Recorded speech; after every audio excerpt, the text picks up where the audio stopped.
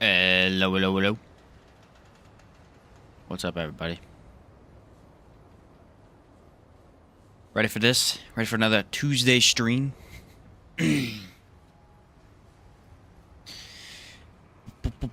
All right, let's do this, man. Came up with a different build too. I wanted to do the same idea with the sidearms, but I'm like, you know what? I don't want to do the same build, so let's switch things up. I got a good idea. What's up, Ark? How's it going, man? How you doing? What's up, man?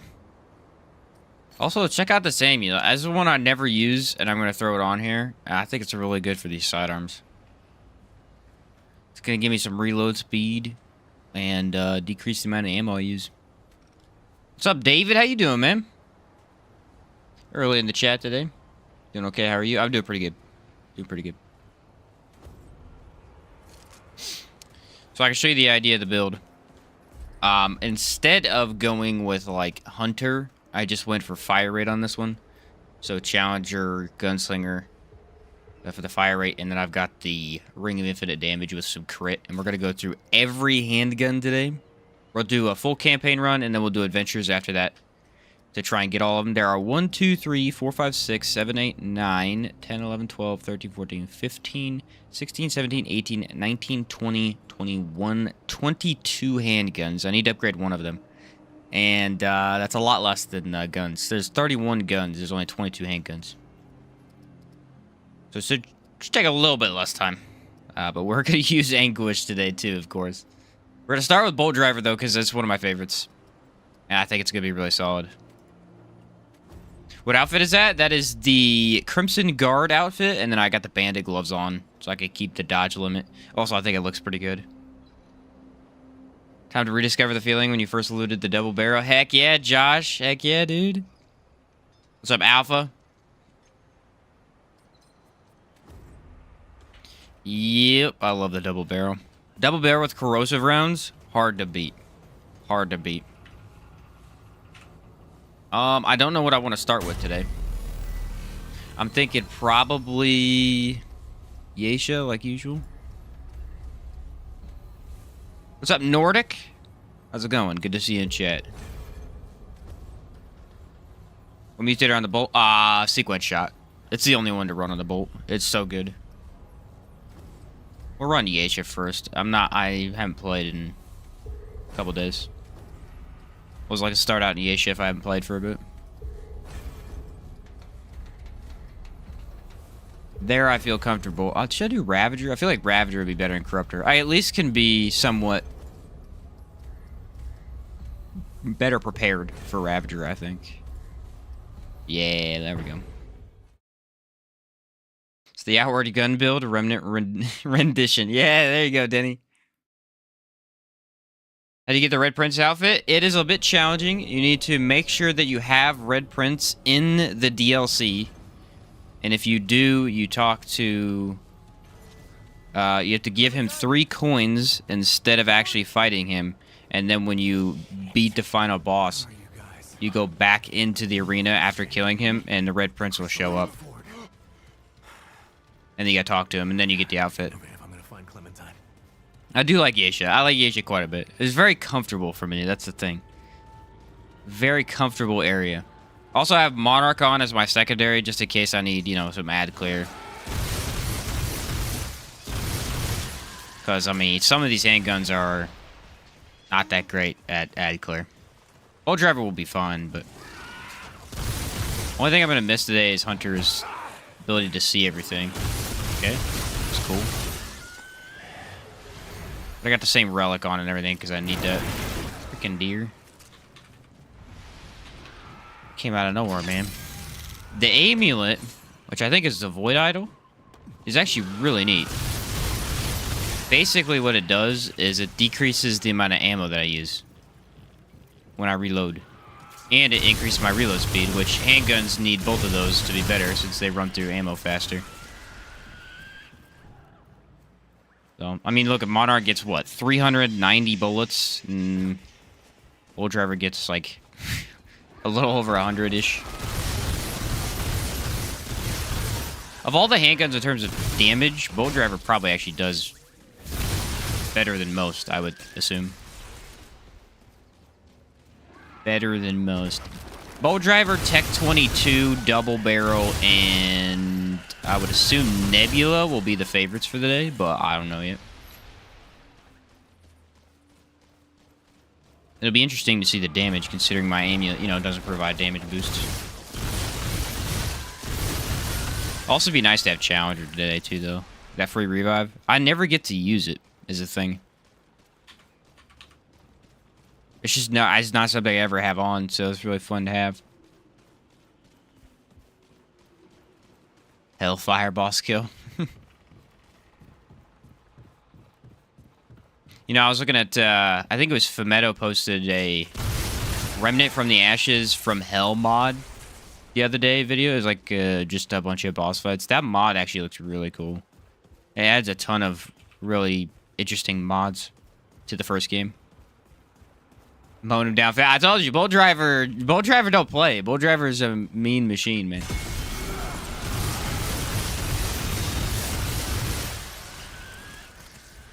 Bolt Driver is definitely one of the better ones. That's why I like to run it with Deceit, is because it actually does have good ad clearing ability, and that's what Deceit lacks, is the ability to kill anything other than bosses.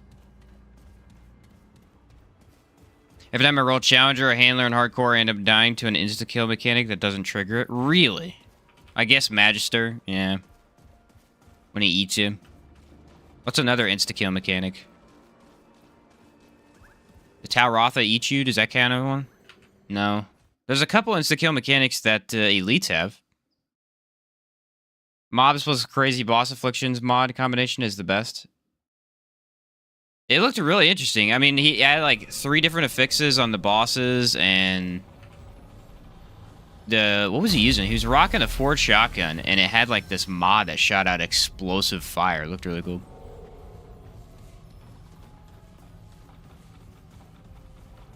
Looked really cool. What's up, Nordic? The Bruin boss. What's up, David? How's it going, man? I was debating on starting the consumable only run today. I was like, maybe I'll do it. And I was like, you know what? Let's run all the handguns. Because I was running through that footage the other day, and I'm like, you know what? That was really fun. I really thought he would die by then.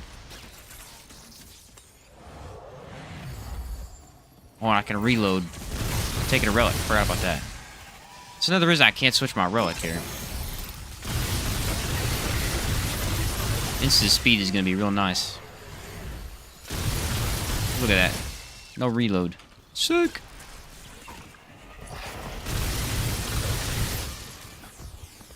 You got that dodge distance going still, because who don't like that? The delaying tongue. Yeah, the delaying tongue gets everybody. We all hate it. I'm convinced that we all hate it. It's a random trade point. As I was playing, I thought the cap was 85. Yeah, there's a bug on console, I know that much. Someone had, like, 125 at one point on console. Not sure why. It's apparently a bug. You know, I don't think it's on PC. I've never had that issue, but kind of a nice issue to have, don't you think? Free trade points, I mean... There are other issues that are far worse. Apocalypse is a monster. What mod can I put on the Bolt Driver that's good? All of the elemental stuff. Nothing is really good on Bolt Driver other than the elemental mods. So, like, corrosive rounds, electric rounds. Those are the only 2. Hot shots, not that great. Usually I would run electric, but because I'm running as main damage, I chose corrosive just so I can get the boost in damage and crit. What's up, Iron Carnage? How'd you make the Bolt Driver shoot that fast? Just Gunslinger. Gunslinger and the Ring of Infinite Damage.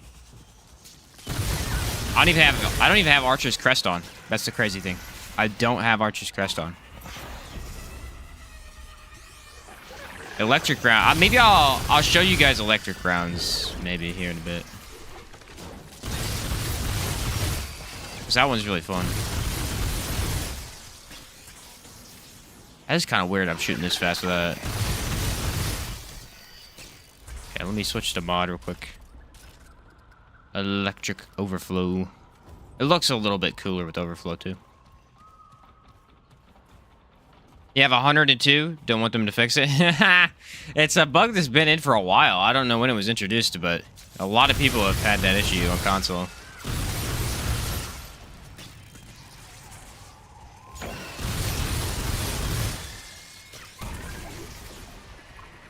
There's been a couple things that have been in for a while because they all went on holiday, so some of the issues just weren't getting resolved.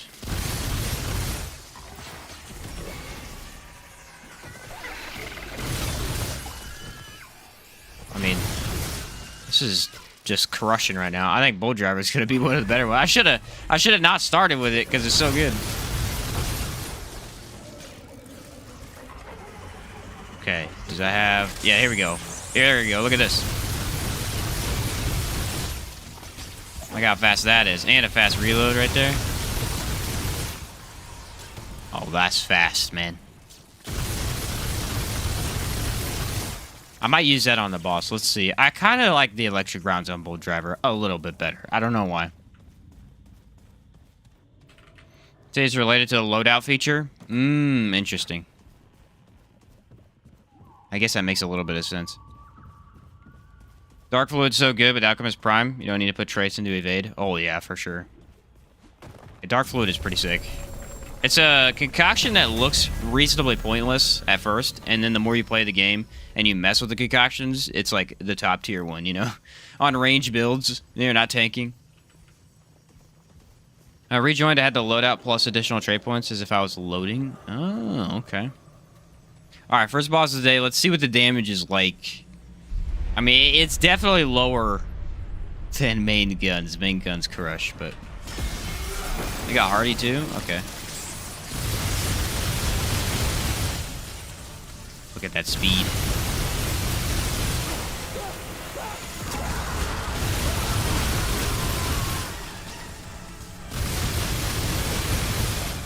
I take it back. That was really, really good. That was like really freaking good.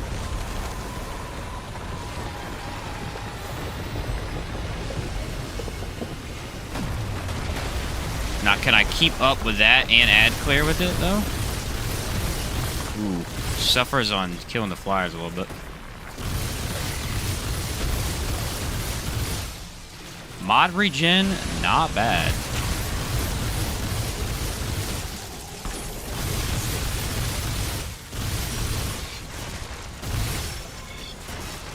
Bull Driver is kind of weird though sometimes. Like sometimes it just freezes up and doesn't fire. Considering he has Hardy, this is crazy.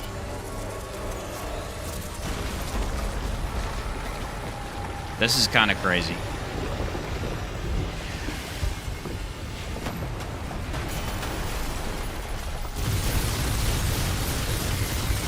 There you go, Bullet Storm.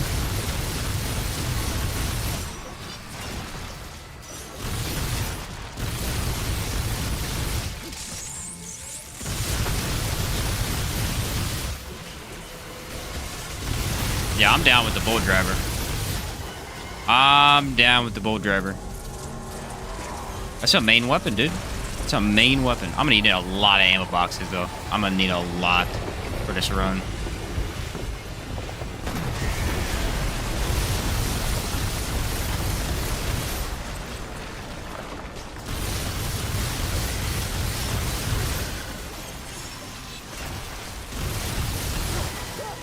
There we go, Rampage, Rampage.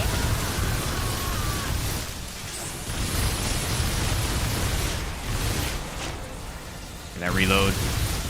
Yeah, I'm gonna go with Overflow. Overflow is Bull Driver for sure. For sure, you want to go Overflow.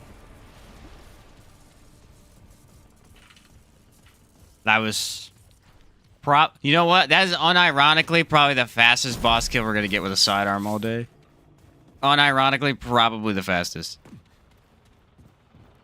Melted Mother Mite? Yeah, I did, dude. That thing was amazing.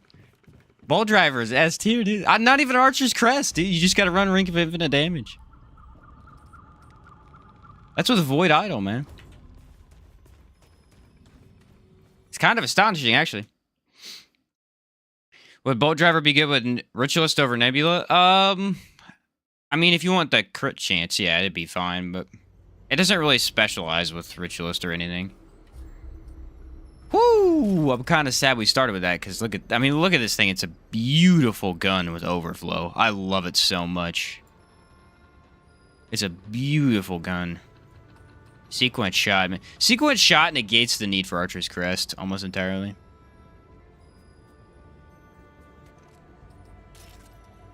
Are we gonna go Anguish? What's the second boss we could get? Nah, let's go Anguish. Do we want Bullet Weaver on that? I guess. I don't know. This thing freaking sucks no matter what. Momentum was actually pretty good, wasn't it? Because it hits multiple times. Let's try Momentum. This thing just doesn't have ammo. That's the problem. It has no ammo, so it sucks to shoot. Wonder if, you know what? I was told to run Sequence Shot. I'll run Sequence Shot just because I was told to. What's up, Roman? How's it going, man? I'm kind of curious to see how you handle the Spitfire if you encounter a flying boss. Oof. Yeah, big oof on that one.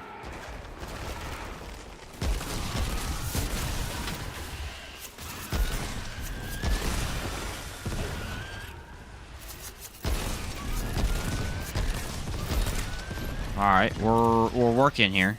This is the most reasonable that Anguish has ever been. Not to be fair, it's not reasonable ever, so I'm working with it. Everyone else getting blasted with bad weather? I was the last couple days. I'm not right now, though. Ooh, that explosion should do more damage. 312. Get the heck out of here. It snowed like 3 days ago, and then it hasn't had any snow since, so I'm down. I don't mind that. Oh, it kills me. I forgot about this. This is a problem. This gun literally kills you.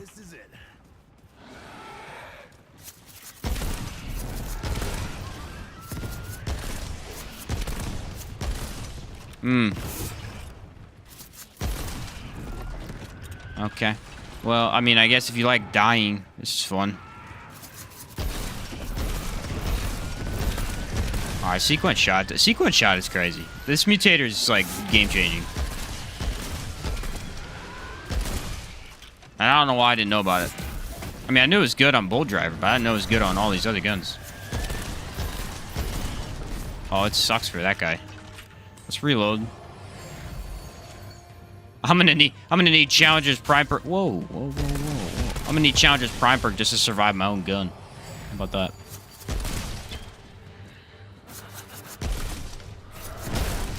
Oh boy. Where'd he go?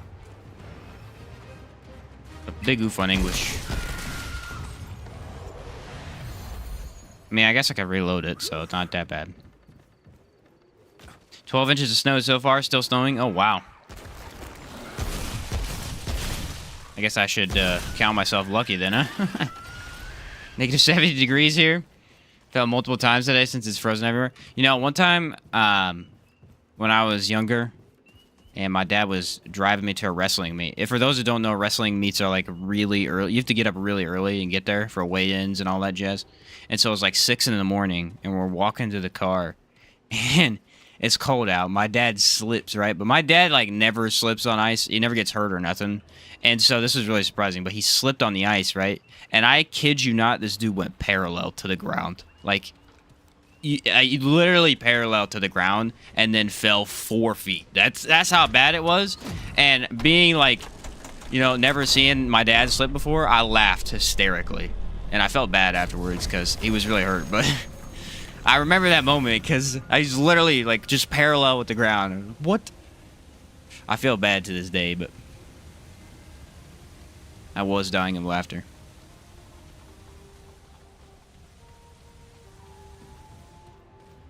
It's okay as long as you regret it, I think. It's important. Yeah. I mean, it was hard concrete, too. Just whoop. Missed wrestling meet weekends. My school used to host 2 a day, or 2 events for people across NC. Nice. Yeah, no, I used to do every week. I mean, when I was in wrestling, like every weekend we had wrestling tournaments. They're a lot of fun. You're there all day, and you pack a lunch. You pack like a cooler full of food and snacks and stuff. Just snack on small stuff all throughout the day. You wrestle like, what, 3 times? If you suck, you wrestle twice, which that sucks. Otherwise, you get to wrestle like 4 or 5 times. If you're really good, you wrestle 1 time for the championship. I never got to do that.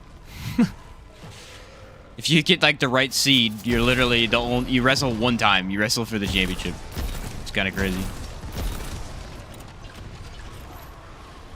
Yeah, they were fun. I miss them. I don't miss the cutting, but I do miss those meats. I don't know if I want to charge this up, though, is the thing. Like, I might just like momentum so I don't have to charge it and kill myself. It's pretty severe. Same with MMA meats. One place in my country, there's snow up to knee level. Been snowing since January. Jeez. January 1st. Nah, we got like a... I mean, we got a decent amount, but it wasn't hardly any, really. I'd rather my kids laugh at my falling than act like I was hurt. That's... I guess that's true, though. I guess that's true. Fair enough, David. Fair enough. It does make some sense. The gray health. Yeah, I could use a gray health build with this. I literally could use a gray health build with this. Should I? Because it is, like... No. I mean, this is like the one time ever where gray health is good. Hold on. Hold on. Aha! Increase all damage while gray health is present. There you go. I'm using this ring. No one ever uses this ring. I'm the first person to ever do it. Ta-da. Is it worth it? I mean, my damage definitely went up by a whole 10%, so... Feels worth it. I wonder if gray health is one of those things where they just added a couple items because they wanted you to have the ability to heal in a unique way, but they didn't really have any way to, like, build around. I don't know. It's just really weird. Like, compared to shield, because shield is just so much better. Okay.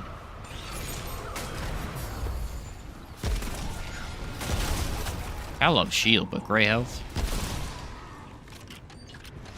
How do you do the trait that stops you from regenerating your health? How about that one? How do you use that? I truly don't know. I see anguish, I feel pain. Yeah, fair enough. Me too. Remind me to switch off of that ring when I switch weapons, though, because I will forget, and it does nothing 80% of the game. I truly hate this weapon. Like, this weapon saddens me. It's the 5 bullets, man. That's not a lot. Good sidearm for Ritualist, but not Nebula or Enigma. You could run... What could you run? You can run any basic weapon and put, elemental damage on it. You know what? I think I like its primary mode faster. Look at that. Okay, I already died because of the freaking meatball.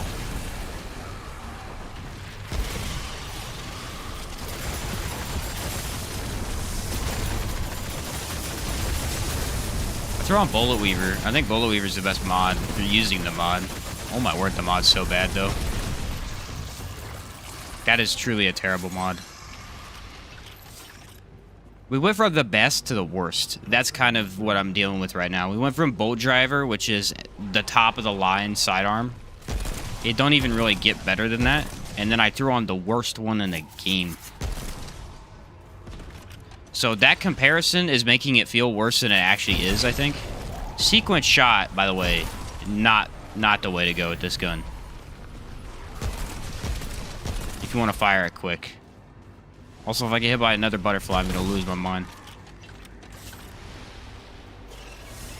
Mod and explosive with it, maybe? That's the thing, though, is like the mod just don't do any damage. I don't know if you, like, build into it if it does better, but... It feels like it's very bad. Maybe the mod is the entire idea of the weapon. I don't know.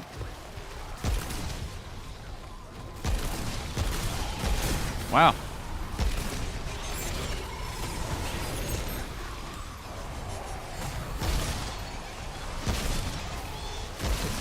I mean, it's really hard to kill basic enemies, if that helps. So...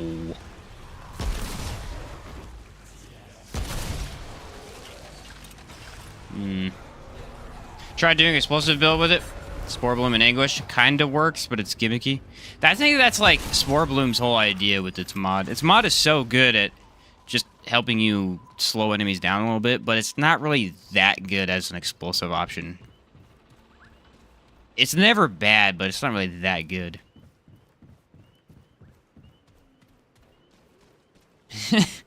I've seen some builds based on gray health that are impressive healing. Okay, interesting. There used to be one back when the game first came out, where you could have like an infinite amount of shield as long as you had gray health. I can't remember how you did the build. I never got to, because it was patched so quickly. But that was like the best gray health build ever, and it was a bug.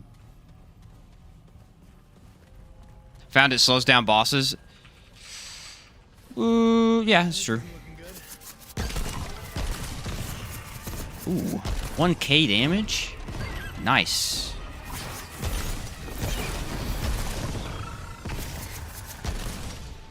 I guess here's the thing, is it's kind of tricky because it has a delayed explosion, so you never really know if you've killed the enemy or not, and so you kind of waste your shots a little bit. At least that's what I'm doing.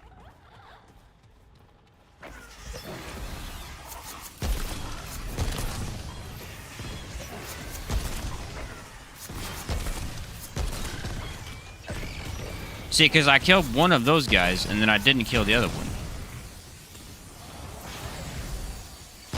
Alright, here's the mod. The mod's back. I feel like the mod has more potential. I think... Oh, the mod weak spots. Okay. Okay, this is not a lot of mods weak spot. That is some potential. It's not a lot, but it's some. I'll take anything I can get at this point.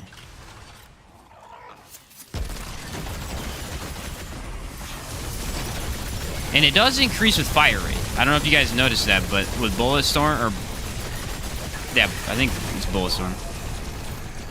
And Ring of Infinite Damage, it actually does increase the fire rate of the mod.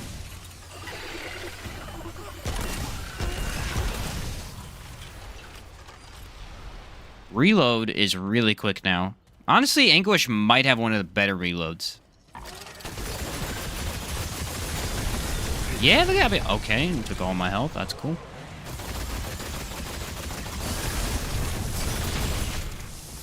Alright, you gotta make a weak spot mod build out of it. I have an idea. I actually might have an idea for this gun. I need Archon, though. I need Archon, and I need... Crap, what's the other thing? Oh, there's a new amulet that does, like, weak spot damage increase. I have it, but I need to throw that on. I won't be able to with this build, but whoa, it kills you too, so maybe put on the dog trait, antler trait. Well, it feels like a full auto corrupted Meridian mod. It does a little bit, doesn't it? I can actually, I have an idea now. Now that I've played with the mod a little bit more, I have an idea. Will it still suck? Maybe, but...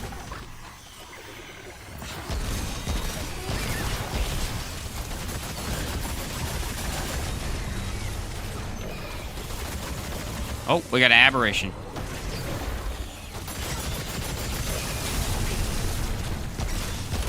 That's a really bad time to get an Aberration.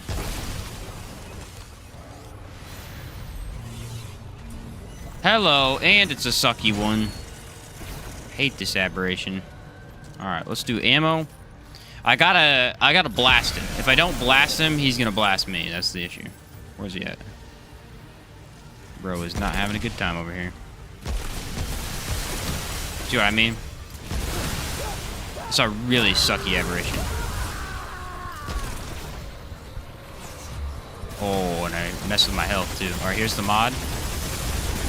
There's no way to dodge that. That's the thing. Not with what I'm using. Oh, and he killed my health too. Look at that. Plus the explosion takes away all my gray health. Oof. Not looking good. Alright, let's charge her up. Why is he resistant? Now I'm really confused. Okay. I got a good position. Whoa! I got a good position right here. Maybe. Like, I don't know if you guys can tell, but it's not the situation I wanted to see myself in. I literally cannot not take damage from that right now.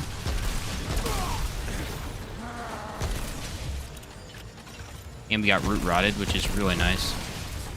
Okay, dealing 0 damage currently.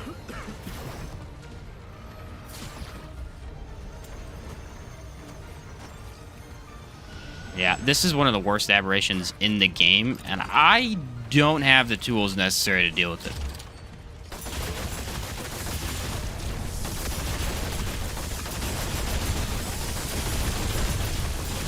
He's like resistant to it for some reason, and I can't figure out why. He just randomly takes no damage. I think it's certain parts of him. He must have armor or something. Okay, rampage. Nope, got hit by the thing in rampage, which is sick. Man, fire's fast in rampage, that's for sure.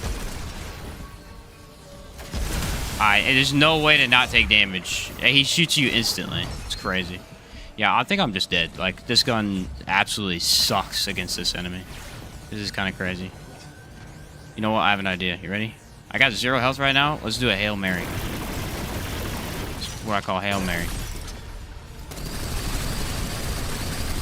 Alright, I locked on to nothing.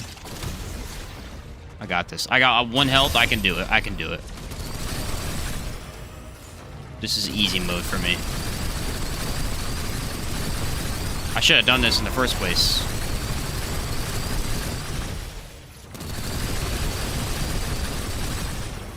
Yeah, buddy. You forgot I had this gun on, didn't you? The king of Remnant 2. Yes! I beat him. I did not beat him with Anguish. I feel no shame about that either. Alright. That was awful. What's up, Sithis? Got a new PS5. My Remnant 2 game didn't save the online storage. Now I have to start all over again. Oh, that does suck. Jeez. What's up, Lost Days? Steal his gun. I wish we could get that cannon, though. That's a good point. Alright, make sure we don't use the auto fire. Otherwise, we literally will die to our own gun, which will be awesome.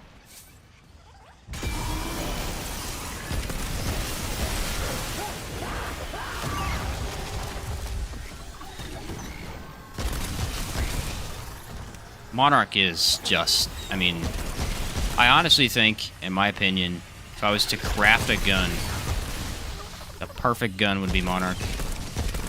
It's beautiful. I could do this. I can do this no hit. Easy.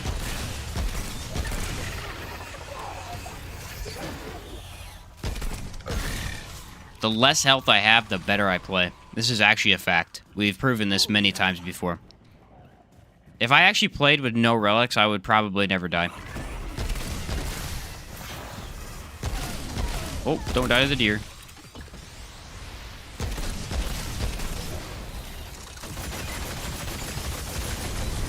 Honestly, I think the mod is the best part of it. If you just hit weak spots with it, I think it could be really good. What's your setup? It don't do much damage. It's Anguish, bro. I got fire rate going. So I bumped all that stuff up. He said, you don't do any damage. Trust me, I'm aware. I'm aware. I like that bridge was a little too thin. Feels like a hardcore run now? Exactly. I can't believe we survived it. I mean, I did have challenges perk to save me, but... Here we go. Boss with Anguish. Now, I might try and use the mod over anything. Let's try the mod. I got this. Is Hellfire's mod any good? Yeah, it's actually pretty decent. You can make an explosive build with it. There's better explosives, but it's a decent option.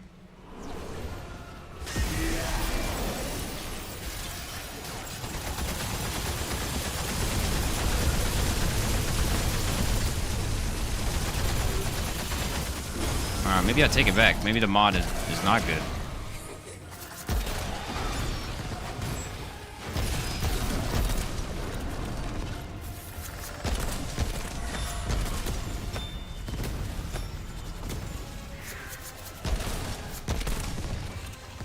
Oh my. I missed Bolt Driver, bro. Bolt Driver was actually doing something. Alright, I got him right here. Oh no, dude. Oh no.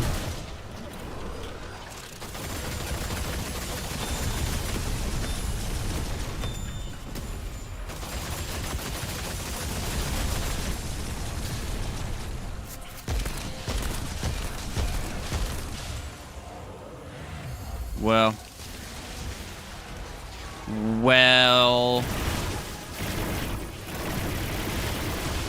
think my opinion on Anguish pretty much hasn't changed. I'm trying to change my opinion on it, but it doesn't seem to be working, you know? Seems... I love my reload speed, though. Holy cow, do I love my reload speed.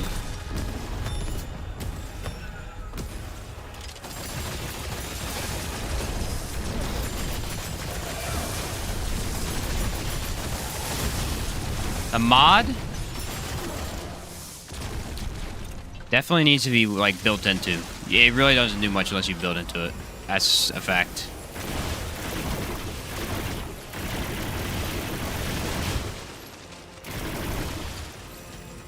That is a fact. Alright, here he is over here. Doesn't help that Shrewd really ain't the best boss for this gun.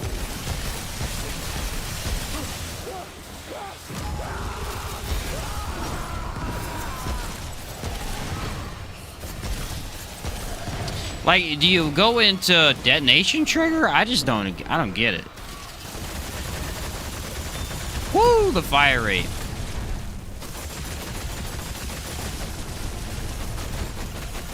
Shotgun and charge shot really combine well with each other? Yeah, I do have the sequence shot on to help charge it a little bit faster. That's kind of nice. I feel like this is just another savior situation where it might possibly be good, but I hate the gun.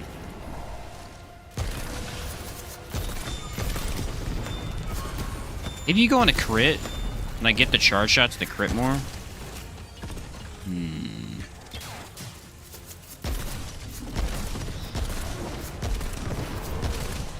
Ooh, there we go. I think I need a giant weak spot to actually tell. We all know I can't hit weak spot on Shrewd. That's just a thing. Although, you know what was funny? Star Killer the other day, that's the best I've ever done hitting his weak spot. I was literally hitting it every single time. Never before seen footage of me actually being able to aim.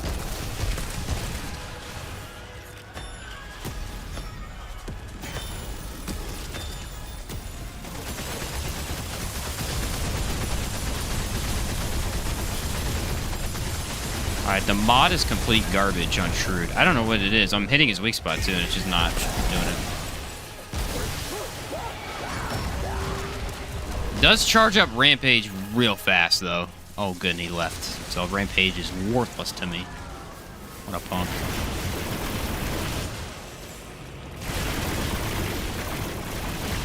Yeah, I don't know, Astolfo. You might know the secret that I don't, because I can't get this thing to do nothing.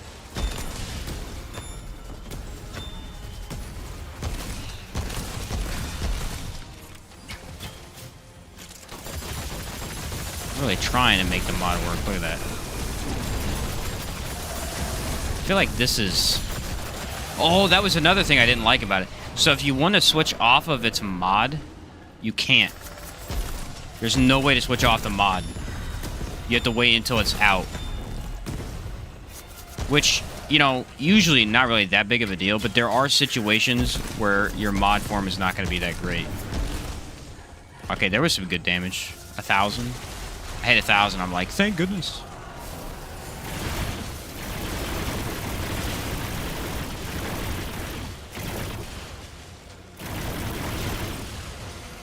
Okay, here we go.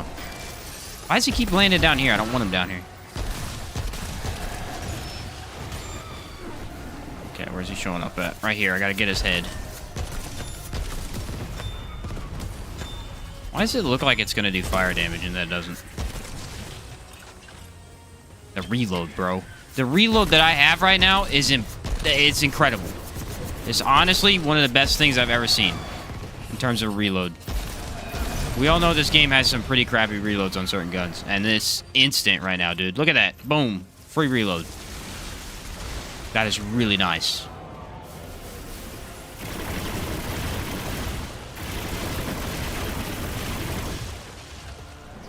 Another one? No, I got them all.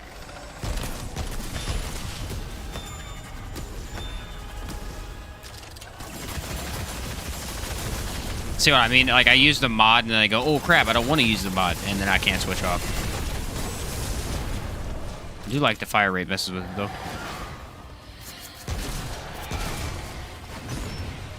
Man, dodge distance is so good in this fight. Alright, he left again. I'm gonna heal up a little bit, I think.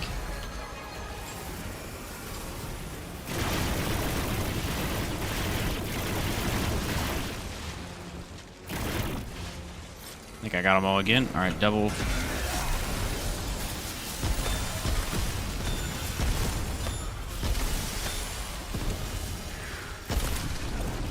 Gosh darn, Shrewd is so bad for certain guns like this, where you need to get sustained damage off, and I just can't.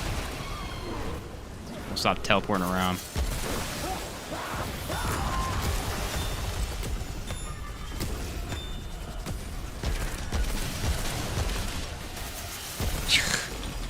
I can't get any damage off. This gun does not work well for sure.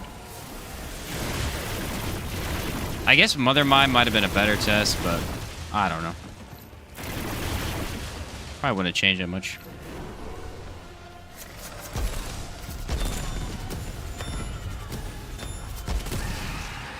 Yay, we did it. Can we stop using this gun?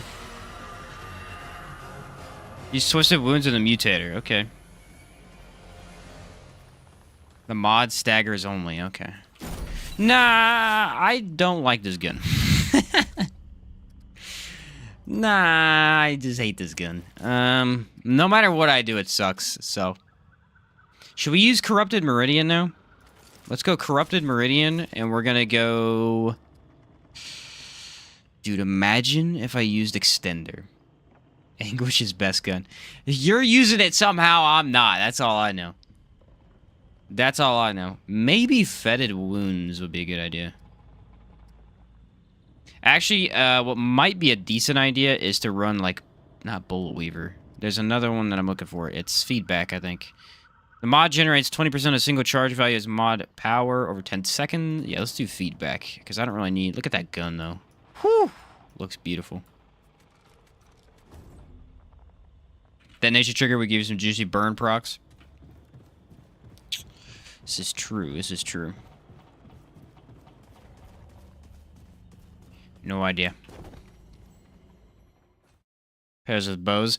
Yeah, but my thing is the Stallful. Here's my thing. Like, if you want to use it with bows, I get that because it does have the charge thing. But why not just use Bolt Driver, you know? Because Bolt Driver is one of the best... One of the best guns. The handguns. Do you like Remnant more than Outward?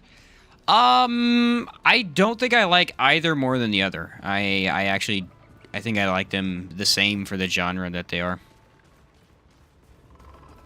As an RPG, I think I like Outward more than probably any game. And then in terms of combat, constant combat, over and over and over, I think I like Remnant better. If it in Anguish so good, but for what? I've tried as well. Gotta say, very disappointing. Yeah, Bika, I'm right there with you, man. Still haven't gotten Corrupted Meridian. Looking forward to getting it. It's the best corrupted gun by miles. It is amazing. It is amazing. Astolfo's holding out on us. He's got this secret Anguish build. It's really good. I can't figure it out. Well, we're going to use Meridian on Ravager, which I actually just realized is not the best idea, but oh well.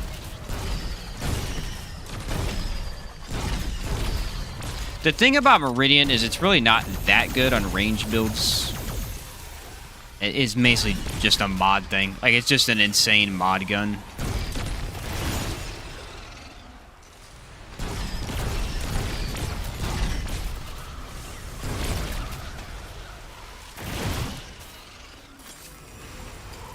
Because the mod is easily one of the best explosive mods, especially for crit. Helped me so much in Outward. Really enjoyed your videos. That's why Remnant's probably next game. Oh, awesome. You're thinking about getting it? Yeah, I'd recommend it. Again, they're two very different games. That's why it's really hard. I've obviously been playing Remnant a lot more lately, but that's just because, you know, this game has current content that just came out and is fresh, right? Like Outward has no current content that I haven't played, so I do want to go back and do a corrupted playthrough, though. I don't know when I'm gonna do that, but all right, you ready? We're gonna try this. I'm gonna go full out.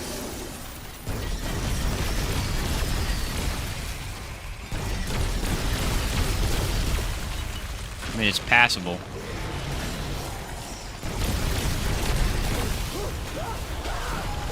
Oh, come on. I got stuck in the rampage. Okay.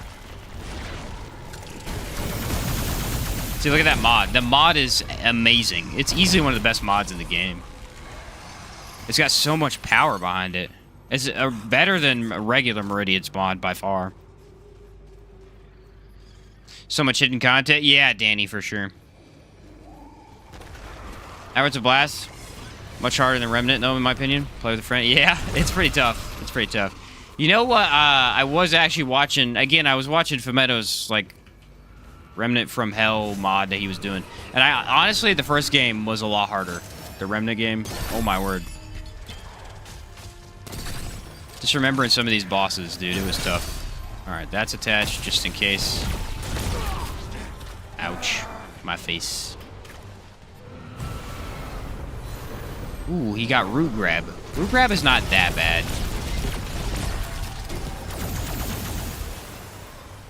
It's not ideal, but it's really not that bad.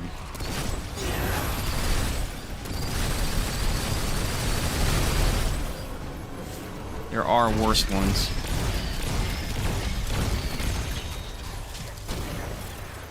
Oh, come on, I missed. The mod is my best friend, you know? Oh, wait, it was, like, delayed.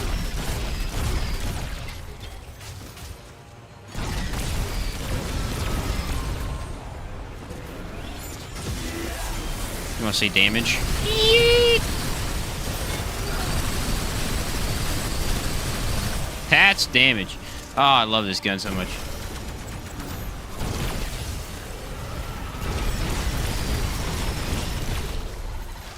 Really? I actually think they give this guy Root Grab specifically because he's a bow guy.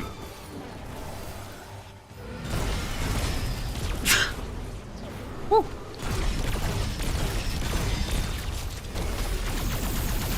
What the heck, bro? I'm not even in it.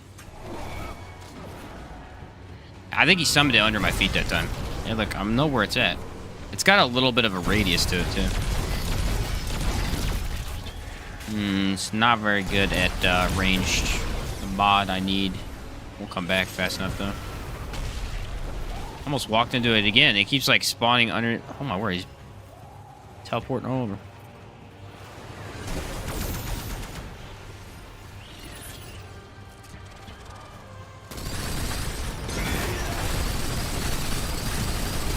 Let's just take care of this problem.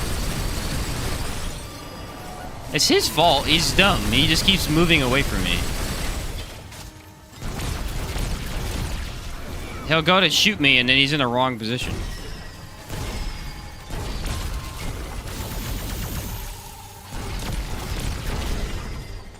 Okay, reload our gun. Where's he at?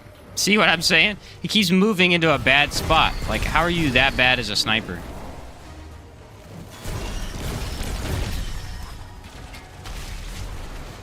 Honestly, probably the easiest aberration I've ever had to deal with. This dude is terrible at his job. I don't think he posed any threat whatsoever.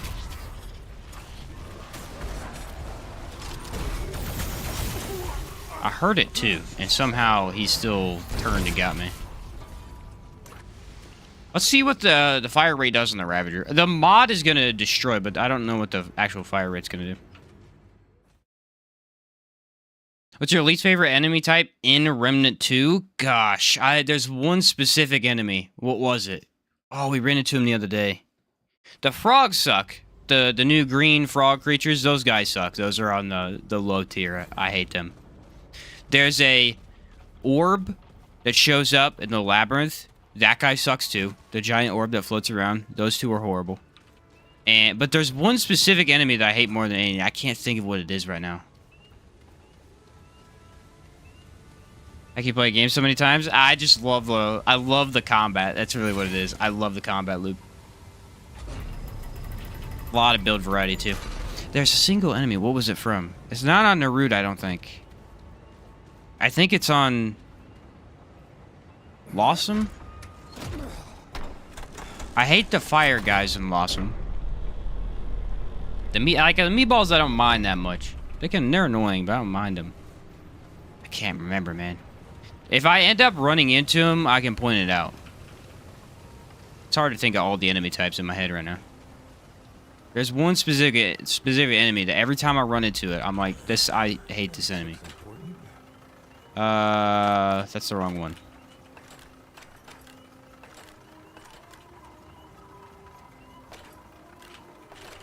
Okay, I think I did it right. Anguish carried me through Apocalypse. I already posted it in your Remnant 2 channel. I worked on it, though. Oh, okay. Have I not seen it, then? I'll go check it. Maybe I missed that post. I'll check it, Astolfo. I'm on my first playthrough. Yeah, I just really love the combat loop this game has, and build variety is really fun, so it's easy to hop in and just try something new. Just discovered with the Phelan Fey Rin Rings, Numue can create a necklace. Oh yeah, it gives you the... I don't know what heart that's called, but it's like the golden looking heart. Yeah, it's a cool little quest you can do. Did I miss a simulacron? Ah, it's fine. I don't need him anyway. Oh well. The new toads suck. Absurdly tanky for just being frog people. They're really tanky and it's hard to hit the weak spot too. It's my anti-Sheen build. Oh, I remember you talking about that. Okay. Alright, this is a horrible boss for what we're trying to do, which is very unfortunate. We're gonna rock it anyway. If it doesn't work, I could just switch weapons and we could test a better one on him, but... it might be fine. As long as I can get the mod back, which I'm thinking of running... Ooh... What's the, why is there no mutator on this? Oh, I took it off. Harmonizer, probably? Yeah, I don't know if that works in general, but I'm gonna throw it on. I have around 50, 60 hours, and I've never replaced the Dragonheart Relic. The other ones aren't that appealing. I play on Nightmare, what am I missing? You probably don't have the best ones. That's honestly my answer. You probably don't have the best ones. A lot of the relics that are easy to pick up suck. And the really, really good ones are specialized relics. They do something very specific. So, for example, the salvaged heart, if you get used to how it plays, this is the best relic for just a general play. Because as long as you have any amount of gray health, it's a huge heal. So this one's really nice. The shielded relic is insane, but only once you're able to build into other ways of healing. If you're not able to do that, the shielded isn't very good. The runed heart isn't that good overall. Resonating is good if you can get like a lot of healing efficiency. Quilted is just for very specific builds that you want infinite stamina on. Numue's heart is terrible. The Broken Relic, awful. Blooming Heart is not that great. It's cool, but not that... Decayed Heart's terrible. I don't think anyone uses this. It's not very usable. Lifeless is for, like, if you want a ton of relics to be able to reload or use something unique. The Enlarged is also terrible. A lot of YouTubers use this, and I don't see the benefit in using a 5-heart relic because you get so many bonuses from taking relics. There's no reason to use less than 10 if you can't. The Dragonheart's just a really consistent heal, you know. Haber is terrible. The Ripened is terrible. Unsullied is basically just the Dragonheart, but a little better. So if you end up getting the Unsullied and you're using Dragonheart, you might like this one. It's the same thing, but a little bit better. Void is insanely good, but you have to get used to how it plays. And then you got Tranquil, which is considered by a lot to be one of the better ones, because everyone uses it, just because it has regen. One of the worst is Siphon. Siphon is completely useless. It doesn't... There's no benefit to this relic. 10 seconds of lifesteal is not good. Pulsing's fun. But yeah, the reprocess isn't very good either. I like the constrained a little bit. Yeah, I don't think anyone has ever used this in a build. It's nearly impossible to build around. It's just too weak. It needs a huge buff. And large heart would be good on medic healing builds though, right? Actually, probably, yeah. It just doesn't have healing over time, which is the only downside, I guess. Let's just buff up.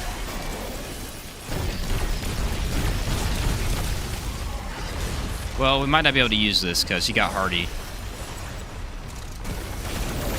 And this is not going to do a ton of damage to him.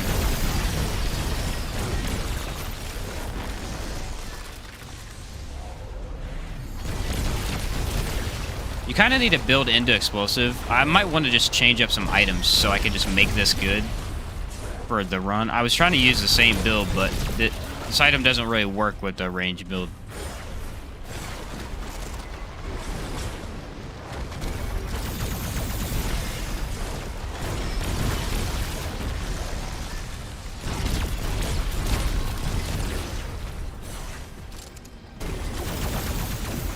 Yeah, it doesn't really work with a range build, unfortunately, so I mean, all it would take would be Detonation trigger, and then Stone of Malevolence.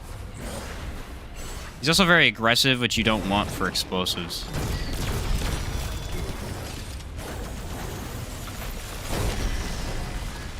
Alright, let's just die. Let's switch some equipment up so we can actually use this gun. This gun is gonna suck unless we switch some stuff. Dang, bro, I'm tanky as heck. Kill me already.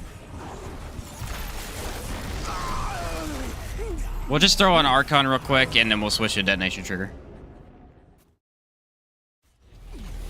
Gotta get going. Catch you later, David. Next run, Siphon Heart run. I don't know about that. I don't know.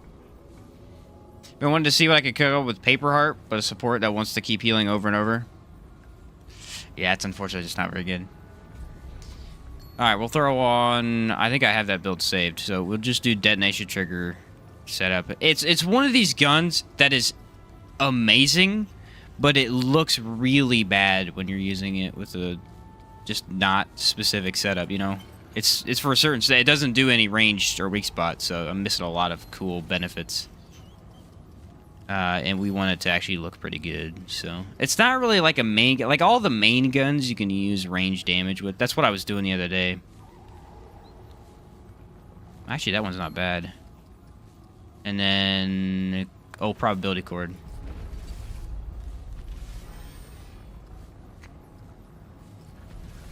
Probably do... Ritualist? Maybe? No, we'll do Medic.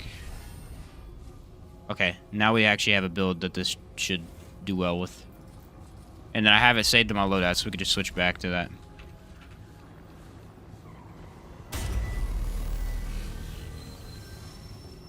Oh, kinship is... I should be fine without kinship. I'll make do. I'll make do. That's a good idea, though.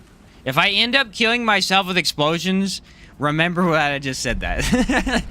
That's all I'm trying to say.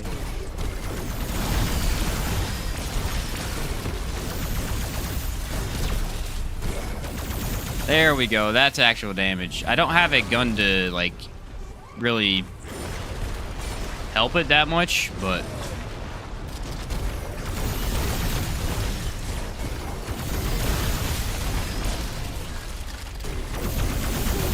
Oof.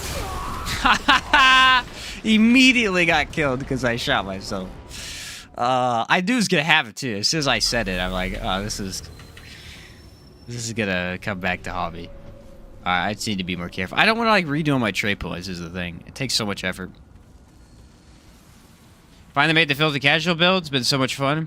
And using it in co-op with my friends. Firestorm keeps everyone on their toes. Yeah, it's very true. It does. I got this. Don't worry.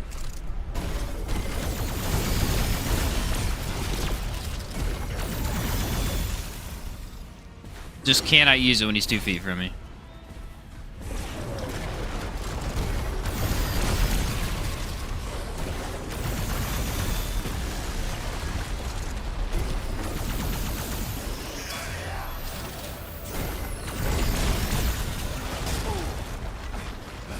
Like I said, Ravager is not usually one you want to fight with explosives.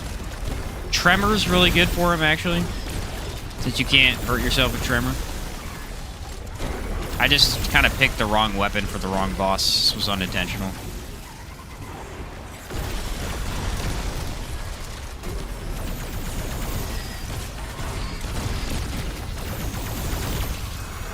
But it still does work.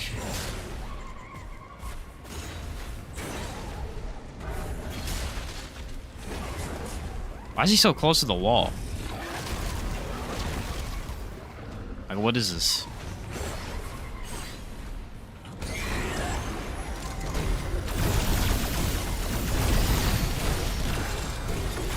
It's all about patience for this fight. Because of my situation. Look at feedback, though. Just regenning mods. Bro, get away from me, dude.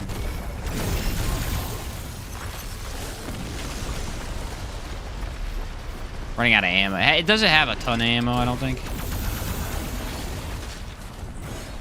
Yeah, I picked a really terrible boss to use this on. Probably should have saved it for like One True King or something. Actually, this is a really good gun for One True King, now that I think about it.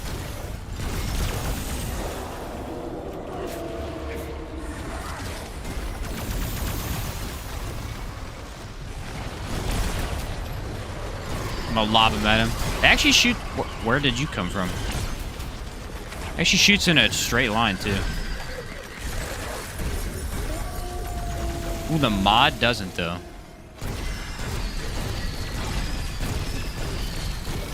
What's he doing? Guys, I broke him. I broke the Ravager, dude. I fixed him. My bad.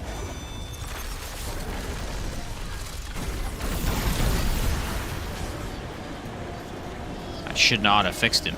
I don't know why I would do that. Alright, you ready? Actually, a really nice damage phase. Very rarely is this a damage phase for me.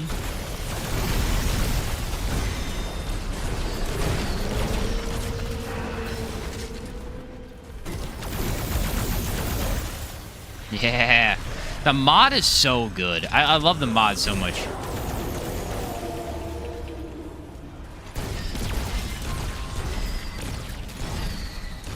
Where's that guy going? Look at this guy. He's trying to cut me off.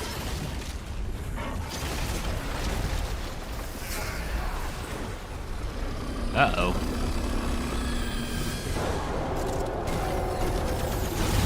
I need to reload. Definitely not a lot of ammo in this bad boy.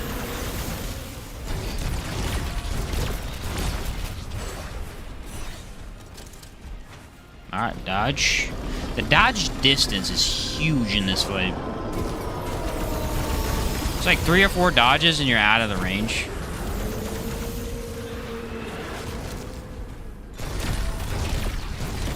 Like, Ravager's tough. He's a really tough boss, but he's one of the few that I had to get good at real early on, so I haven't had trouble with him in a long time. That's what I think my problem with Fei Lin is I just don't have enough practice with Fei Lin, because I never really had to fight him.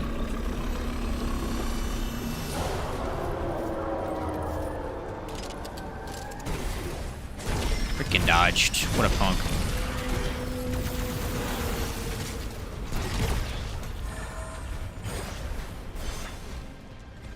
Like, the thing about the Ravager is most bosses you want to get away from. You don't really want to be near, but you actually need to stay near him. If you try and get away from him, that's when he catches you.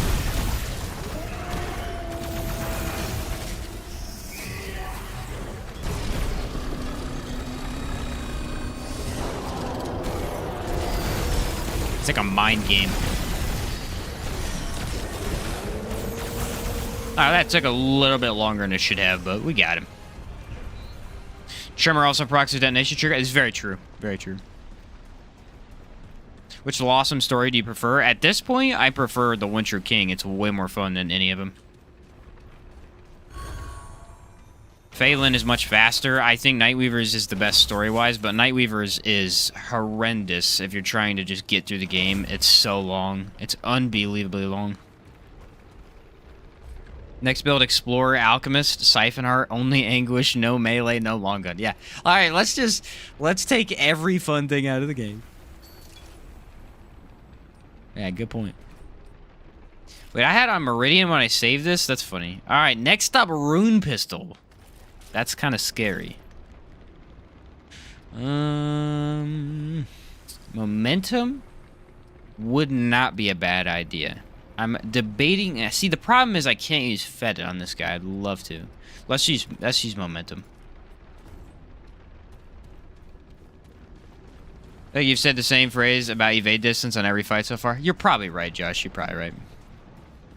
It's very nice to have.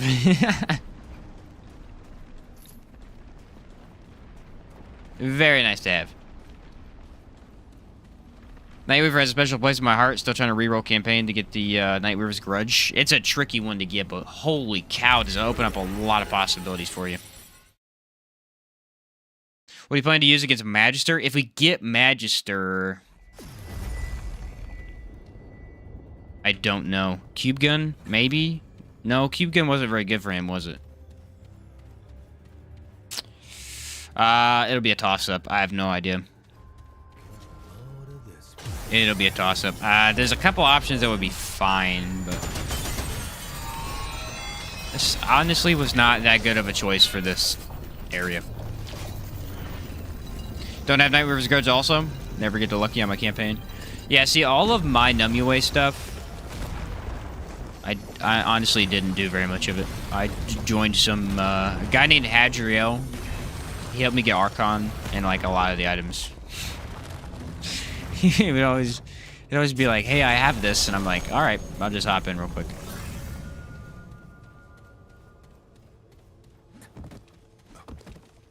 Mainly because all that stuff with the puzzles I never pay attention to. I probably could have had it long before I did, but I just never paid attention to it.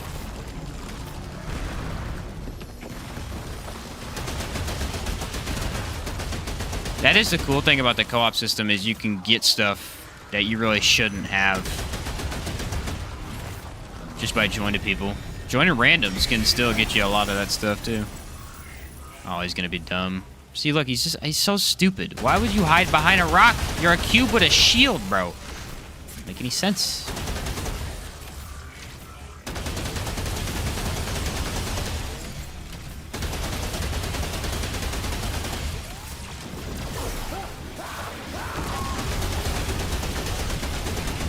Oh, I cooked him.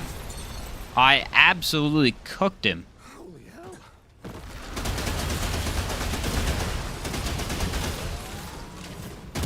Honestly, Rune Pistol is really good right now, because look at the speed. The reload speed is... You know, that's an advantage of this run over the last run, is that a lot of these handguns actually have okay reload speed, and most of the main weapons have the bad reload speed.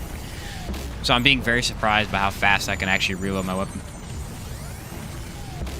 Kind of funny to notice.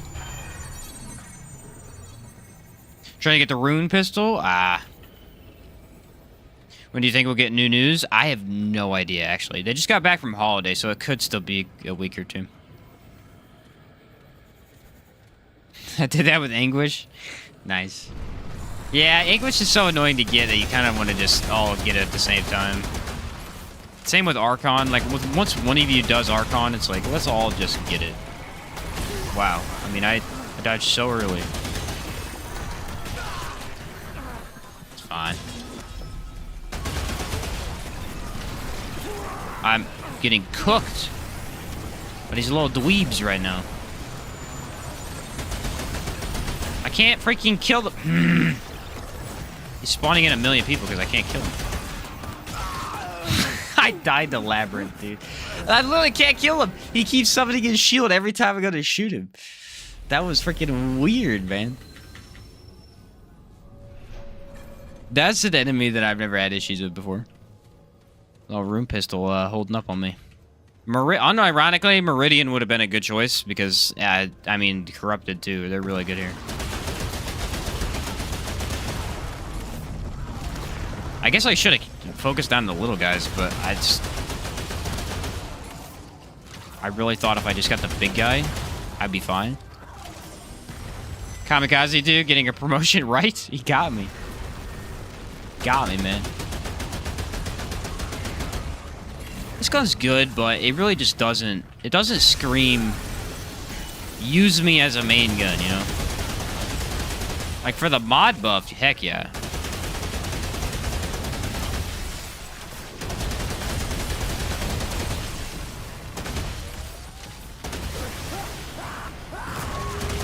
Gosh, I hate this enemy so much. That's still one of my top 5 most hated enemies in the game. It's not even that because they're difficult to deal with. It's because they're boring, bro. I just gotta sit here and wait, man. I think they're the one in the event is the worst one because it hides behind the wall like 80% of the time. Got lucky on one of my Apocalypse runs and managed to get the one relic whose name I cannot remember for the life of me. It was like a tough one to get. The Tormented, probably? I know Tormented is not that easy to get. Is this mod? When I use the mod, does it regen my... It does not regen your ammo. Like, reload your gun. Interesting. Never fight that dude. Just head to the next portal. Honestly, it's not worth it. I'll be for real. Okay, this was not a good sign that we died to this thing, but whatever.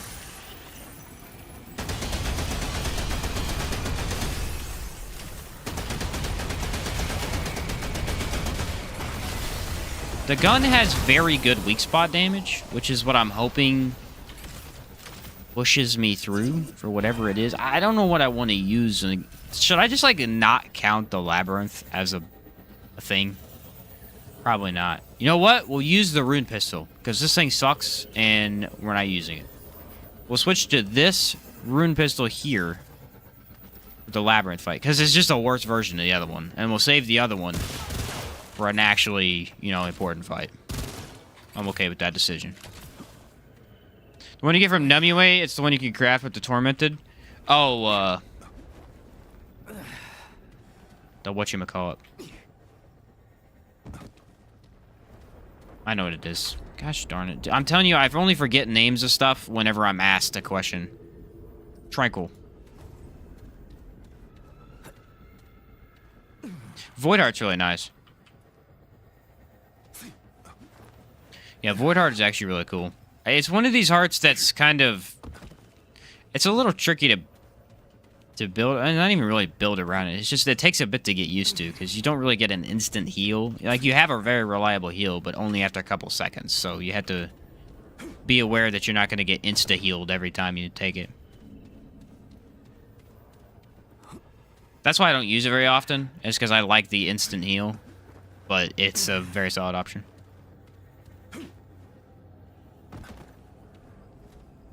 For some reason, whenever I have Misty Step equipped, I get the Labyrinth skip first try. It's because Misty Step has a further distance on the jump. Yeah, it makes it a little easier to get over the hurdle right here. It's literally just like a tiny little thing.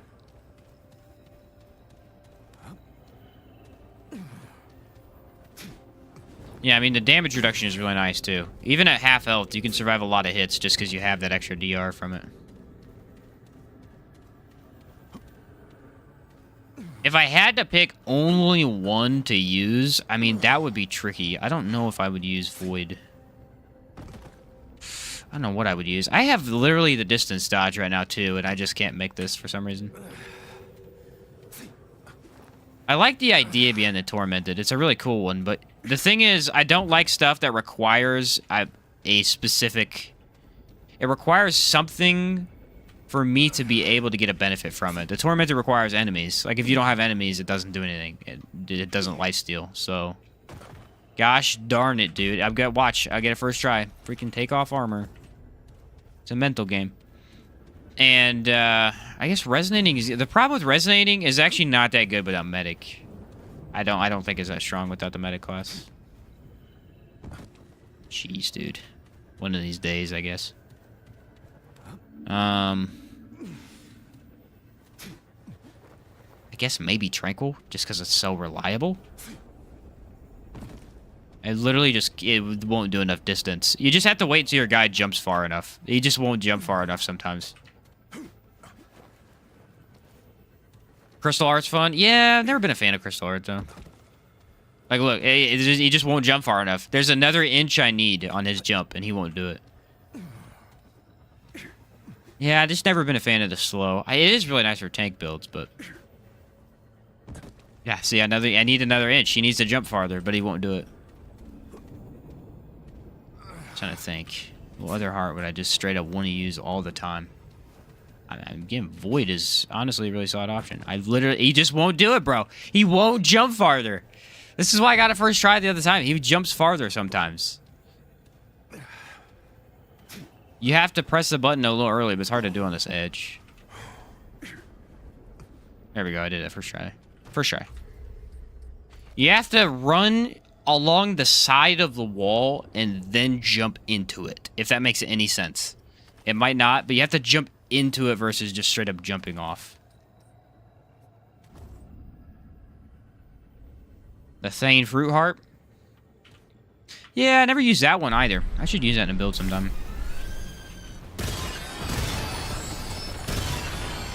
Guess what I'm about to say?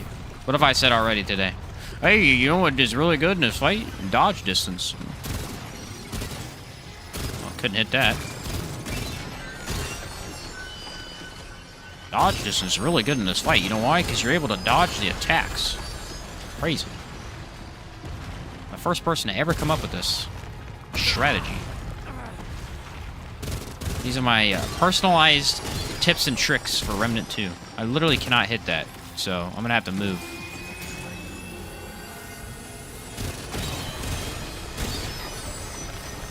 Very inconvenient time for this to do this.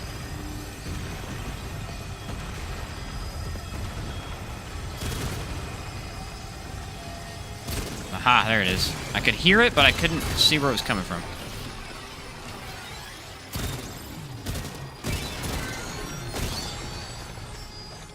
Not doing this very quickly.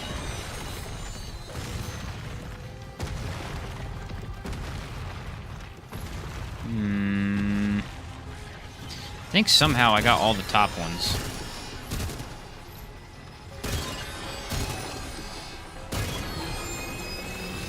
Dude, I'm nailing it right now. I don't know what happened, but I went from being really bad at this to all of a sudden just getting all of them in an instant. I need to take a heal before I die to a cube randomly.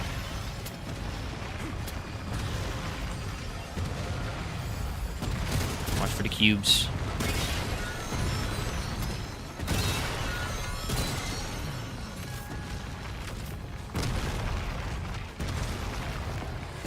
This is the trickiest one, because if they shoot a cube at your head right here, there's like literally nothing you can do. On tank builds, you can just eat it. We're not running a tank build, so... That one's tricky. That's another cube that'll just come out of nowhere.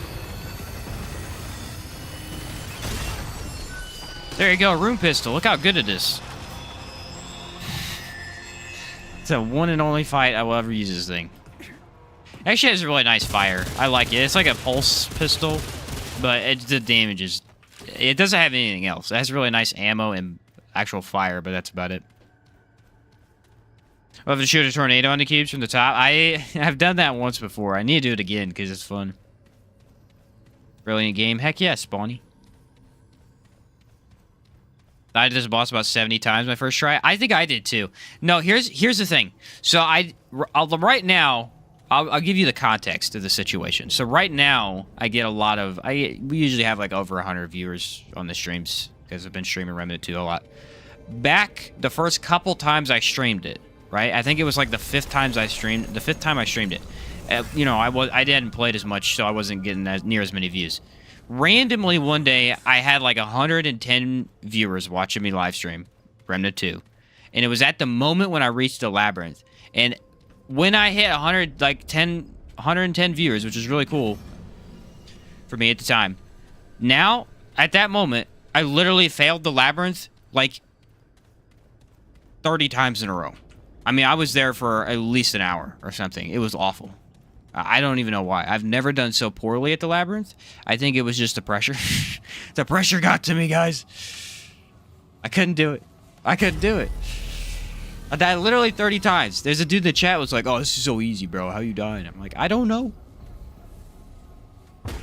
I literally don't have the answer. Now I could do the Labyrinth skip and do it first try, but that day, it was a rough day for me. That's what I'll say. Did we want to use the Rune pistol again, or do we want to switch? I'm kind of debating on Cube Gun. Cube Gun is super cool. We should stick to the order and just use the Rune pistol, though. I'm going to go back to running Momentum, I think.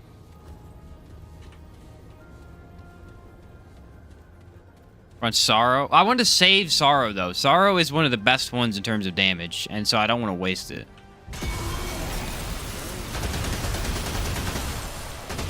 Like, if you're looking for a sidearm just for damage and nothing else, Sorrow is actually one of the better ones.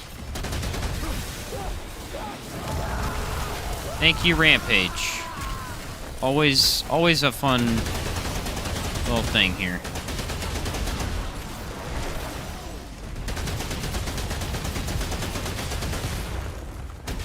Oh, I got him with the last bullet. That was awesome. They should add more auras into the game. So this mod has an aura wherever you activate it, and then any enemy around you gets the debuff. I think they should activate more of those, like add a couple more. That'd be really neat. I don't know what you could do with them. I guess just add other buffs or something, but I like the idea. Makes it pretty good for team builds. Macro and reaction type so good compared to me. I mean, after doing it 100 times, it does help a little bit. Okay, this is fine. This is very, very doable. Hate the earthquake enemy. And the Labyrinth actually has some pretty frustrating enemies to deal with. I guess it's because there's really not that many of them.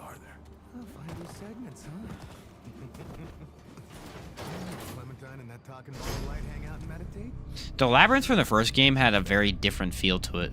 Because you're really only there for 30 seconds at a time. There was no combat. But it had a very different, I don't know, just overall feel. Want them to change Hellfire mod and increase his base damage? Yeah, like I said, it's a decent explosion mod, but when you have a lot of other options, it's definitely one of the weaker ones. I mean, I would honestly run Tremor over that pretty much any day. I don't know what I want to use Hellfire on, guys. Like, I have no idea. I mean, I need a boss that's really close up, probably. I actually might be able to use it on Tal Rotha. Or I could use Nebula on Tal Rotha. No, I might save Nebula for Venom. I'm honestly thinking Venom could be a really nice Nebula fight. I mean, he's really close up, so it would actually be easy to hit him. And the corrosion would give me some nice overtime damage. What I don't want to do for sure is leave a gun to that point that only does good on weak spots, because he's gonna suck that way. The one guarding the Labyrinth spear was a pain. Oh, the big guy, the Aberration? Yeah, he's rough. Change the Hellfire mod to like a burn damage fire aura. That's a good idea. It seems very out of place, I'll be honest. It doesn't make any sense for that gun. Why does it have an explosive? You know? I think that's why Nebula is just better. So Nebula and Hellfire suffer from range, but they deal a lot of elemental damage with their main fire mode. And their main fire mode is pretty decent. The difference between the two is that Nebula has one of the best mods in the game, and Hellfire has a explosive mod for some reason. It's a very up-close gun. Like, imagine creating a shotgun, and then the attachment that you use on your shotgun is a bomb. And not even a grenade, it's just a bomb. So if you ever use it, it just blows you up too. This doesn't make a lot of sense. You'd want it to be, I don't know, like something that amplifies fire damage or something like that.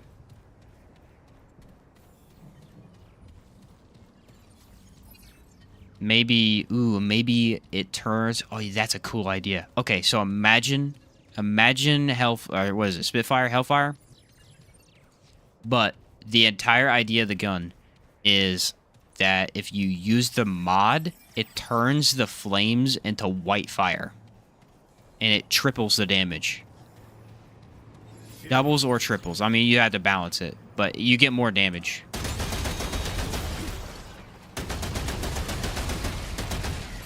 This thing's actually doing really good damage. Like, imagine that. That would be really cool. Because then it would be an up-close weapon only still.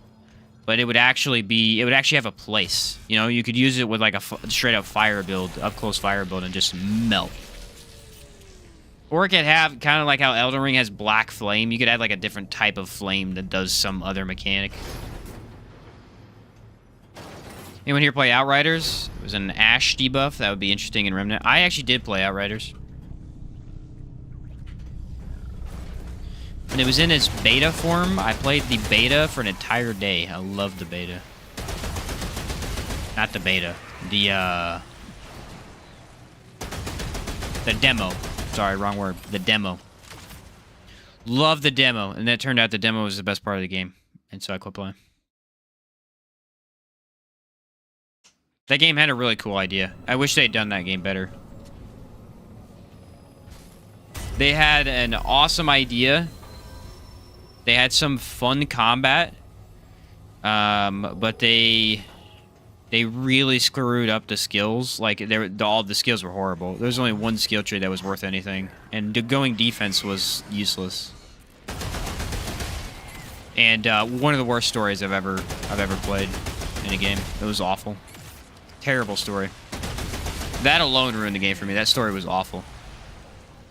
It was very interesting. Again, it was very interesting in the demo. And then everything after the demo sucked.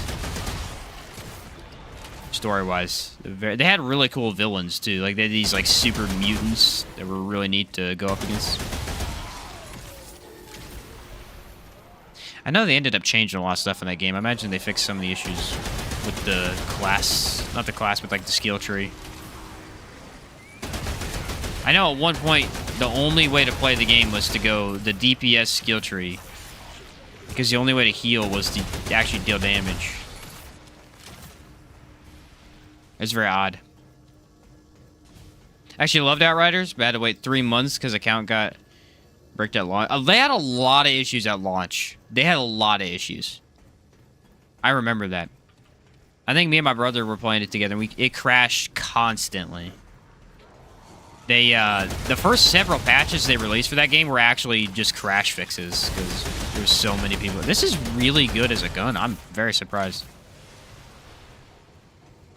Yeah, I really like the combat. That's the thing. I liked the over-the-shoulder combat and how it had, like, the cover mechanics. Kind of like Gears of War, which I've never played Gears of War, but it had, like, the, you know, the hide behind cover type of deal.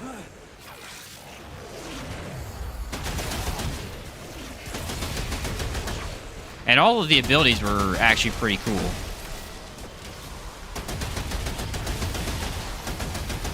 I think what could have really benefited that game, we got a big guy, is having more classes. 3 classes was it 3 or 4? I think it might have been 4. Yeah, it was 4. I guess it was a fine amount, but it really did feel like they needed more classes. Okay.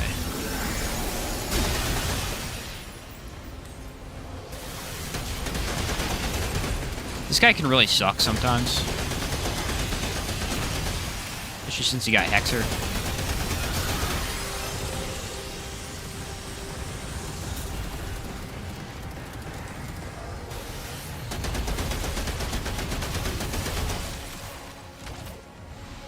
Also, since he disappears. I think that's one of the worst parts about him, is that he just dips. And also does, like, all your health bar in an instant, which is cool. Fine. I can use my Relic to reload. I got no issue with that.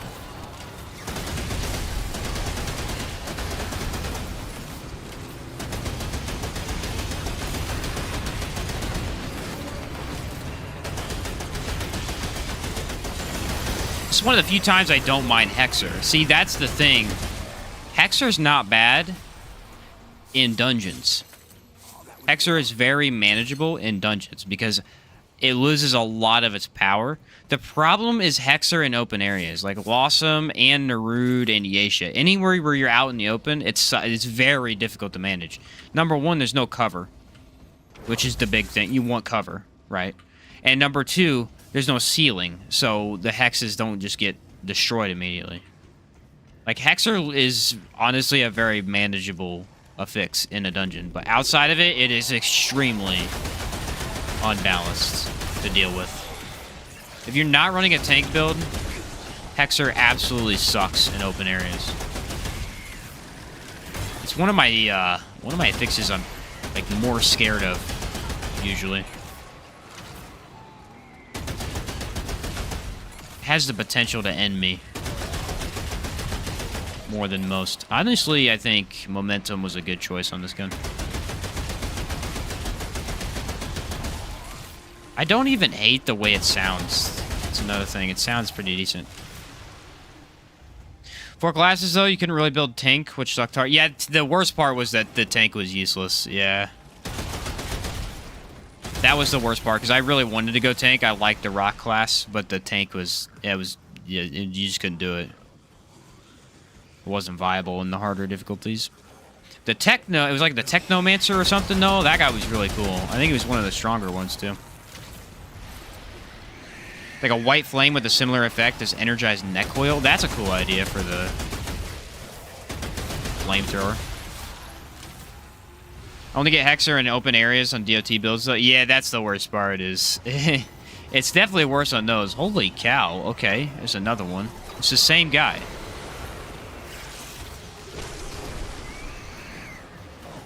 It's the exact same enemy. Kind of weird. I think.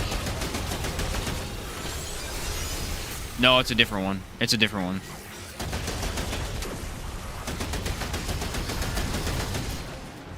Yeah, that's a different one.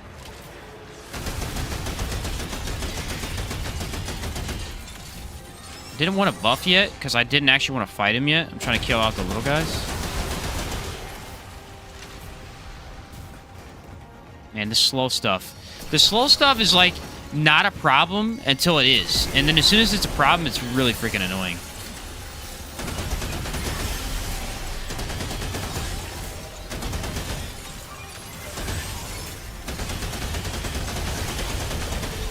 Look at the damage, though. That is really nice. This gun is very solid. If you're doing a weak spot build, this gun as a sidearm...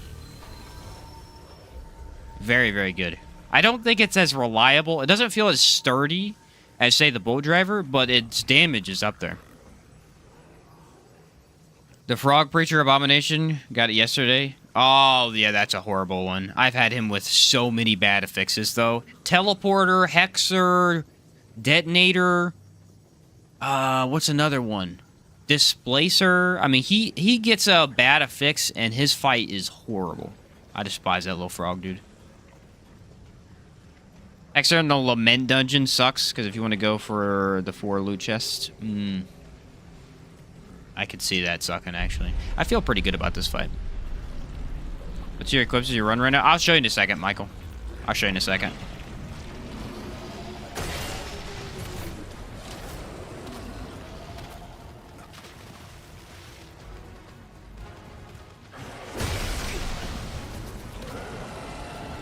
He almost suppressed me in 1 hit. It's kind of wild.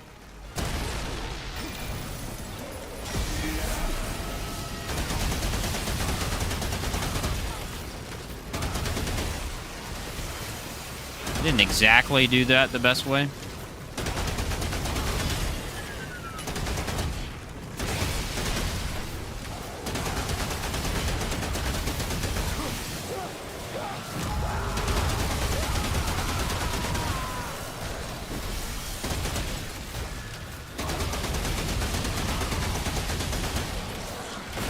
Bro, this weapon slaps.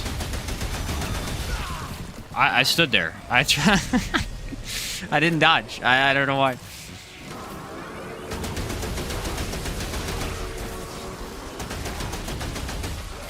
Oh my word, it's good. It's really, really good.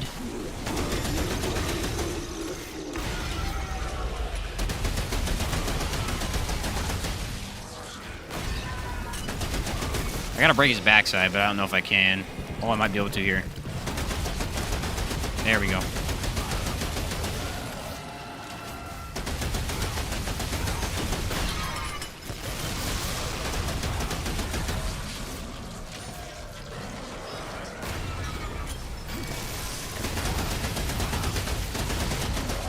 Dude, I literally just killed Abomination with the Rune pistol faster than I've killed him with many of my full-on legit builds. That's how nutty this is. This gun is actually really good if you're hitting weak spots. I'm just... You know what? It's doing very similar damage to what Merciless does. Last time I was playing Root Doctor, I just got displaced off the map, too. Yeah, that's horrible. If you equip the Zealot armor, the people in the Preacher won't be hostile. Yeah, that's very true. Alright, so here's what I'm running. I can show you real quick, because I know a lot of people didn't get to see it at the beginning of the stream. I'm running the Void Idol. Now, here's what's cool about the Void Idol. Usually, this would be crap, but it's really good since I'm maining sidearms. Sidearms and your handguns don't have a lot of ammo. And the reload speed on a lot of guns in this game is slightly low, so that you're, you know, they want you to use Gunslinger and stuff. But it increases reload speed, and reloads only require 50% of the magazine capacity. So I basically get double the amount of ammo in total before I have to use an ammo box, which is huge, because I am not using them near as often as I expected. Really good amulet for something like what I'm doing. Akari Warband, Probability Core, Zany's Malice, those three are standard for crit stuff. And then Ring of Infinite Damage, because we're running Challenger Gun. If you're running Challenger Gunslinger, Ring of Infinite Damage is amazing, because you already have fast fire rate, so going even faster feels really good, at least to me. Second boss possibilities are Astropath. And the... Ooh, let's use double barrel. Let's use double barrel. Have you played Division 2? Feel like different builds and tons of gear. It's a fun game. I have been told about Division 2 many times. I'm aware of what it is. I just never played it. Busy dealing damage to the boss, and then it attacks you, but you forget to dodge it. Yeah, yeah. I was like so busy going, oh wow, my damage is pretty good, that I just stood there and took the hit. Where do you get that amulet? I don't know. For some reason, I feel like it's on Narud somewhere. Yeah, Ring of Infinite Damage is amazing. Like, it's a very false name, because it doesn't actually increase your damage, per se. But increasing fire rate is incredible for a lot of guns. I have to run it with this gun right here, Monarch. I mean, Ring of Infinite Damage, I think, was just made for Monarch. The gun fires so much better at faster rates.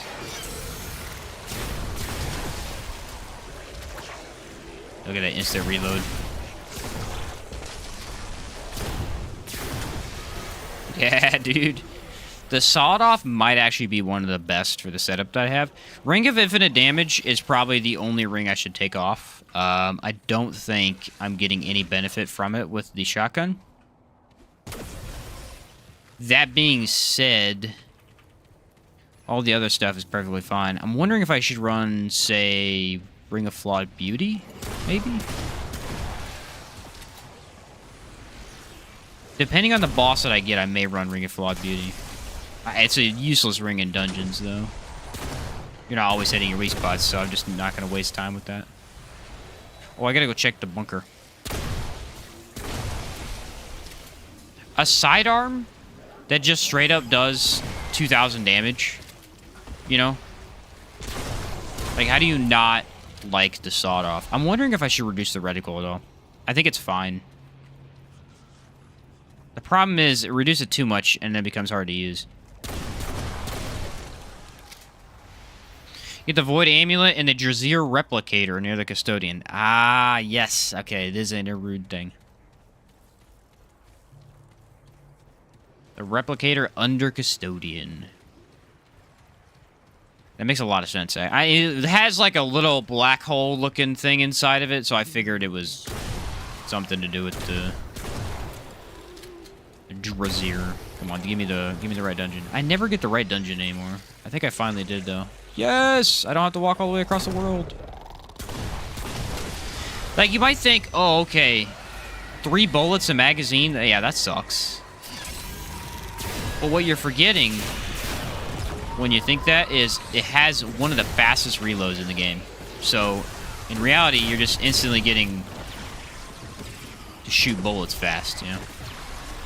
It really sucks that that guy aggroed me from so far away.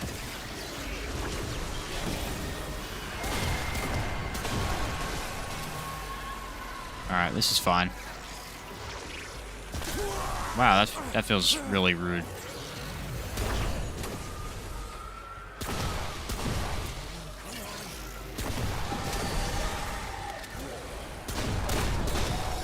There we go.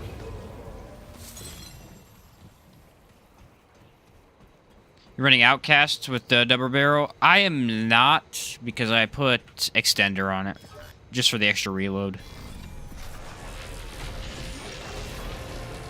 So I don't even think it's necessary. That would be a good one too, though.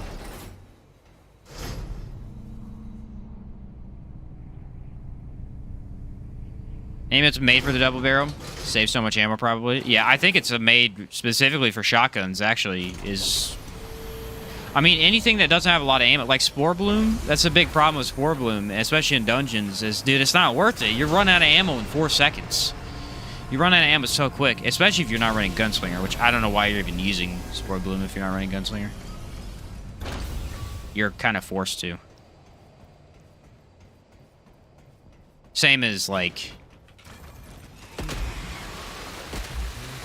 Widowmaker, you know? It's based off of anything that really fires in 1 bullet. That's why bows also, I don't think you're really getting much benefit unless you're running Gunslinger. You could manage bows a little bit better because of sequence shot and Archer's Crest. But the sniper, I mean, the sniper doesn't benefit from Archer's Crest, so you don't have that option.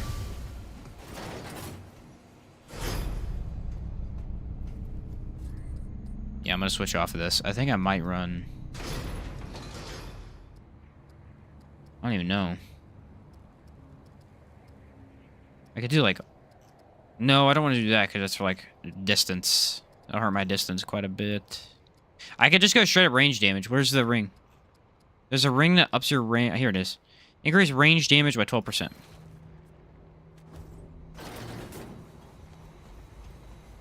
Still need to find Archer's Crest. Archer's Crest is a game changer. It's one of the most important rings. And that being because there's so many different fusion rifles and bows, and you literally just have to run it. Like, even running sequence shot the other day, I was like, yep, Archer's Crest, I need it. It makes it even better. That's the thing about Deceit. Anytime I see any Deceit build from anybody, and you see them doing, like, ridiculous damage that you've never seen them do, it's often because they're not running Archer's Crest, and they're shooting a lot slower. Which there's benefit to that, you know, you get more damage. So if you're okay with it, like, shooting slower, that's perfectly fine. I personally, I have to have it shoot fast. I think it's way better. It feels stronger, and it's easier to get that loot back with Favorite and Sigil. You're not really as time constrained. Like, if you don't run Archer's Crest, you have to hit all your shots in quick... You just have to keep going, you know? If bosses do any sort of attack, that might slow you down just enough to stop you from regenning it. But, I mean, you can get some absurd damage for sure with that thing. Or without that thing. That's why Ring of Flawed Beauty, a lot of people run that since Deceit only does weak spots at that point. But I take it off and I run... And I run Archer's Crest instead for that. Archer's Crest is kind of annoying because the dungeon has a lot of variations. Yes, I believe it's what,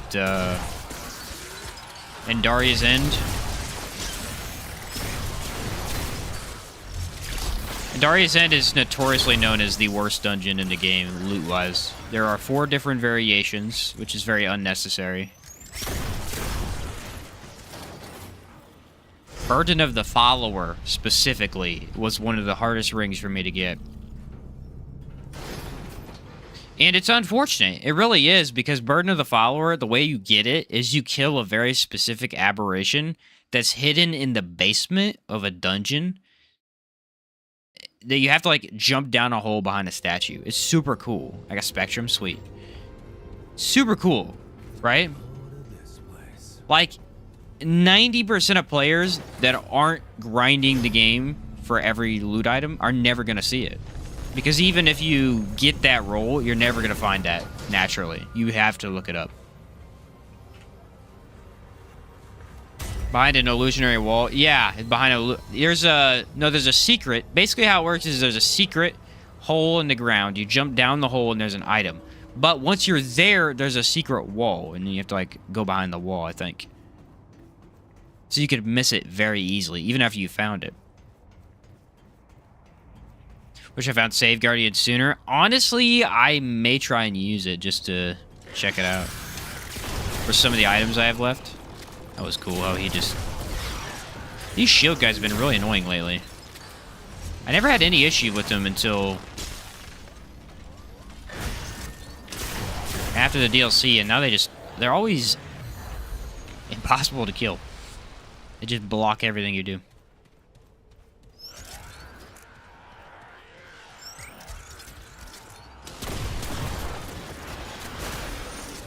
That's where I got shot from. I didn't know for sure. See, look. He can't kill me, but I can't kill him. Oh, I love Extender on this thing.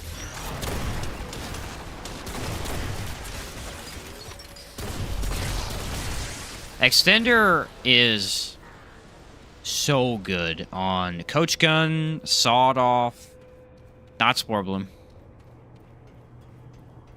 But Coach Gun and Sawed Off, oh, it's amazing. It's really good on, you know what else is good on? The Repulsor. I think Extender also is made for the Repulsor too. Repulsor suffers heavily. Any gun that suffers heavily from both reload and ammo, that's where you want it. Forged Shotgun, I don't think you need it. Wish we had a sword and shield melee weapon. Yeah, that would be really cool. Tried doing a hardcore run, but I died twice within 20 minutes of each run. Any tips would highly help out. Powerless, the first thing you want to do, which you probably know about, is Black Cat Ring. You got to buy that as soon as you join. Don't buy anything but the Black Cat Ring as soon as you jump into the game. You have to have that. It is so helpful. And will save you so many times.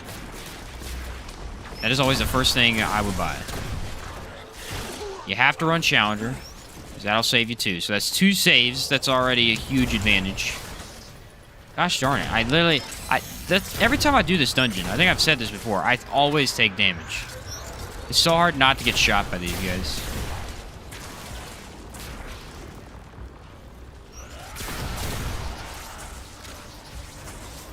So if you're running Challenger, and then, well, once you make it to the Labyrinth, there's, you know, Energized Net Coil, which I would use, but you gotta get there, of course. And then make sure you roll the Ravager, so you don't even need to do him as a boss. You could skip him completely. Just kill the doe instead. Forward Scattergun's fun. Forward Scattergun surprised me, though, Dan.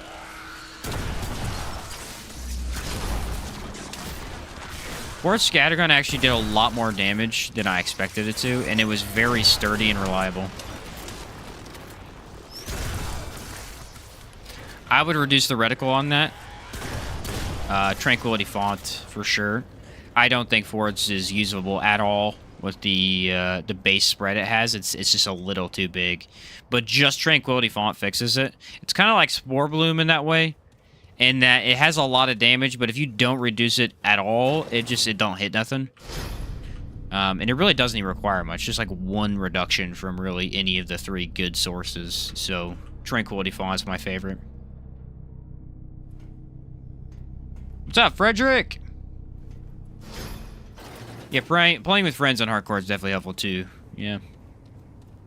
See someone just straight up make the jump to get to the thing that drops alchemists. They didn't even get kidnapped. I have heard you could do that, but I've never seen anyone do it.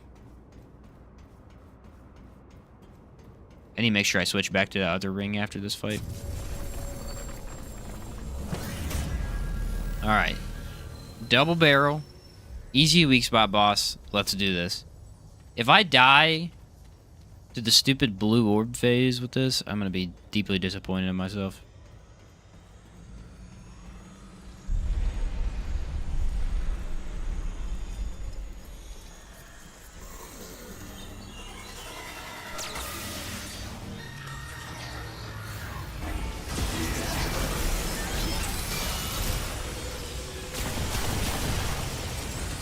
I tried to dodge that, but my guy wouldn't dodge.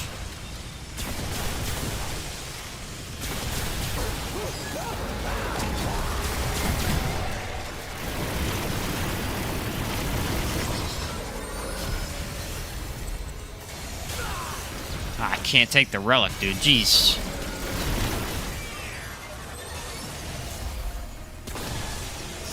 The little robots threw me off there a little bit. He got 2 really good affixes to nerf my damage. Let's see if it matters that much.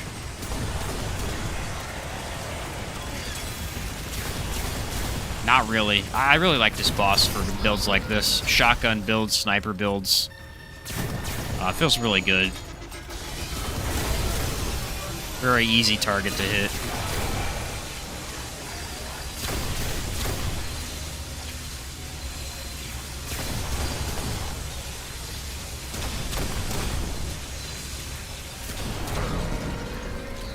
Very easy target to hit.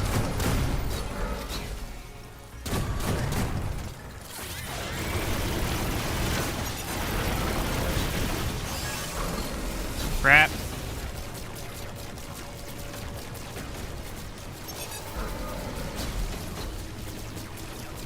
Take ammo. That was the phase I was worried about. Let's see what he does. Okay, this is the phase we want.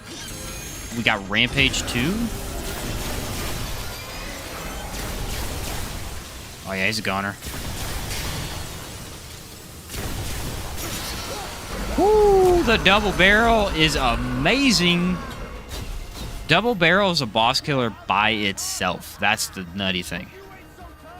The double barrel will literally carry you in and of itself for a build like this. That's nuts. Your fades are so nasty. I tried, Devin. Sometimes they're not on point, but sometimes.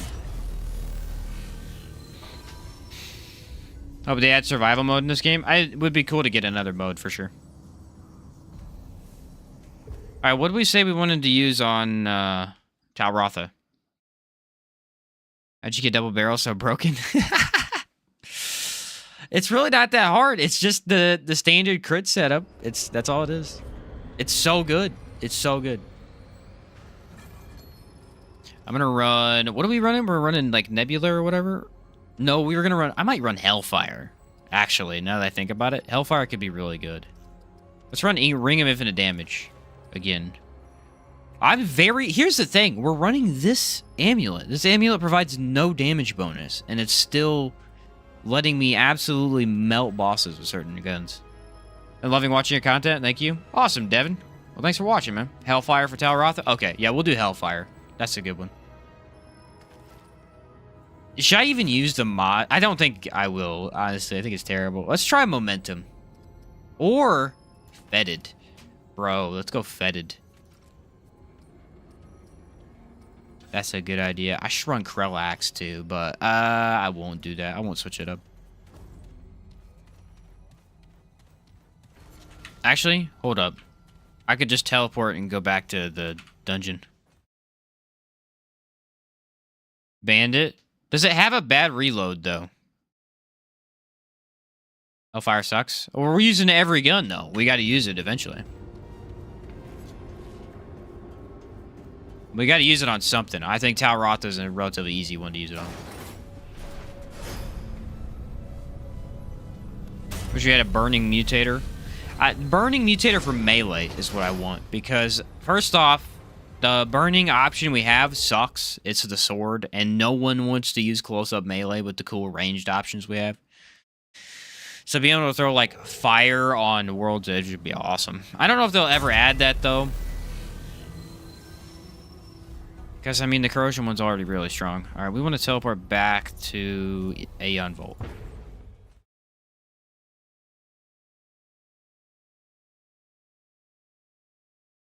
I almost did a melee only for today. Test all the melee weapons, but I had to go upgrade all my melee weapons, and I ran out of upgrade materials because I had so many that I didn't have upgraded. Like all the basic ones, the scrap flail, the scrap sword, like all the scrap stuff, the basic rusty weapons, I had no upgrades on. The only one I have left is I have the Western Classic Pistol that I need to upgrade, and I think I have one melee weapon. I can't remember which one. Yeah, not that great of a mod on this thing. Oh! Hello! Fetid is where it's at. You gotta run Fetid on this thing. That's actually pretty good. Okay, thanks for that. It's actually pretty good with fetid wounds. A mod is bad though. They honestly should have given it a different mod. Melee stream would be fun. We'll do it. I don't know when. I think we're doing co-op on Thursday with Chaos, but maybe Saturday we'll do melee only. What's up, Terry? I know this isn't Outward, but I had a question. How long should a new player be in the first area? As long as you want, really. The first area of Outward is much more comfortable compared to the other regions. And so if you feel like you want to get a lot more of the loot before you move on, that's perfectly fine. I usually stay there for at least the first 3 hours of gameplay. Sometimes more, but at least the first 3 hours, you can get a decent amount of stuff done and probably be ready to leave at that point. If Hellfire had a range bonus, it would be meta. Yeah, it really does need a range, doesn't it? Corrupted Hellfire? Yeah, dude, that'd be sick. So you have found them. Seize all. Yeah, the reload on this is bad. Considering all of the stuff we're buffing for reload, it's still this slow. This weapon does not have a good reload. All that remains is yourself. Tell me. That'd be pretty sick. What's up, KP? How's it going, dude? Free will. Alright, what's this do? I'm not sure. Yet I did not foresee you. That is. So. Do his first form. The second form, I wouldn't be able to hit him with. All the bosses getting hardy. Look at the crit. What?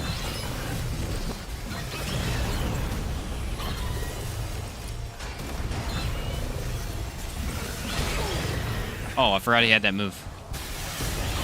I don't usually stay close to him.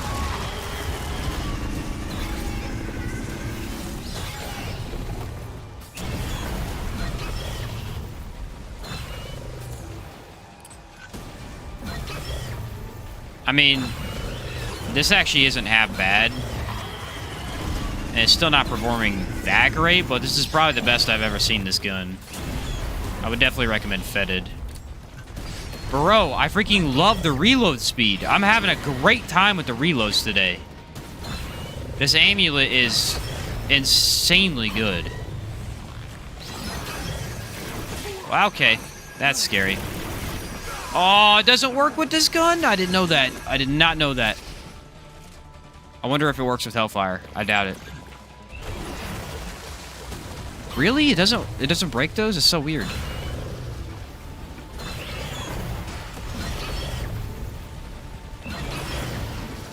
I totally did not expect that.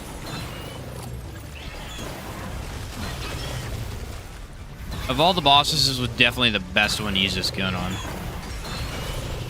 He's not summoning minions because I'm staying so close, I guess. I don't know. Oh, no, dude. I hate when this happens. There's nothing I can do. I need to switch guns. I hate that some guns can't kill the orbs. It's very frustrating. Like, there's an S pattern to technically dodge it, but it's extremely difficult to do. I need, let's go LMG to kill those. Probably what we'll do is throw on the overheat thing, too. Hot shot. Now we're fine. I just need something to kill the orbs. Currently running with a bow for this. The one you get from the dream. Oh, the moonlight one? That's good. What's up, Brandon L? Hey, dude, just wanted to give a big ups for all the content and info. Glad to hear it, man. Glad to hear it. What's up? What's his name? Zach? Love your builds. Quick question. I beat Nightmare in co-op with my friends, but we were really confused on how the scaling actually works before we try Apocalypse, if you have any insight. Okay, check it out. In the top right of my screen, you see how it has a number on the map? It says 21. That is the max number. Okay, that is what tells you how hard the enemies are on any difficulty. So the difficulty differs from Survivor up to Apocalypse, but also from 1 to 21 as you upgrade your equipment. Once your max upgrade is going to be 21, and that's how it is going to be max difficulty, right? So if you have all your stuff to max, and then you go into Apocalypse, you know it'll be maxed out. That's pretty important to start off with. And then as far as, like, doing stuff, it's pretty difficult in co-op because bosses get an insane amount of health. Any video you see anybody post where they, like, kill bosses real quick, it's not possible in co-op. It increases enemy health by so much. It's insane. You still will have a fine time because you can have someone go support, someone go really high damage. Like, you can still kill bosses quickly, but you can't instant kill them because they get such a high health increase. So make sure you guys, like, play to your strengths. Like, someone do support, someone do revive speed, all that stuff. You should be fine. It takes a bit, but you should be fine. What's up, Colin? Alright, let's do this again. I literally just needed something to kill the orbs. That was my only issue. Oh, he summoned a dude this time. It's fine. Honestly, I am really liking the way this is performing. It's very weak. Overall. Like, I would not actually recommend this, but it is quite fun. Compared to what it could be.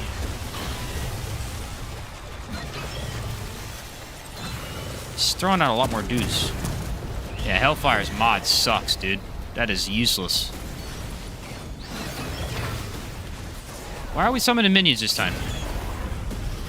Come on, buddy. Just you and me.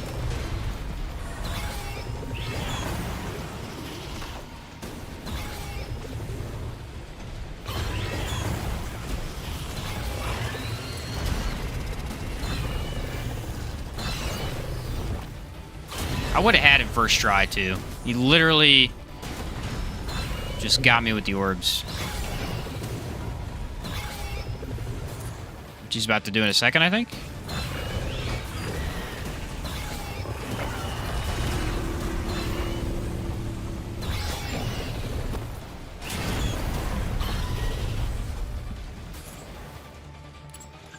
What's with this AI? If you just stand next to him, his AI freaks out.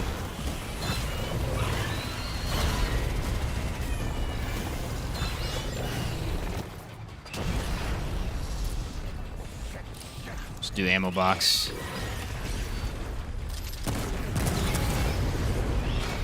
Yeah, that is not a great mod, unfortunately.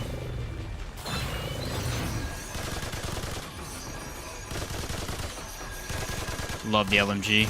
I should use it more often. Really freaking fun gun.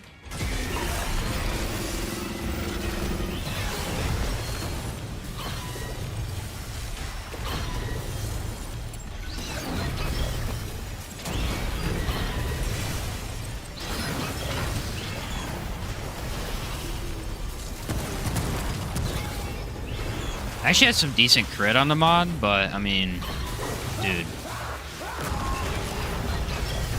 Well, that was close.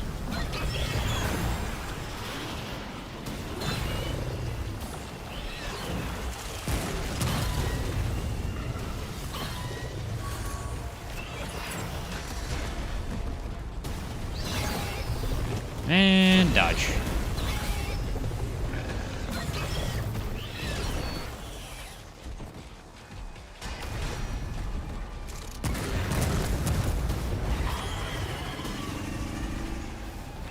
Yeah, look, he's not summoning as many minions. If you just stand really close to him, he melees more. It's kind of weird. I never noticed that.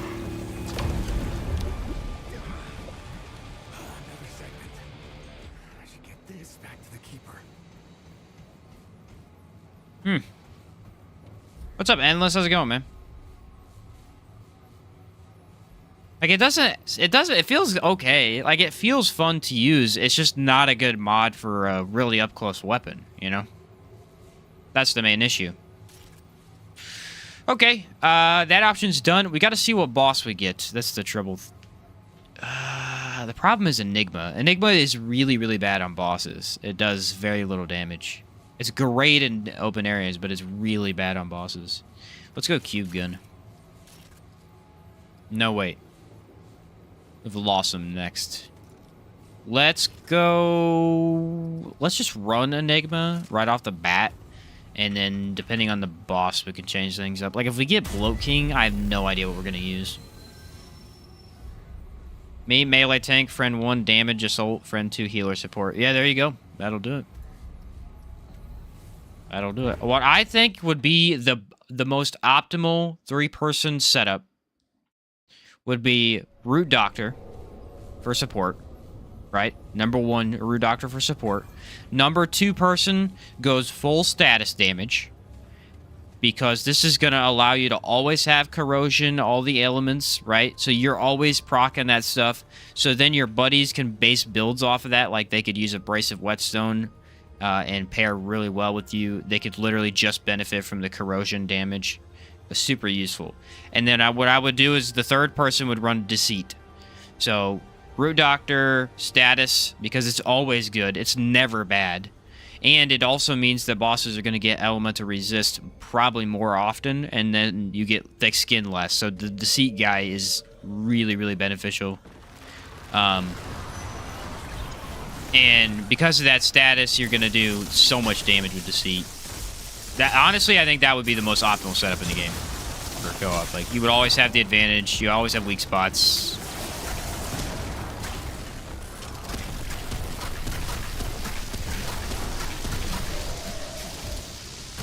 Oh, I need to switch guns, don't I? Dang, Enigma kills you really fast, doesn't it? You do not want to be in that mod.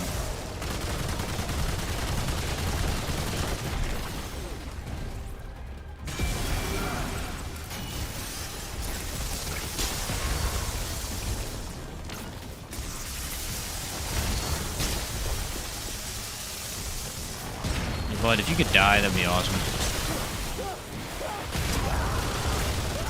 Enigma doesn't do a lot of damage to him. You know what? We might run with LMG. Let's just have the LMG as backup. This thing's really solid right now. If the mod dealt innate burning damage or let the fire ground effect to be much better. I think, honestly, what it needs is just some sort of fire effect. Anything that actually benefits the gun's fire. Just an explosive doesn't really work well. What would you recommend pairing with the Hunter class? Hunter is always best with Gunslinger. Really, we got Morrow Parish. Okay, Nightweaver again. Hunter's always best with Gunslinger in terms of damage. You can also run the dog, run Handler as primary, Hunter as secondary for a decent like survivability range damage build. Or you could just go Hunter Challenger for really good up-close SMG style damage. SMGs, automatics, stuff like that. Yeah, Hunter's Mark is probably the most versatile ability in the game. Well, probably not the most because miasma exists, but like if you're running range damage, Hunter's Mark is just a overall buff. That's another reason that, you know, running a 3rd person in your team with Deceit would be really nice because, you know, you're running Hunter, so you're getting the benefit of that. Then that guy could run Rune Pistol too. So you got Rune Pistol buff, you got the corrosion added, the bleed, you've got It's so much. I mean, that team pairing alone would be incredible for the game. Honestly, you probably need that, though, because, like I said, bosses on Apocalypse and co-op are absurd. Their health is nutty. And a lot of them get hardy, too. That's really the big issue, is, like, every boss gets hardy. And so, while they have health increases, they just get basically double health at that point. I don't know what the... Again, I'd love to see the actual numbers of stuff, because it probably is a lot different than what we think it is. But it really does feel like it's almost double. If you're running 3-person and they get hardy. At least double what they would get in solo, for sure.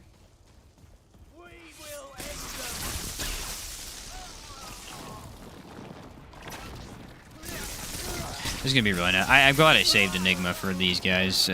Blossom just really... I mean, look at this. Like, it's just... Enigma is built for Blossom. Because you got so many enemies. They're kind of goofy. Alright, we got the rat. Where's he at? I heard him. I know he's here. I have a feeling he's on my left. Yep. He's right there. As soon as I walk around that corner, he's going to show up, I think. No, he might be further out. Yeah, there he is.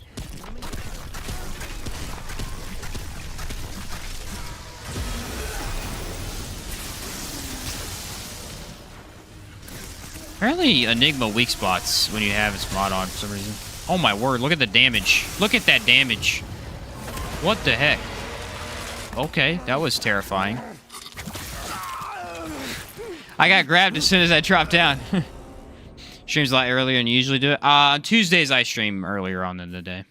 Thursday, Saturday, I do later. That was extremely surprising. I did not expect to get grabbed there. I just killed the rat and got immediately grabbed.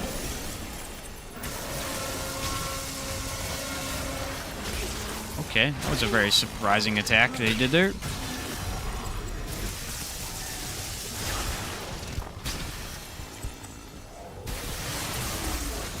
I actually usually have trouble with this guy. He's got some very aggressive movements.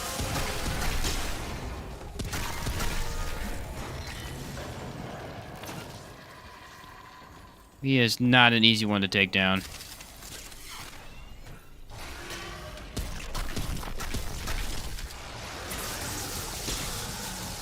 And Enigma not really that good for guys like this.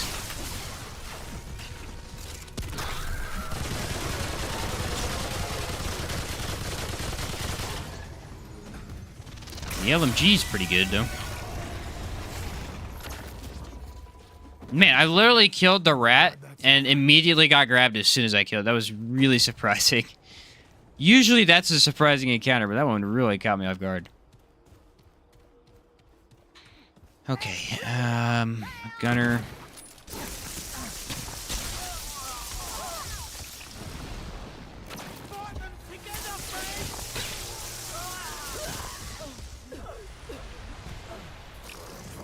Don't know if I should go left or right. I feel like left, probably.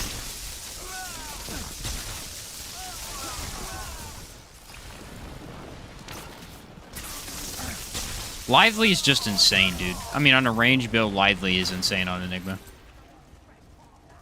Thinking Gunslinger already? Yeah, Terry. Killed his brother, so he had to grab you. Makes some sense.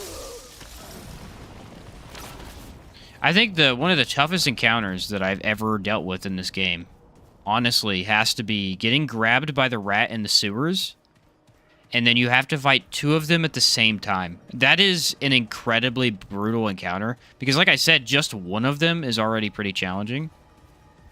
Two of them is really tough. Luckily, they give you a little bit of a platform in that arena, so you can kind of maneuver a little bit better. And get them into spots where they're easy to kill. But, dude, two of those guys is not an easy thing to deal with. Manticore and Outward's scary. I mean, that's true. It is pretty scary. Okay, Enigma is actually going to be really good for this fight. This is a very decent boss for this. And one of my least favorite dungeons in the game, which Enigma will deal with very nicely. What's her face? Gwendol? Let's see if I can pull off the cool thing you can do. There's basically what you can do is you can take the mod on Enigma and you can shoot it onto Gwendol's hand and it'll blow up the bomb over and over. At least you used to be able to. I haven't tried it in a long time. And these guys are tanky for no reason.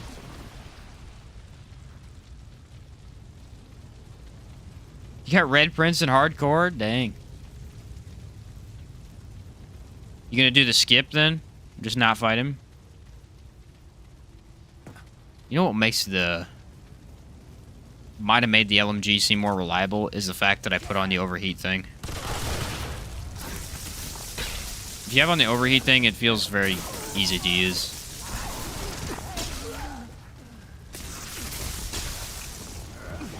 Yeah, these guys are in my top 5 most hated enemies in the game. I despise them.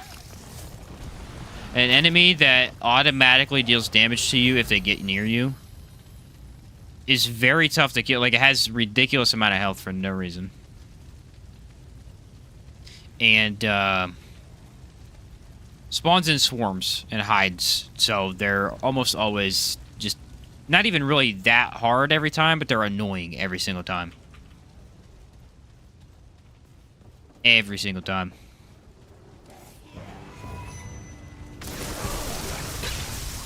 I don't know where the elite's at. Oh, all the way over there. That's not a big deal. Enigma, the thing about Enigma is, like, it trashes when you have your skills active for these guys. Not really doing much when I don't.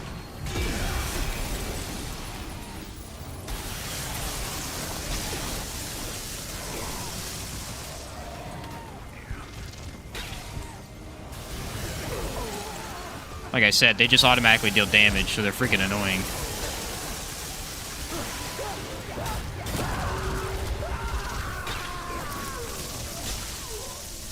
They also mess with your gray health thing a little bit, because if they do any amount of burn damage, they can get rid of all your gray health. Pretty darn annoying for the for a salvaged heart. I'm only 4 relics left. Dang.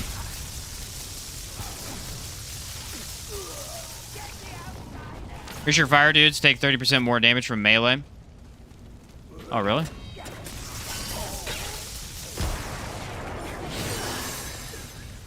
That's interesting. Didn't know that. Did not know that. I mean, I guess they do. They are easier to deal with because of the stagger. That's fair. Where are you? I'd love to fight you, but I can't find you. Let's see. Oh, I have overdrive on. Nice damage from Spectral Blade, actually. Hello.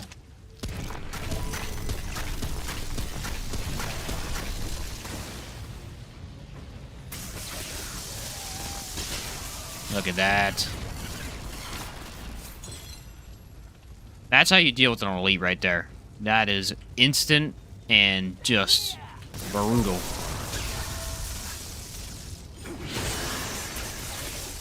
Don't quite have the distance that I want. See what I'm saying, though? Like, the difference between resonance and non-resonance is huge. It's astronomical, actually.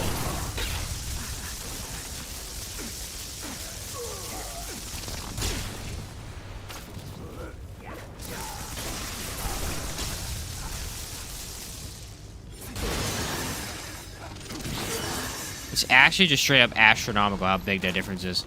Dungeon is so freaking long, bro. Oh, right here. Maybe Enigma's not that good against these guys. I mean, it's just doing no damage. That is a Magister, if I ever heard one.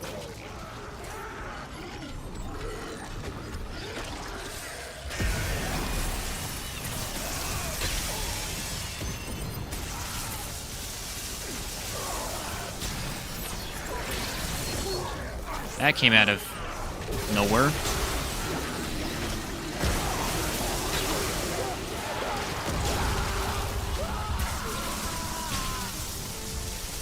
That is a tough enemy encounter to deal with right there.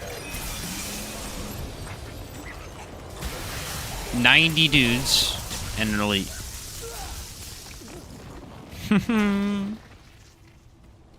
What's up, Turco? No, I'm late, but I started playing Outward and I watched your videos. My English is very bad. What I wanted to know is, which weapon's better from your point of view without counting the bows? Top 5 weapons in the game. Number 1 is the Dreamer Halberd, by far. Outclasses a lot of stuff in terms of impact and damage. Number 2 would probably be Skycrown Mace, just due to the impact. The impact is crazy on that thing, and it has good damage. I'd say number 3 is probably Royal Manticore. I think it's called the Manticore Mace. Manticore Great Mace. It's one of the best weapons in the game by far, due to having extreme poison, high impact, high damage. What is that? Top 3? Top 4? Should be top 3.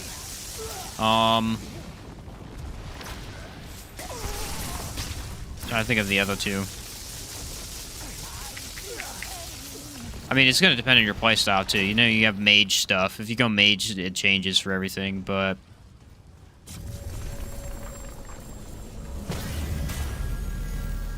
I'm trying to think of... Those are my top 3. What would be my other 2? I don't even know.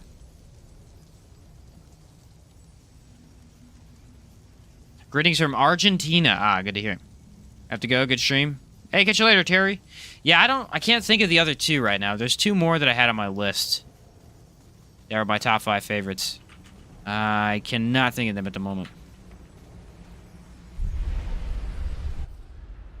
There's a lot of... Any of the porcelain weapons are very, very good. Oh, Zar Great Mace is probably up there. Zar Great Mace is crazy. Or not Great Mace, Great Axe. Sorry. The Zar Great Axe. Dang, what's with Hardy today, dude? I mean, Hardy has shown up on every boss.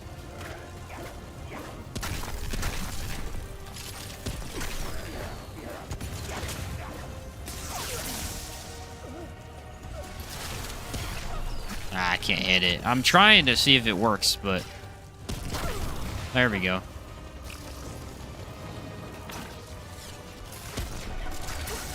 Okay, it does not work anymore. I'm guessing they patched that.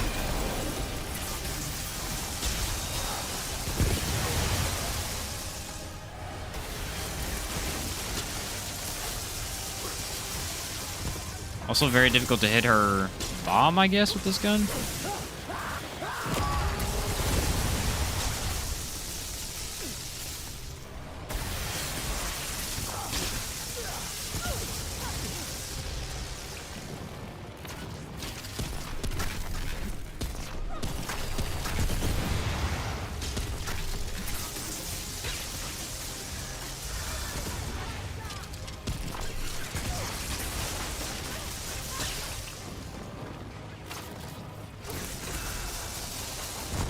Why is that not killing her? That's what I want to know.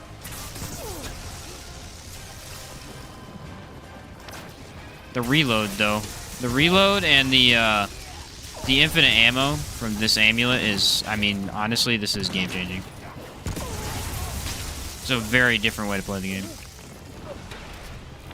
Why is she being annoying right now?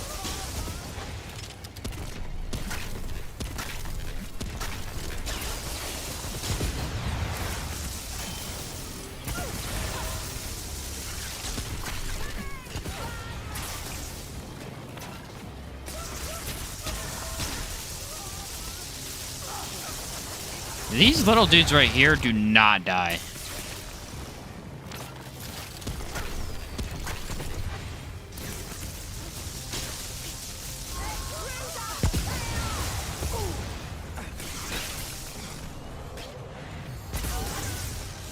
That was a very, a very dumb fight.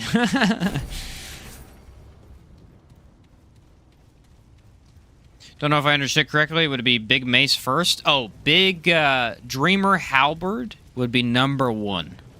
The Dreamer Halberd, number 1. Sky Crown Mace, number 2. And then the Royal Man... I think it's just Manticore Great Mace is number 3. But by far the best is the Dreamer Halberd. How many hours do you have in the game? I have over... Let me check on Steam. It's over 600. 689.2 hours.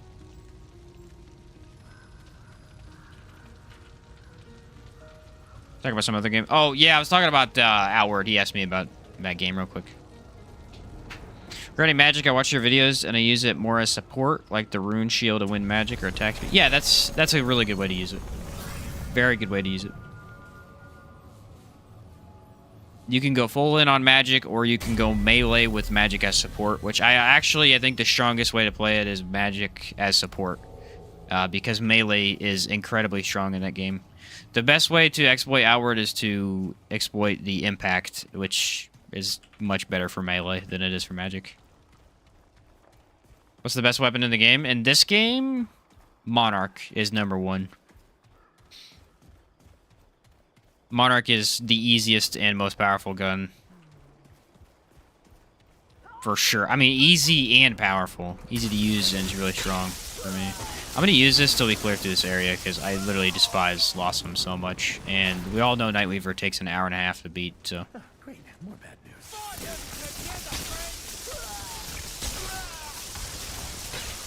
She really is such a long boss to get. Like, it's crazy how long it takes. I cannot believe it. It takes so long to get to her. And once we get to the mansion, I'll switch.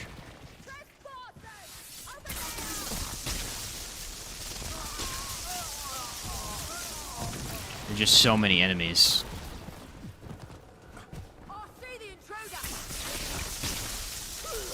Monarch is almost a cheat weapon. I mean, yeah, they gave it tracking.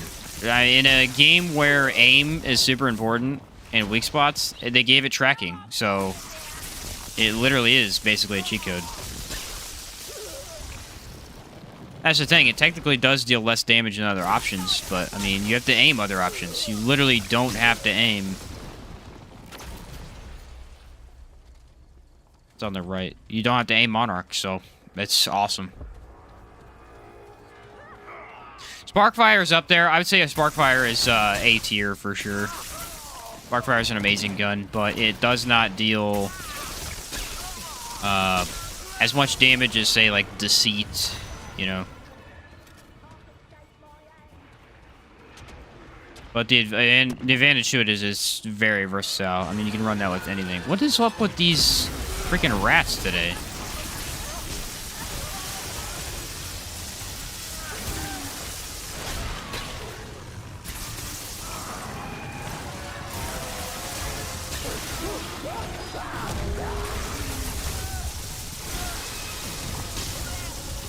I've seen more of them today than I've ever seen before. It's really weird. Alright, now we can switch off Enigma. Because now I know what the heck's going on. You think Cube Shield? Or Cube Gun? I don't think Cube Gun.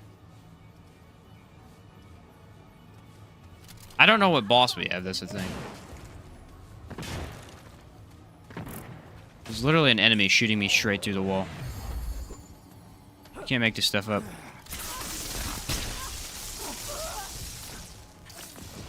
I guess it depends on what boss we get, ultimately. This is fun to use. Yeah, true, KP, true.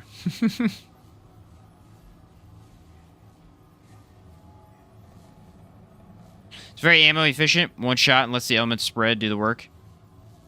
Yeah. No, it's definitely one of the best for sure. Starshot? Maybe? This is another gun. You know what? When we do... If we end up fighting One True King, I'll do Starshot. Starshot is... I have to do the other build with, though. It's not going to do anything unless I do that. Meridian? I'm kind of lost with what I want to use here. Maybe Rupture Cannon, I guess. Sure Shot. Let's go Silverback. Let's go Silverback with Song of a Fear. And we'll run... I think... It's fetid. Fetid would be good if I had a different mutator. Or, mod on there. Maelstrom. Kill switch. I don't think there's really that many good mutators for guns that have 5 bullets. Like 5, 6, 7 bullets. There's nothing that crazy. Guess extender? Bandit? Maybe? Not really. Refunder? Refunder's not that good either.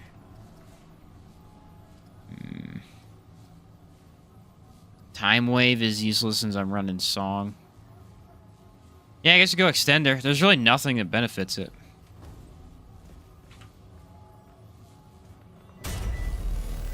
Richest Archon Sparkfire with Fetid and Maelstrom. Go Firestorm just in infinite repeat. Yeah, exactly. The Rupture Cannon.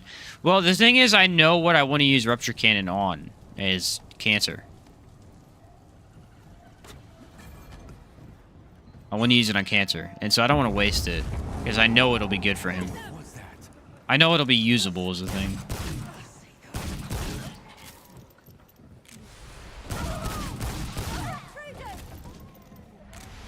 You waiting for Dragon's Dogma 2? Yeah, for sure. For sure. Actually, I want to make some more Dragon's Dogma content, actually. But the problem is I deleted my first character, and I started a new one for a fun, you know, just playing through the game. And unfortunately, in order to make some of the videos I want to make, I have to re-grind out all of my stuff, which... That game is incredibly long in terms of re-grinding all the endgame gear. Which I love, you know, I actually like the combat, so it's fun, but it takes a long time. Like, I think I played for 5 hours the other day, and I got... like 3 at levels or something, and it's just you don't get very far in the game once you're into the end game. Yeah, this thing's solid as heck. This will be really nice here. I don't know if it'd be that great against the Aberration, unfortunately.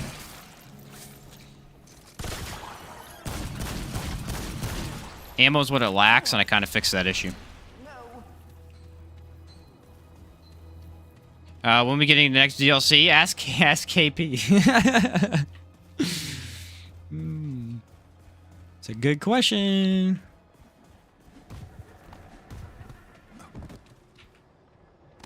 When are we getting the next DLC? I don't know.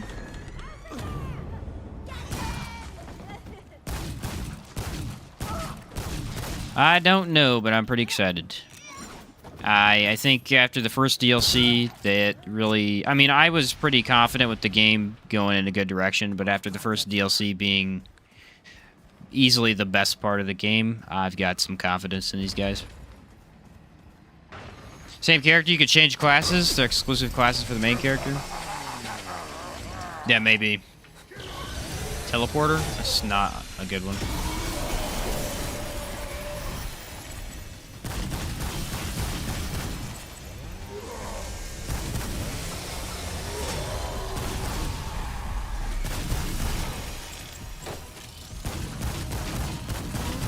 Problem with this gun is it's just super hard to actually hit the weak spots on an enemy like this.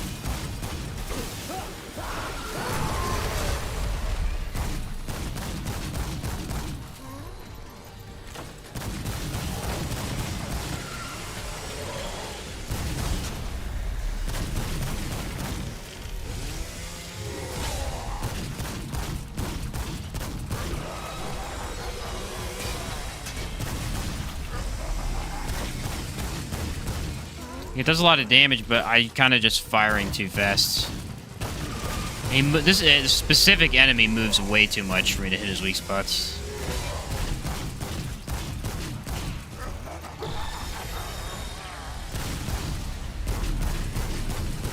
Especially with Teleporter. Gunslinger is actually not very good with this gun. You want to run Hunter.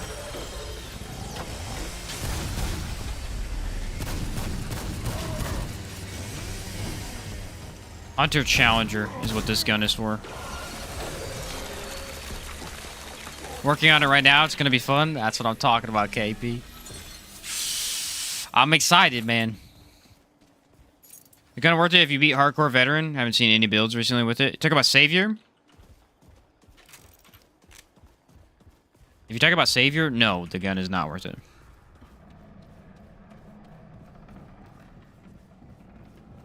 No, it is not. Savior is a worse Crescent Moon.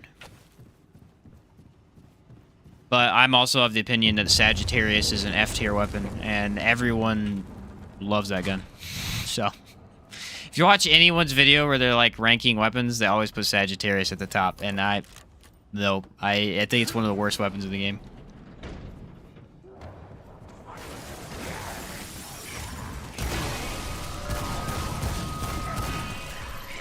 Don't care how good it is, it's a worse Crescent Moon, which means to me, useless.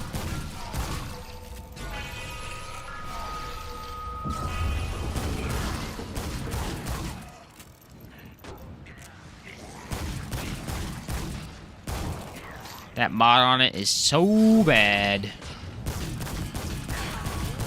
Alright, that's not very good damage. Don't like that.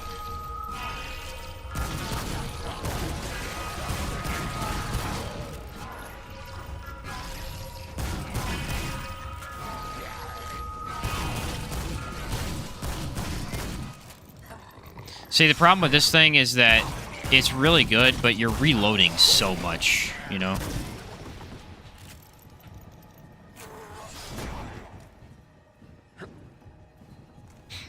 It's really there just to give you something to stagger enemies with.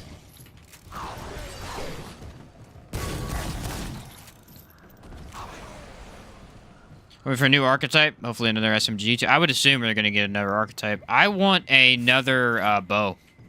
I want another bow. We didn't get one in the first DLC. I really hope we get another bow.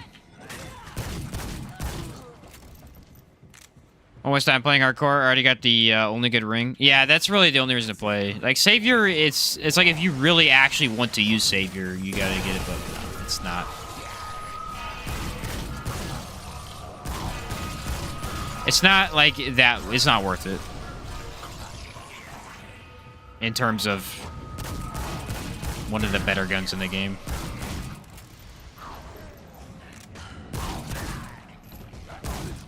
I would not say so. What's the best weapon for you? What's up, Andro Tech Evolution? Best weapon in the game for me is Monarch. Monarch is primary with probably Nebula as my secondary. Either Nebula or... Yeah, I usually run Nebula for, like, support, just because the mod. About an auto crossbow, that would actually be really neat. Like a Dark Souls 3 triple shot crossbow. That would be cool.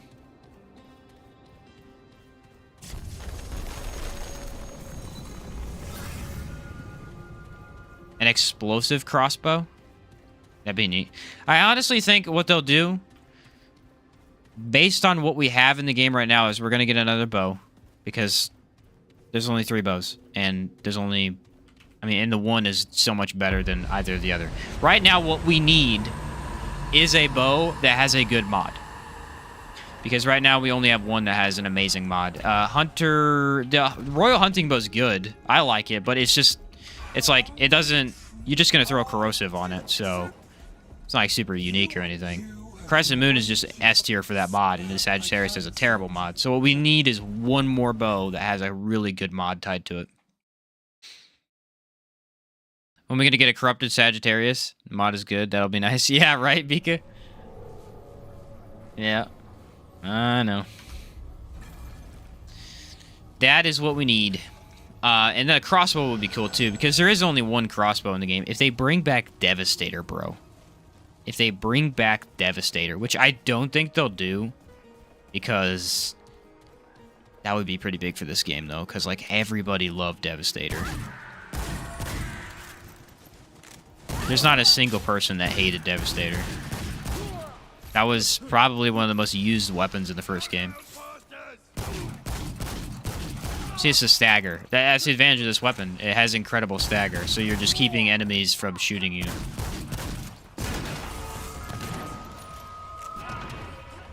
It also is the best gun to run Song of a Fear on. So.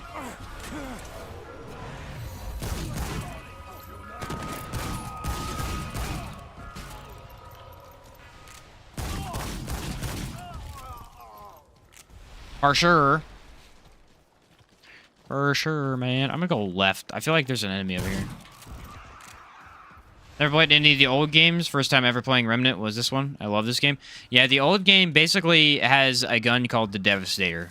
All right, and the reason it was so cool is, first off, the boss that you got it from was definitely one of the more fun boss fights in the game. And cool boss fights for sure. And so it was really fun to get, but basically what it did is it's a crossbow.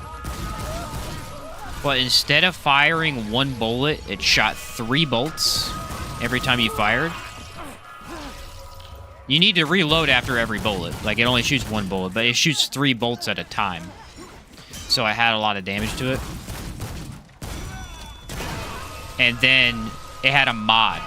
And the mod was the reason it was so good, because what the mod did was I think you got 2 charges on the mod. I can't remember. I think it was 2, though. Is it let out this massive, just giga spike that was just so big and did huge amounts of damage. Also, inflicting bleed. And bleed was arguably the best element in that game, other than maybe corrosion. No, bleed was probably better for, like, crit and stuff. And so if you had this gun, you just had a super easy access to really high damage. You know, both from dude, I'm literally, there's so many freaking enemies, dude. I'm so tired of Awesome. Anyway.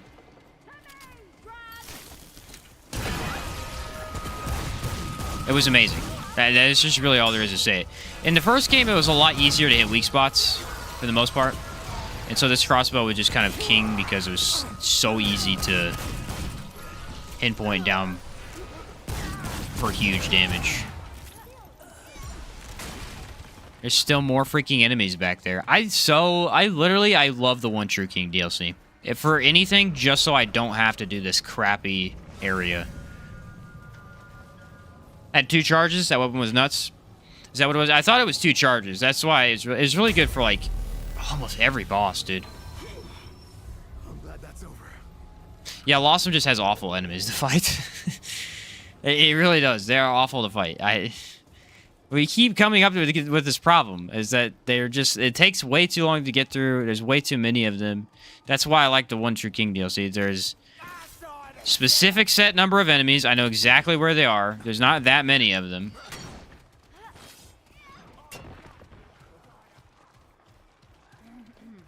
It's way better.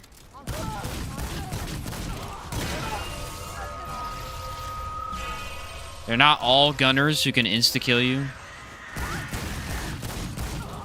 They're just too dense is the problem. There's too dense of enemies that can insta-kill you.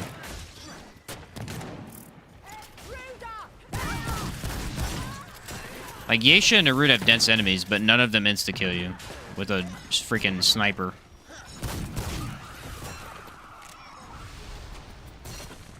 Maybe I should check out that castle. Rings they give in hardcore mode are almost not used by anyone. Why? Because they're bad. Not necessarily useless, but they're not top of the line rings. The Ahane crystal is S tier because it provides one of the best damage buffs in the game. But other than that, the other rings are just kind of mid. They just provide something that you don't really need. Like the Drazir sniper extends range, I think. You don't really need range, just get closer to your enemy. Or run Hunter's trait, you know? It's like they offer options, but they're not options you really need most of the time. I hate the Lawsome shotgunners need to be nerfed. Yeah, they're tough. Yeah, I don't trust. Shimon slice of pizza. What's up, Zoom? I do, actually. Infinite sickles to throw at me? Yeah, that's a good question. How do you get like infinite melee weapons to throw? That's what we need. We need a new Lawsome sickle. We could just chuck it like a boomerang. Does 1 million damage to my ego.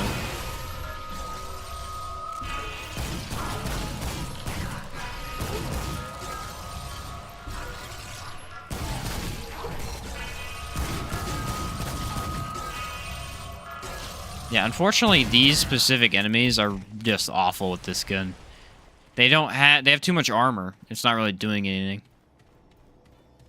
Song of a Fear is going to make this a lot easier, though. It just absolutely blasts flyers, which this entire thing is filled with. I feel like Extender was a good one.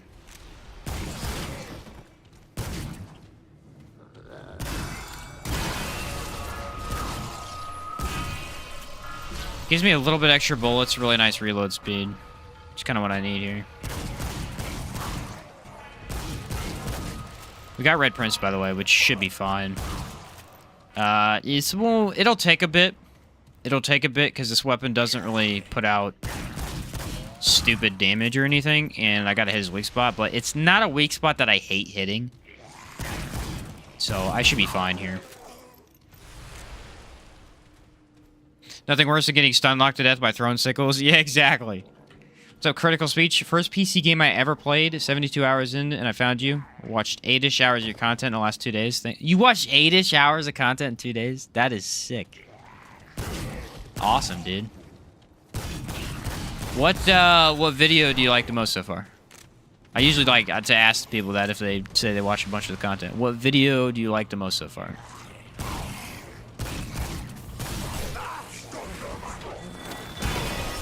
Sorry, nerds. I'm pretty sure all of them just spawned in. I'm actually 1,000,000% sure about that.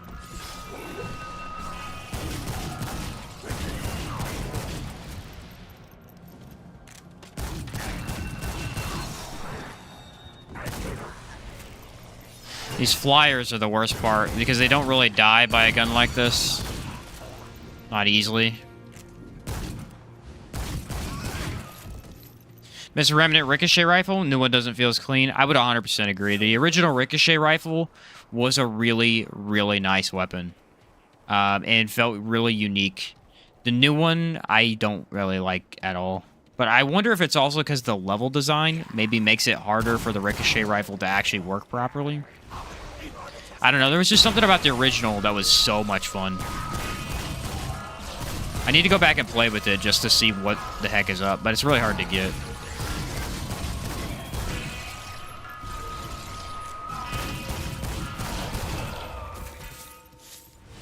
The cheese build was great. Watching you almost break the game with Firestorm.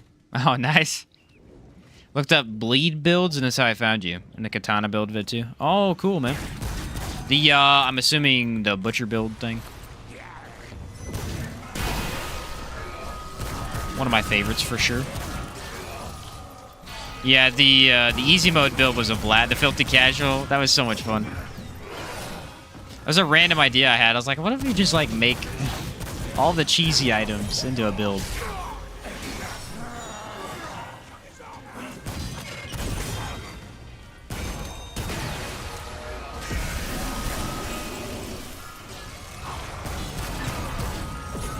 With this gun, it's tough to know when to use my skills. That's what I'm finding is the hardest part so far. Because they benefit me, but not really in a crate. Again, I'm running a build where I want to get bullets out fast, and so this gun doesn't really do that, per se.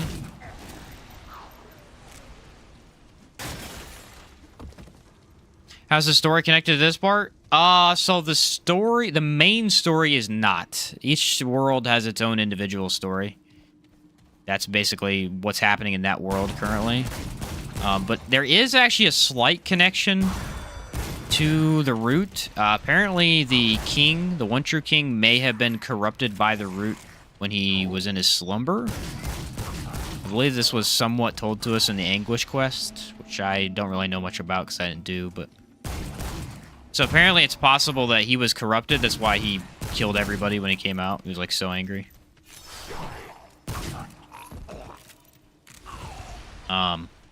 So that's like a slight connection to the root. But for the most part, it's, you know, the Red Prince is the heir to the throne. The imposter is taken over while the king is in his slumber.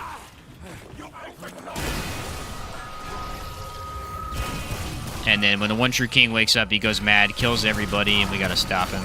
Numyue is just kind of like the goddess that's there to assist the king. Came back and listened to the tier 4 times until I understood. Maybe even more. Manticore, it's more the mechanics of the weapon. Yeah, the Manticore mace is insanely good because of the stagger. What it does is you use the special attack and it just staggers everything in the game. You can knock over all the enemies. It's really good in that game. What class do you recommend for hardcore? I would recommend Challenger. Handler's pretty good too, but Challenger has the most benefits of having damage and a nice survival buff.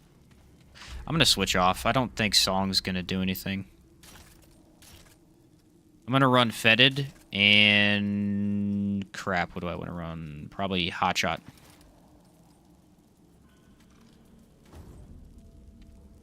Yeah, no, I get you, Turco. I get you, man. Handler's good in card. Yeah, Handler's pretty good, but I think Challenge is a little bit better because of the dog dying so much.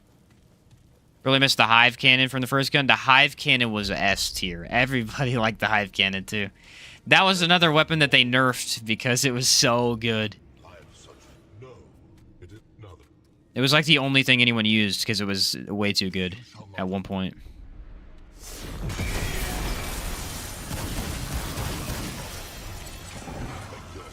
Hardy, again. I don't know what I'm running, but they hate it. I'm like, I'm going to run handguns, and they said, okay, Hardy.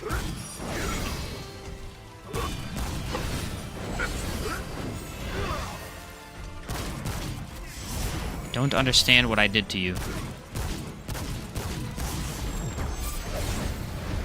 Why doth you hate me so? Hotshot was probably not the best choice for a fire-based boss. Now that I'm thinking about it.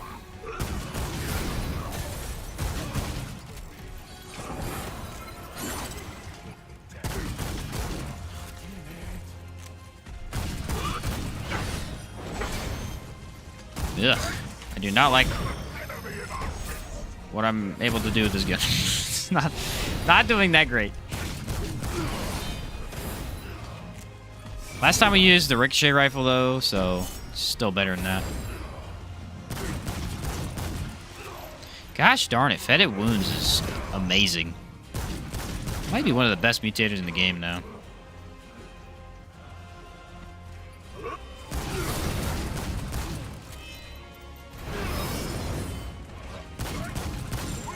This thing has a... I don't want to say bad, but it has a troublesome recoil. To where it's a little bit difficult to hit precise shots.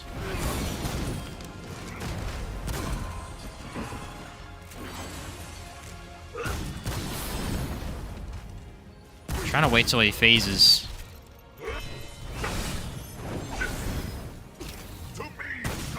But he ain't doing it, so. This amulet is insanely good on this specific weapon, because if you notice, the reload is, like, really quick. Yeah, unfortunately, Challenger Gunslinger is a very terrible set of skills for this weapon. It doesn't really do anything.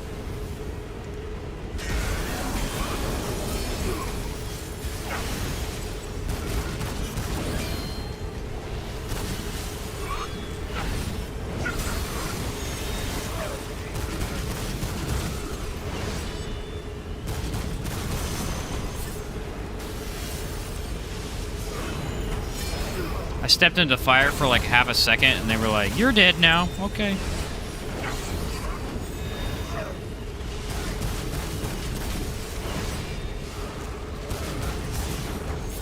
This is a little bit better of a damage phase for me.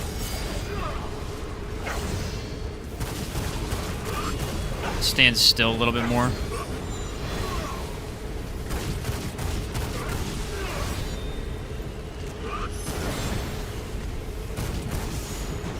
Dang it.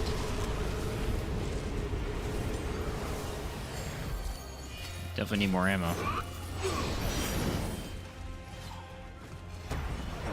Honestly, not a bad damage phase. I mean, A lot of other weapons are going to do better, but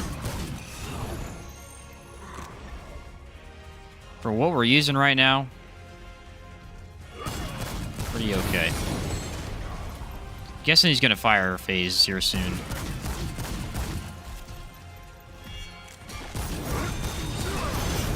Sorry, bud, I'm on the stairs. It's really these guys I got to worry about.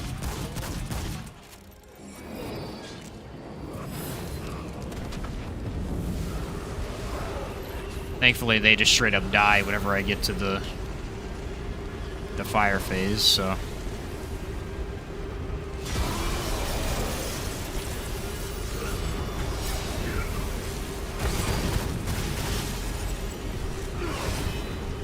It's a little bit of lack of bullets, really.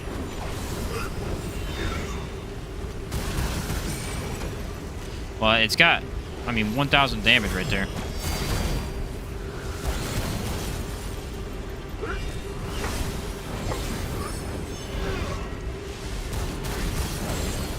Red Prince is a fight that I've been getting a lot better at lately. His dodging is still a little tricky because he's got this weird, like, thing where if you dodge in a wrong spot, it still kills you. Just because of his sword. You can't really dodge early, which is a thing I usually do. That was a pretty good fight.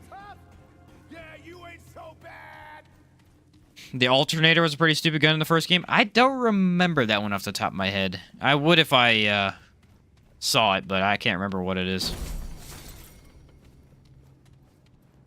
You're very much for taking the time to respond. I'm going to try the mace with the dagger. Then. Yeah, that should be good, Turco. That should help. Wish the Red Prince sword was usable in the game, but that would be cool. And it had the ability to actually do that ranged attack. It's a neat idea. What weapon are we going to use on Nightweaver? I was thinking about Nebula, but we already said we want to use Nebula on Venom. So that's not really an option.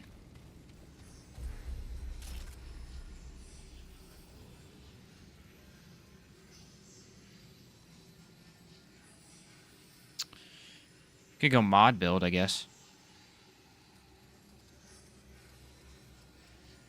Sorrow. Let's go Sorrow.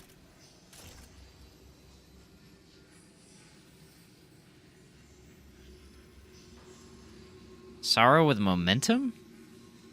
I don't really know.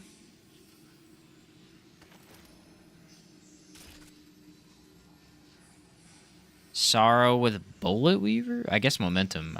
This is another one that doesn't really have that much going for it.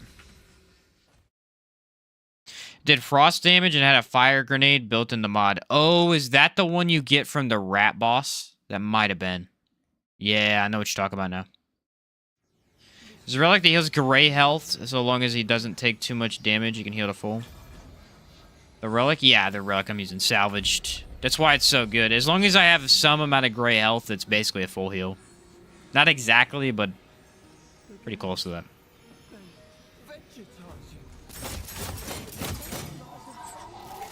This gun already has a fast reload, so this should go really, really well. Just depends on the damage.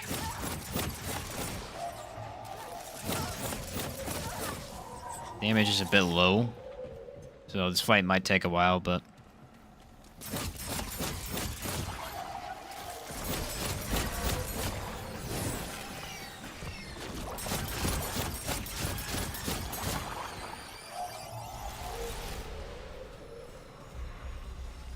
we'll see.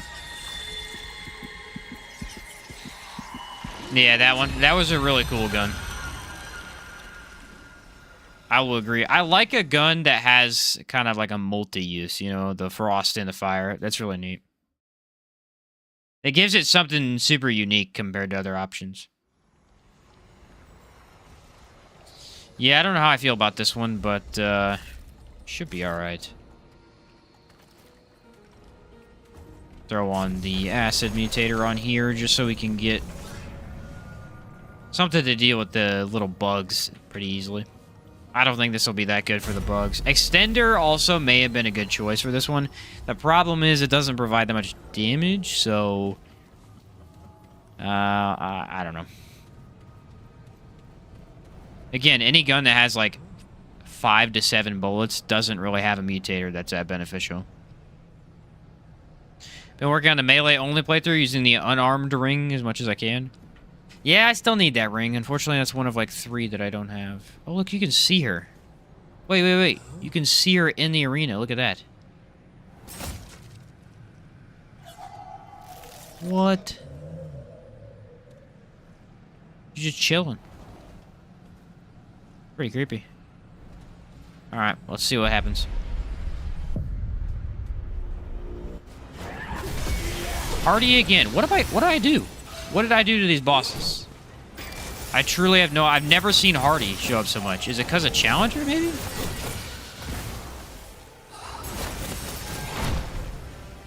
Like, I honestly don't know. When running on sidearm only, this is actually pretty good that I'm doing as much damage as I am. Okay, this is really good with momentum. Yeah, okay, I thought I was gonna die.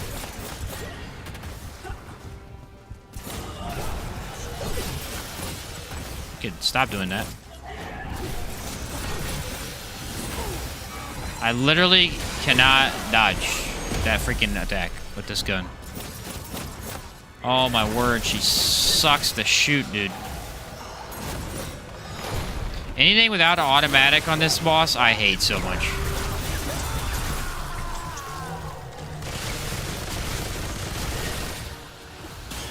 She moves way too much for it to be super easy to hit. How did that hit me? I don't know. Alright, this weapon was a bad choice for Nightweaver. I think we're learning that right now. Hello. That was nice damage. I can't ever use it, but you know what? Tremor would have been a really good choice. Actually. We may end up dying in just switching to Tremor. For the bugs.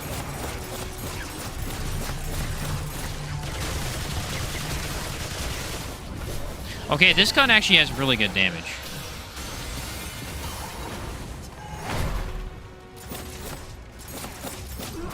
It just doesn't hit the Nightweaver very well. Sometimes it actually hits her and does no damage.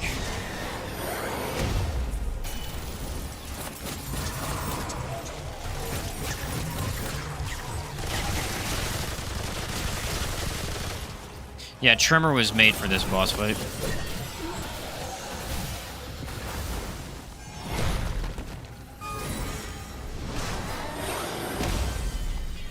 Because that attack actually has a good radius on it, and you don't really think about it most of the time.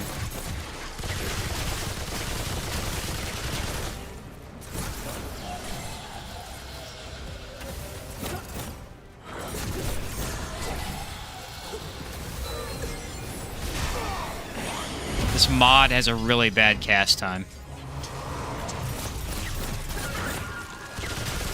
I broke her heart? That's funny. Yeah, this mod has a really bad cast time. I don't know if you noticed anything yet, but every time I have to cast the mod, it's really easy for me to take damage.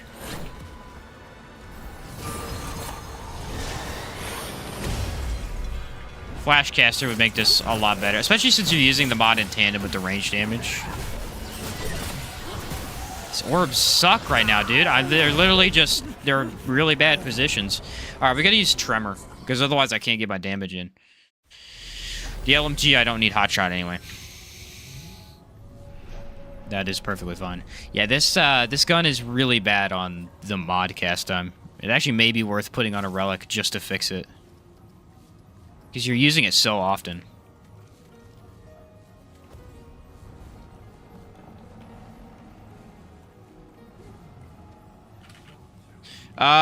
This is the all the sidearms is what I'm doing for this one. Alchemist, my dude. This is all the sidearms. We're messing with them. Nightweaver fist weapon is pretty cracked. It's actually a pretty cool one. Oh, I don't have the mod though. I have to regen it. That kind of sucks. That might bite me in the butt here. Yeah, this is just a very, very bad weapon for Nightweaver specifically. It does not hit her very well.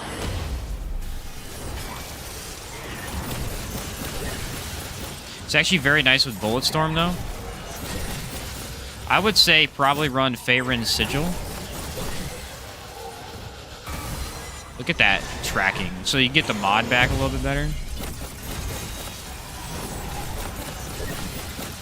Because that's what makes this weapon really good.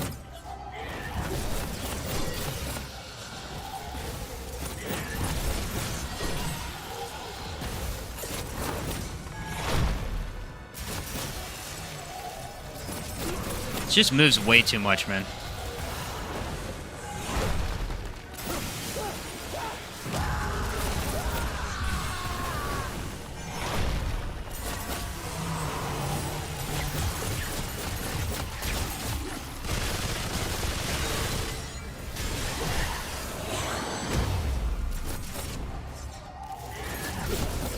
I feel like not a lot of people use this just because it doesn't have... I mean, you got to be reloading so often. 5 bullets is not a lot.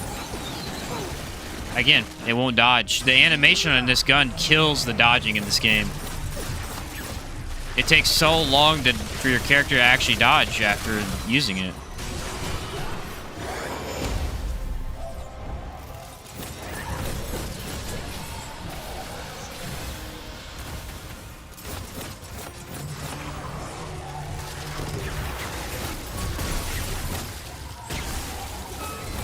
There, I finally got used to a trimmer.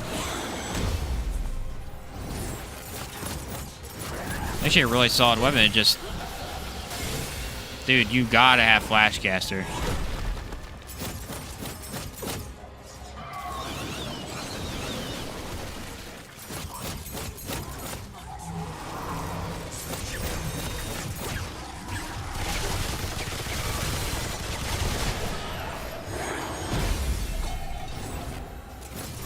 I like the whole 10 bullets thing. You know, you get 5, and then if you use the mod, you get the 10.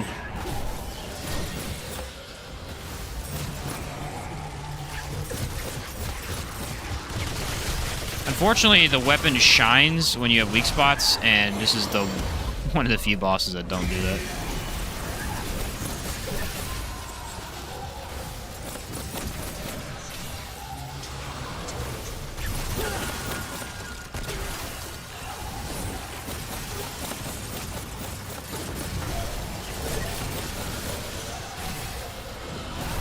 She keeps doing like triple spawns of these orbs. She usually doesn't do that. What she usually does is she switches into the blue orb phase.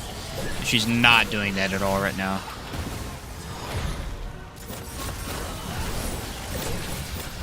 It's making her much more annoying to dodge. Yeah, that is not a lot of damage that we're doing, unfortunately. You need weak spots. That's why Monarch is just too good for this fight. You have to have weak spots for this weapon. You have to. It don't do nothing without it. I'm thinking of switching off this ring, actually. What if I use, like... I don't even know. Is there anything for, like, casting speed? I honestly think casting speed would, like, save my butt right now. Pocket version of Crescent Moon? It kind of is. It kind of is. Give me something here. Anything to increase casting speed? What about stagger? Bro, let's do stagger. I feel like if you could stagger... She's a very staggerable boss. This thing seems to be... If you're able to stagger her heart right there, that's not too bad.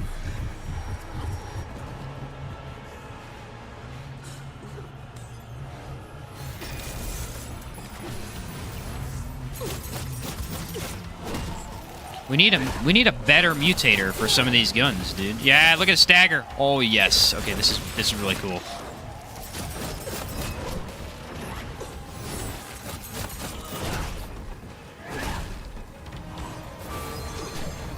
This is really cool. I bet I already staggered her. That's like super good. Considering she has Hardy, I'm actually really impressed so far.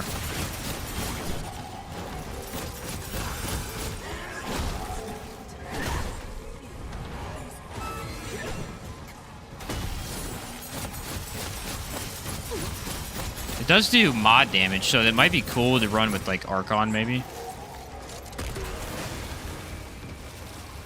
Hoping that kills the bugs when she shows up. Yep, it does.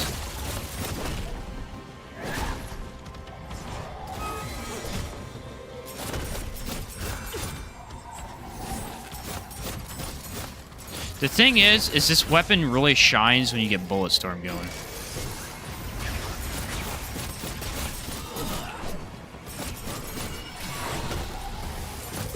Because then it's just automatic and it shoots so quickly.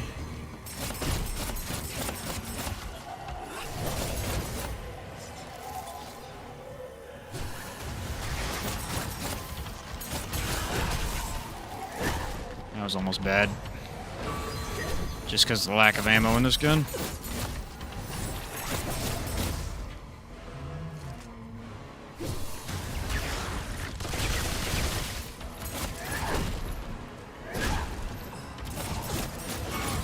You know what? I'm getting more used to the second phase. I kind of like that she doesn't go away. It's not really that bad. I used to hate her second phase just because it felt a little bit harder. Now it feels a little bit easier to at least get your damage in.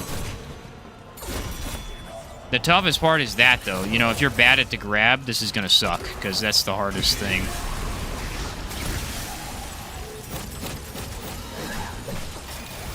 You really got to delay your dodge on it. And if you don't, you're done.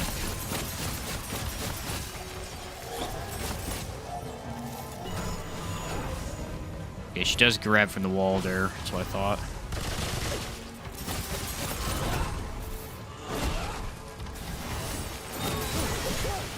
Thank you, Rampage. Rampage actually did not kill me that time.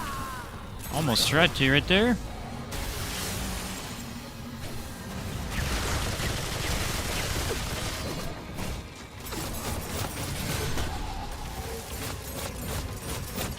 I really like this gun. It's very finicky. You kind of got used to how it plays, but it's unique.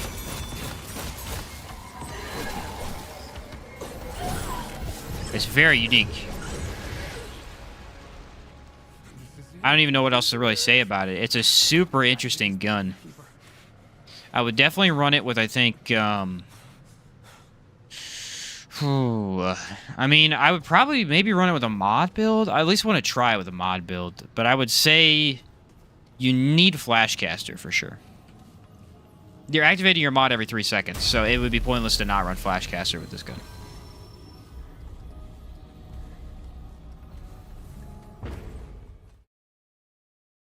The kinetic cycle ring. Does it do that? I didn't even see that, sorry. What about as a 5-second animation if you don't have Flashcaster? Went back to From the Ashes for a little nostalgia. Found I had over 600 hours on my main account. Jeez, my guy. Alright, Cancer. What were we gonna run? I think it was Rupture Cannon, I said, right? So, Stagger doesn't benefit me on that guy. Fire Rate does actually do something with this gun, I think. I think it's automatic. This is another weapon that just doesn't have a mutator, which is unfortunate. So, I guess... I mean, I could run Maelstrom. Let's run Fetid. Let's just do Fetid. Any of these guns that don't have a mutator, Fetid is just the best option. We'll run Hotshot, too. Actually, I'm thinking Overflow. Let's do Overflow.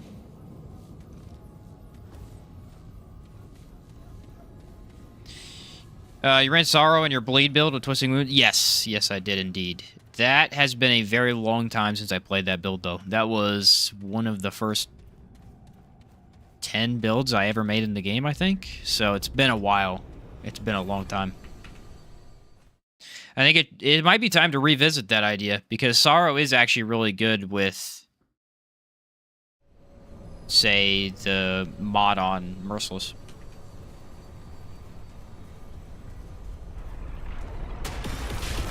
Oh, it's not actually fully auto? Okay. That's unfortunate.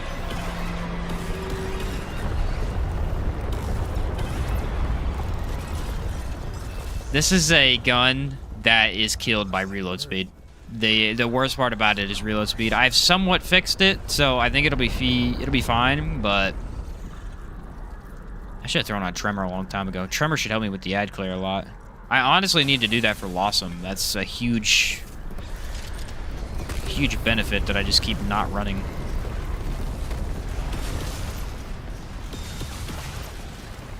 Yeah, Fetid is going to be good here, I think.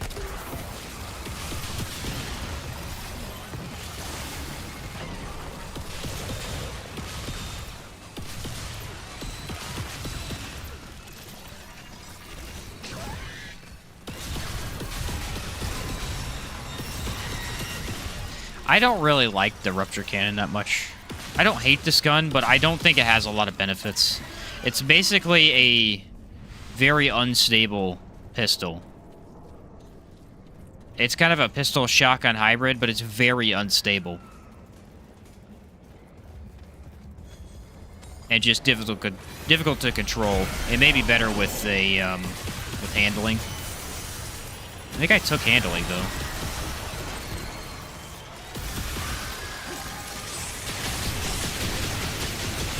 Alright, that feels pretty good.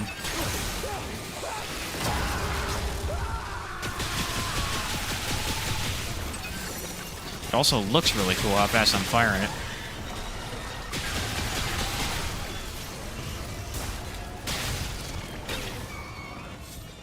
So maybe shock rounds makes it feel a lot better. I gotta get the cancer before I can decide for sure. The mini venom may be a good test. I don't know. It'll depend. Never noticed the corruptors in the sky? Yeah, there's like 4 or 5 of them in total, I think. Throughout the whole thing. There's 2 more later on.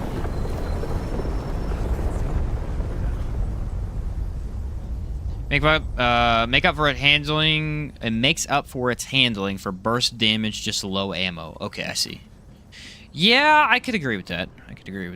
It's got a good stagger too. A lot of weapons that don't have stagger have a lot better stability, so it actually might do a good job at keeping enemies at bay.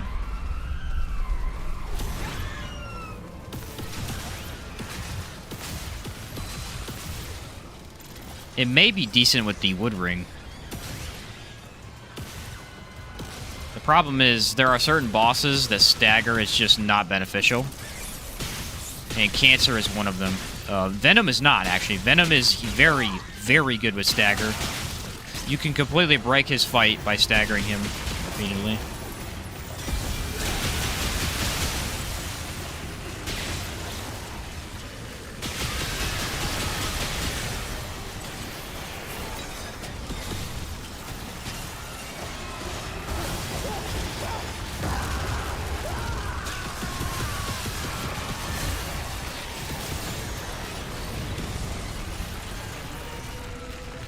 Good thing I activated my perks. Why is this guy not dead? Oh my word, I hate these rabbits. Sometimes they literally just don't come out of the ground.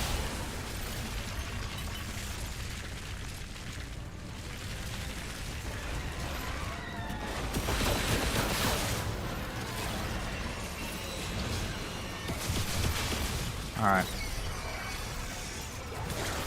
Nope, dodged early, almost died. Didn't feel good about it. Gotta save my shock rounds. Yeah, I don't like the reload. Even with all this reload stuff, it's still slow.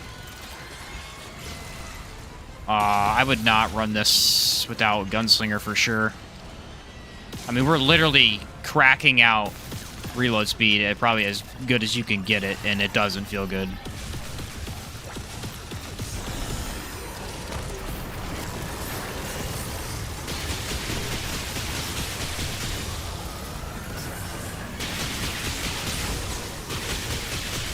See, stagger. That may be the issue with choosing Nebula for him, is that I should have probably gone with Rupture Cannon. Stagger is really good on Venom. Some of his most annoying attacks, you can just straight up break him out of it. It's a pretty good gun. Oh, I got a text. Oh, okay. It's not important. Use Rupture as a pocket weapon, mainly for applying ailments. It's pretty good. I mean, it's good because it has the open slot. If this had a mod tied to it, I think it wouldn't be very good. But it's a good utility option. The stagger is the main thing. So, I mean, 12 bullets, you really don't need it to fire this fast. Because, again, it's just for stagger. So you could use, like, 1 bullet to get the enemy at bay and switch guns, probably. Overflow. Overflow is good for what I'm doing with it. I would say probably Hotshot in general would be a good one instead, though. Very few weapons I would recommend Hotshot over Overflow. This might be one. I mean, the difference is minimal, but...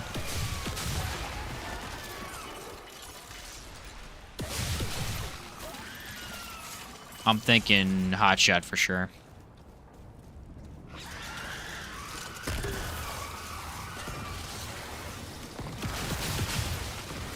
Tremor is so insane.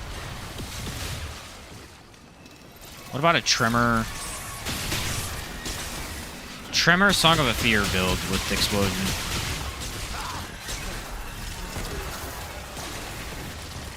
Might try that sometime. I know a lot of people have done Explosion builds with Song of a Fear. I've never done it because it's never really... I don't know, I never really felt like it, but lately it's been sounding like a cool idea. Especially with all the ad clear I've been doing. Really make things a lot easier on me.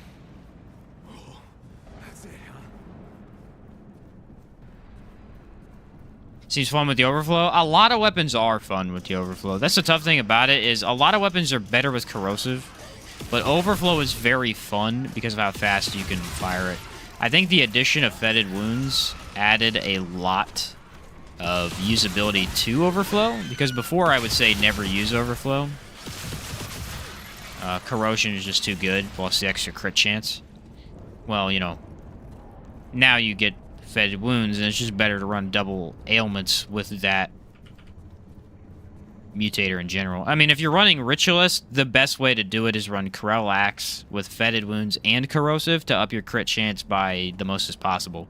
But if you're not running Corel Axe or Ritualist, then you're just missing out on too many elements, so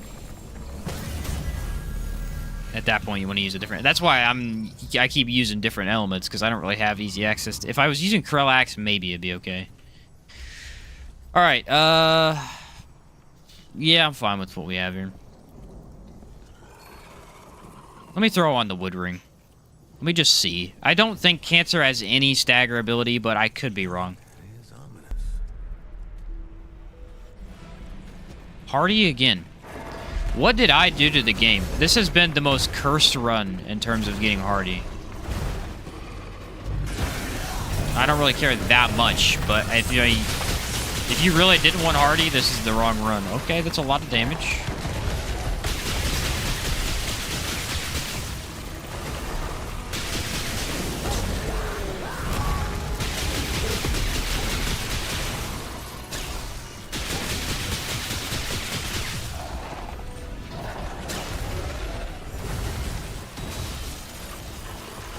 I mean, has there been a boss without Hardy this run? I don't think there has. I think every single one has had Hardy.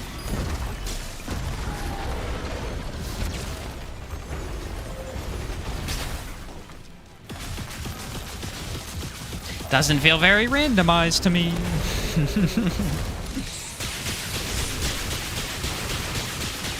This is pretty good. It's a very reliable weapon. I honestly like Overflow quite a bit. Overflow fixes the reload problem I have with it. Makes it a little bit better, at least.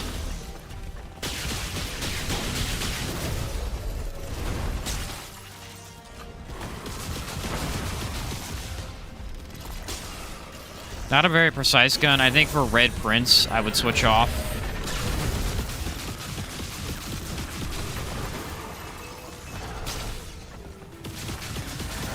Cancer's kind of a giant target, so this ain't really that bad. The thing about Overflow is I really don't like running it unless I'm running an automatic gun, because it's a lot of button clicking very, very quickly. Which feels unnecessary, but...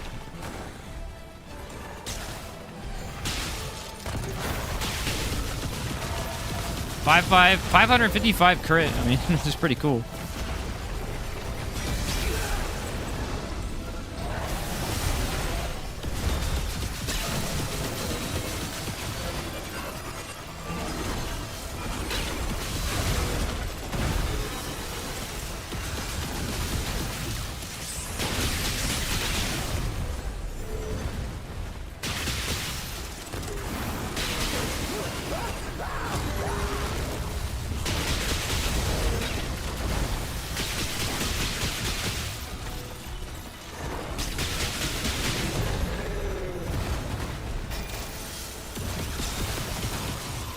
I mean, if you're able to get all of your damage stuff going, it puts in some good work.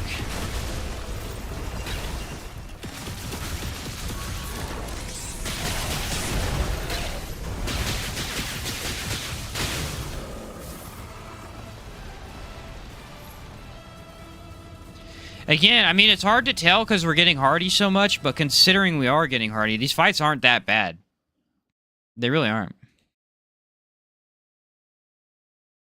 Went off for a moment, and the next boss has hardy again. That's what I'm saying, Astolfo. We're getting it a lot. Yeah, I feel like Annihilation probably will have it. We're going to go ahead and do something different. I'm not going to run Nebula for... I will run Nebula for this part, actually, but I'm going to use Monarch. This next part of the game is extremely difficult to deal with, and it's not balanced around sidearms, so we're not going to even try.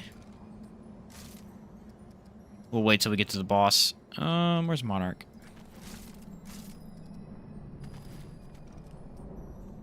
I like this wood ring. I think this wood ring is really, really good for a lot of these endgame bosses. I'm debating on running it on Venom. The problem is if I'm running Nebula, it's going to do literally nothing, so... Alright, we wanted Ring of Infinite Damage, didn't we? Yeah.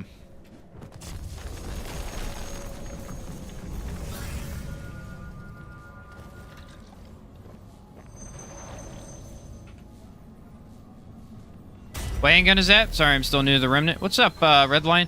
That was the... Let me show you. It's the Rupture Cannon is one I was using. It is found on Nerud. It's actually a little tricky to get. I would look it up so that if you ever find the dungeon, you don't miss it. Because it's very missable. But yeah, 10 stagger modifier. Let's take a look at all the handguns. Not a lot of them have a stagger modifier. In fact, Bolt Driver has a -10. Any automatic weapon usually doesn't have that much stagger. Yeah, Enigma doesn't have stagger. The double barrel does have stagger, which may put it over the Rupture Cannon. Double barrel might be in the top 3, though. I would say... as far as damaging handguns, Bolt Driver, Double Barrel, and Enigma are really good. Really, really good. You know, we could use Star Shot on Annihilation, too. That's always an option. Or we could use Sure Shot. Of all the bosses to use Sure Shot on, Annihilation might be the best. Because I know I can hit his weak spot, you know? Watch Venom get thick skin and hardy just to mess with you. Yeah. Just compared Anguish with double barrel on your typical ads. Both die with 2 shots, but Anguish has the bigger magazine. Interesting.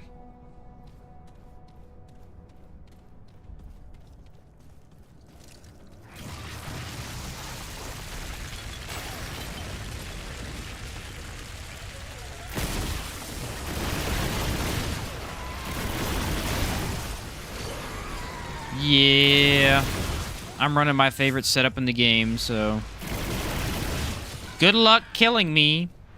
My mic might be too close to my face. It's hard to tell.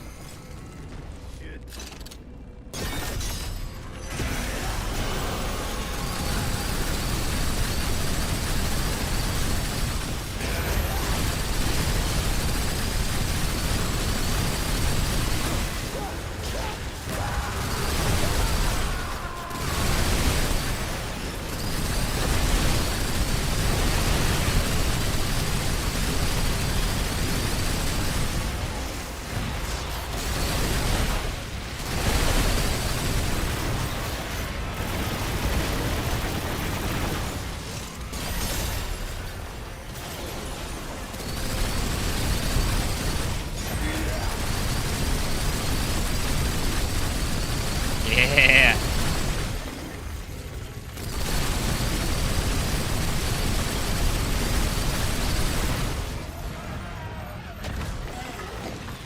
Monarch is king. The ability to just have infinite ammo. This gun literally gives itself infinite ammo. It's crazy.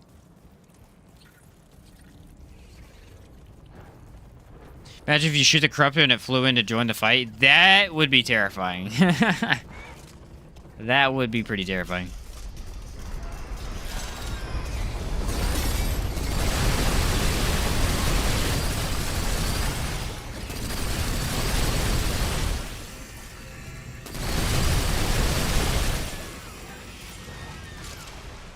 Yeah, that's really cool. You can literally just shoot the ground and it'll attach, you can shoot through enemies, so.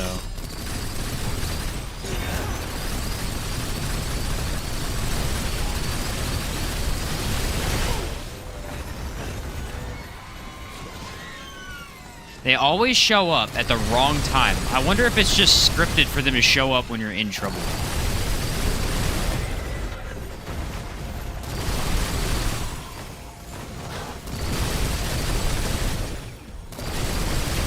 I think it's somewhat random.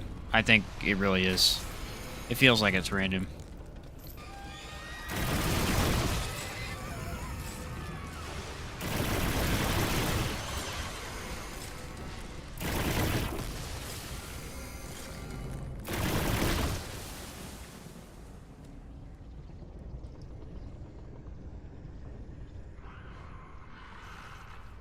Yep, there they are. You gotta wait on them or they show up at the wrong time. Let's do this. Mini Venom, here I come. Well, let's try and kill the other guys first.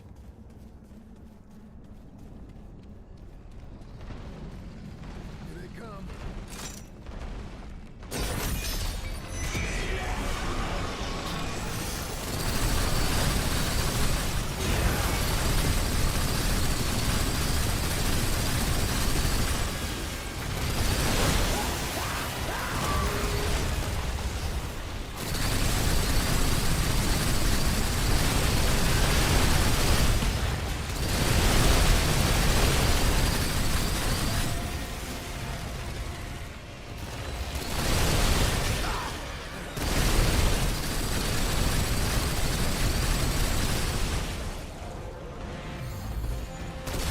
Yeah, I really like running Gunslinger as secondary right now.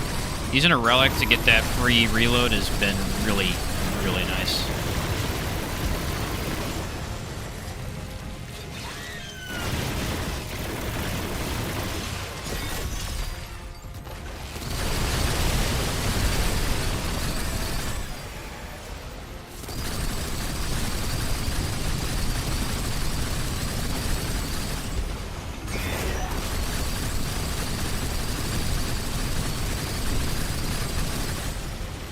I mean, how can you pass this gun up, dude?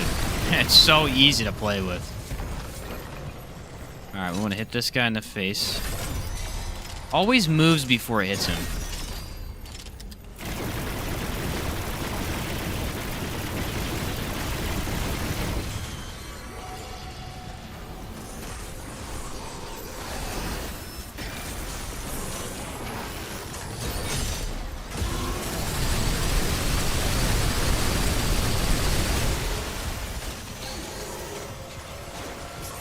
Yep, of course I was in that.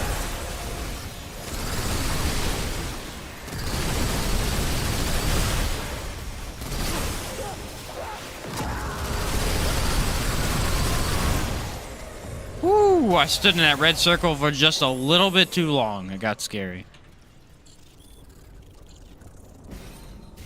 How quickly do you think you could beat the game on Survivor? Always so impressed with how well you move and know the mechanics. Again, it's only because I played for so many run-throughs. On Survivor, it'd probably be about 2 hours. Yeah, I would say about 2 hours. It takes a while to get through the areas, even if you're killing bosses quickly. It'd probably take about 2 hours. Right now, we're at a comfortable 3-hour mark on all of our Apocalypse runs, about 240-ish on most of them. And I feel like I could cut out 40 minutes if we Or insta-killing bosses. Alright, now we can use Nebula. I just couldn't use it for that area. I need the range.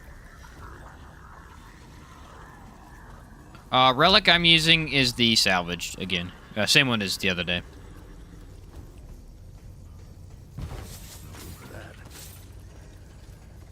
When you're running Gunslinger, salvaged is one of the best. You need to be able to use your Relic instantly so you can get that reload. It's a huge benefit. I've never run Nebula with Gunslinger for actual range damage, so this will be interesting. Ah, he's gonna die to corrosion. Not interested in attempting speedruns? Not really. It's like I'd love to say, well, maybe, you know, but I just not really. I was always asked to do them in Outward when I used to play that regularly too, and it's just not that interesting to me. I like to time myself beating this game just to compare which builds are better, but I don't really like try to run through the game as fast as possible. This would be a good game to do it in. Like, this is one of the better runs to speedrun. Because it has a lot of roguelite elements, and roguelites that are kind of built around speedrunning the game often.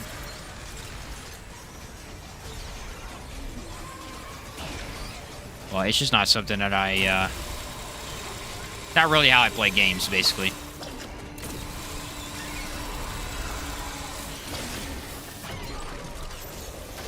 This is just super beneficial because of the mod. I'm able to regen it, and Maelstrom is, I think, Nebula's best mod, or best mutator.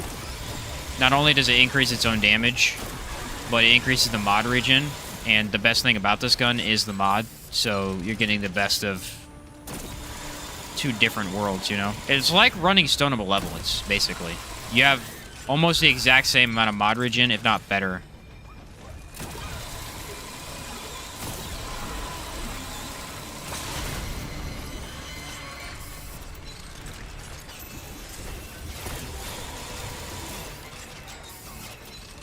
Yeah, look at that reload. Very nice reload on Nebula.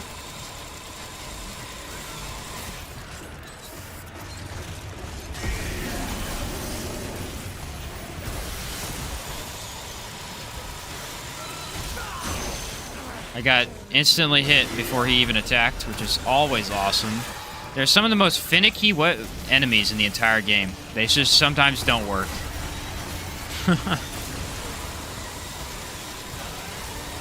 Not a lot of crit damage there.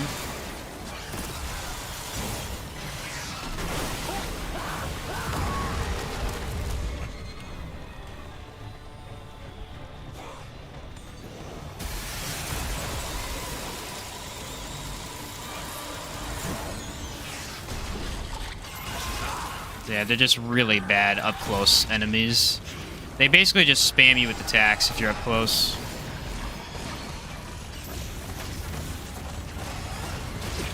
And they hit you before they even get to you, which really sucks. I mean, it really sucks. Such a crappy enemy.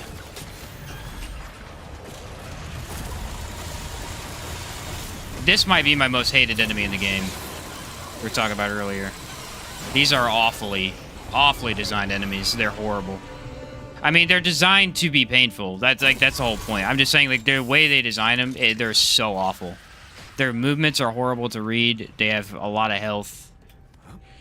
Yeah, they really suck. They really, really suck. From my knowledge of the game, do you think you could get some decent times? Probably. Yeah, I mean, if I threw on a speedrun build, I could run through a lot of stuff. I know where all of the bosses are and kind of how to get to them, so I could definitely do it pretty quick if I... Maybe I will eventually just do, like, a really quick playthrough. I'll set up 2 builds for it, like a damage build and then a runner. We might do that sometime. That could be a fun idea.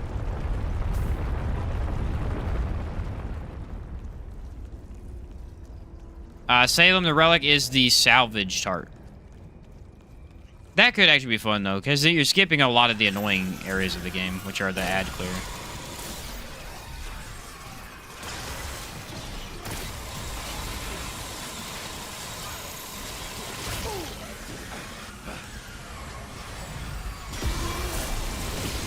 Dude, these enemies are literally just like there's no way for me to dodge them.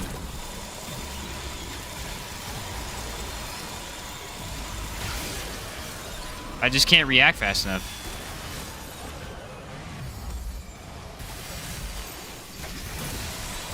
Yeah, this might have been a bad idea. I'm kind of worried now. It's not doing a lot of damage. I mean, the mod will be great, but it's not doing a lot of damage, so I think I would have been better off going Rupture Cannon or Venom. Although maybe not. It's really hard to tell until I'm in the fight.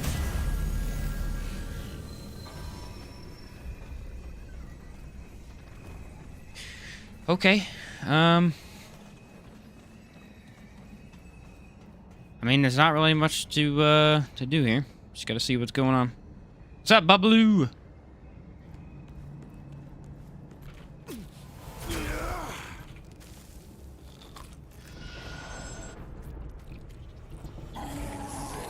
Empathy is actually one we did not want, so.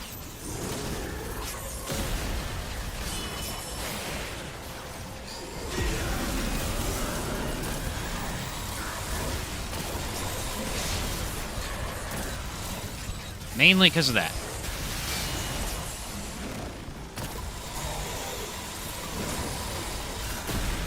Why is he doing his stupid attack instantly? That is really annoying. Usually he waits a little bit before he does that. Yeah, this is not a good weapon for him.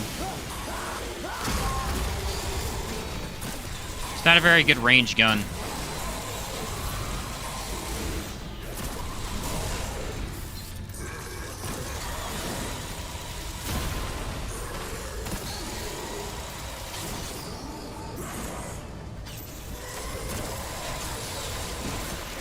The mod can hopefully make up for it, but I don't know.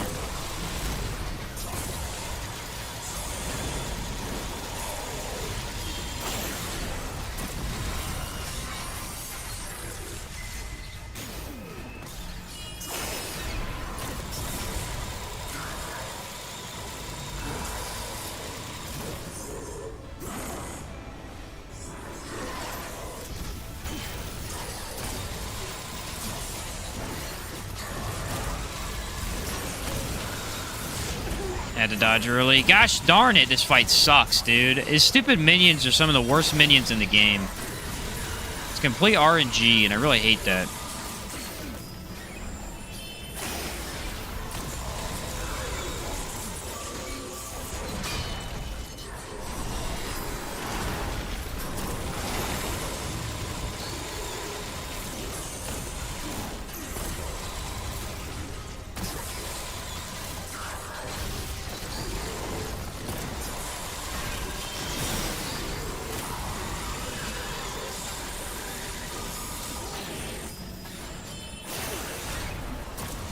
It's almost better to not even reload and just wait till your bullets are out.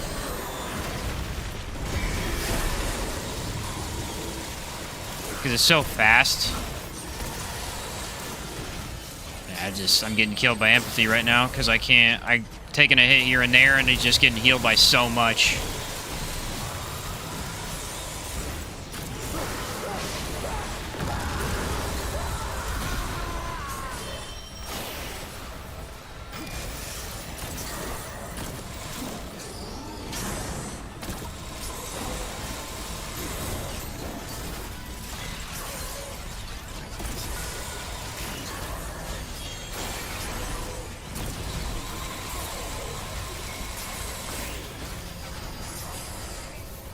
Nope, he didn't do it? Okay. I ran out of ammo. Haha.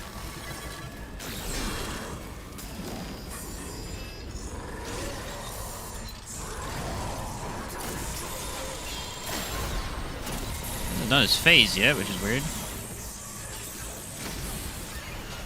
There it is.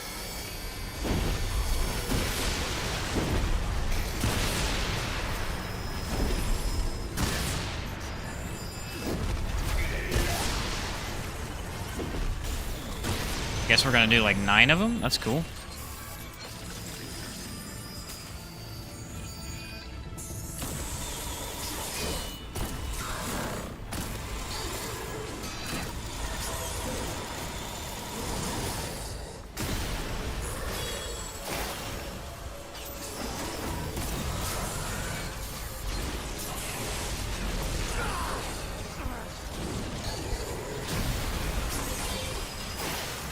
just too chaotic right now.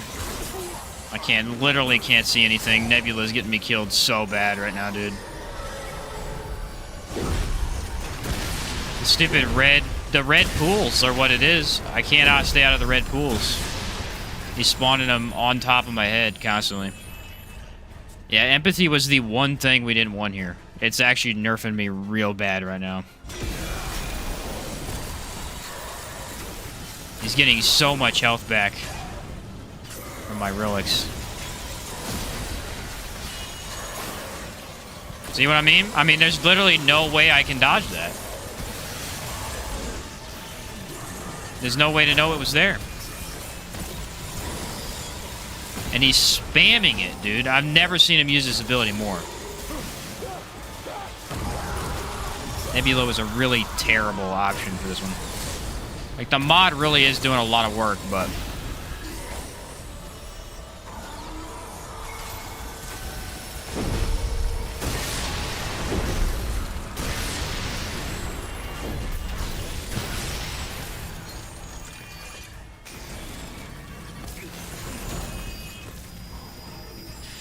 Okay, 3 relics left. Let's try and not use them.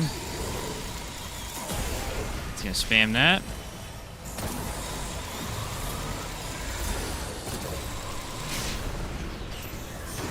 Again, with that ability, dude. I mean, this ability is the worst attack in the game, and he's literally just spamming it over and over and over.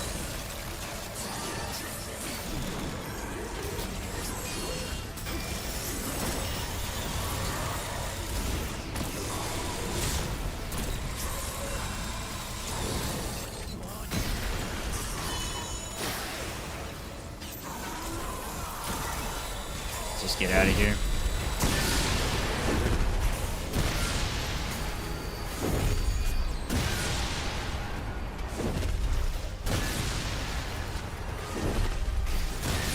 My instinct is to take a relic to get my stuff back, but I can't do it.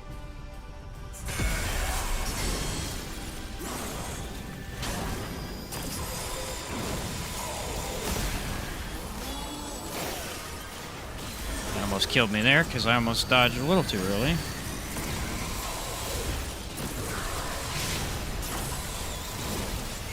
So much with this attack. I mean, so much, dude. Why, though? Is it because I'm staying up close? I don't know. He's just spamming it way too much. Yeah, it took a little too long. Nebula doesn't have range damage. It's mod and the corrosion damage over time. It just doesn't have really any damage to it. Unfortunate.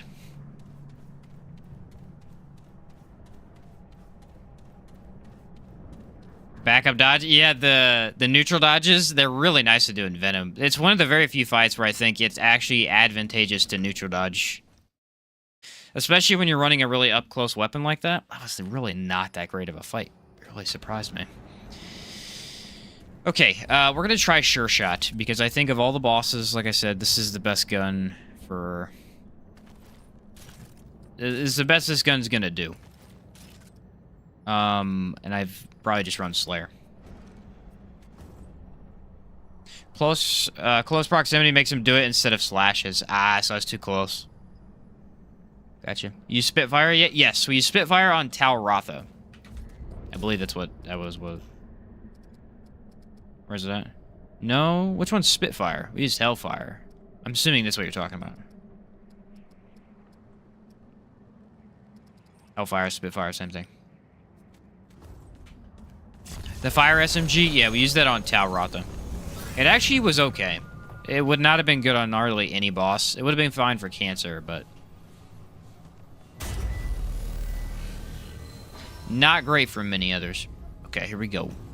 Annihilation with Sure Shot. Yeah, Hellfire and Spitfire makes it... yeah, it's the same thing. What are the worst of fixes now? Pretty much the same stuff. I mean, Hardy's awful. Empathy's awful. Thick Skin is horrible if you're running crit builds. Skullcracker doesn't matter at all. Ever. It's never a factor.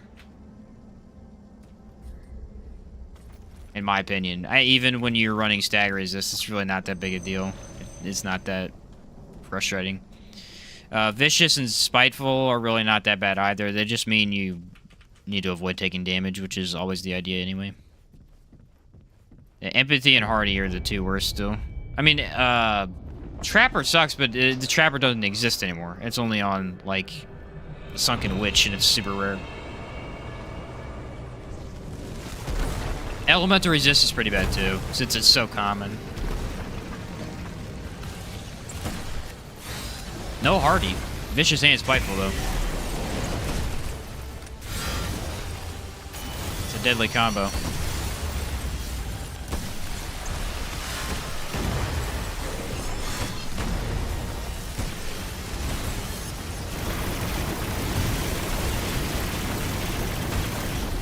Well, I kind of forgot about the orbs a little bit. I always do that.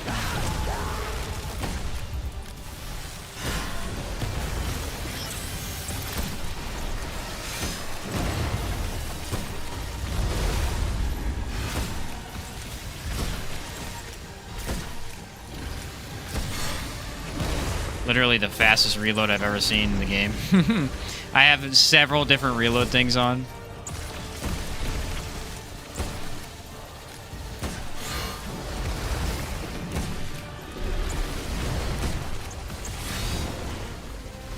I love this fight so much, by the way. I've gotten so used to it. It's really fun. It's actually become more of a game to try and shoot when I shouldn't. Just to see if I can. You know, like in between timings and stuff.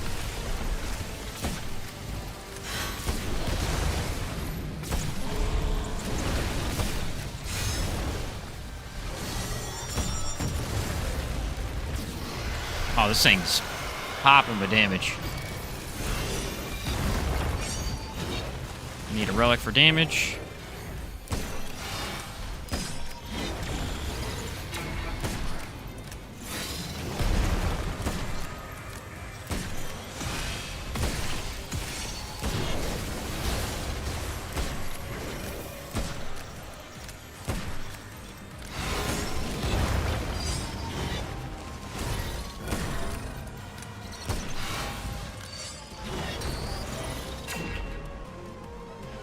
A good damage phase here.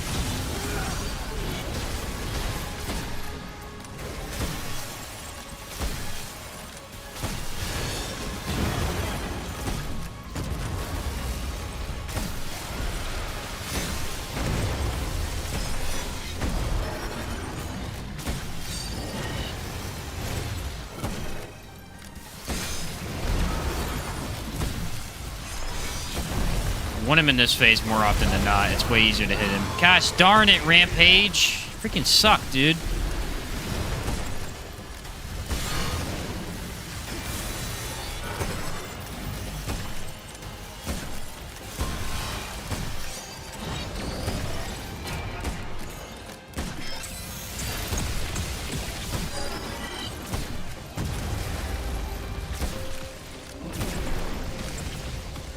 I actually do need some ammo here.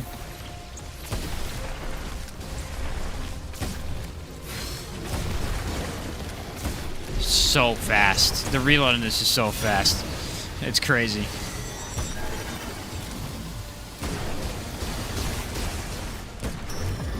Yep, that's what I thought.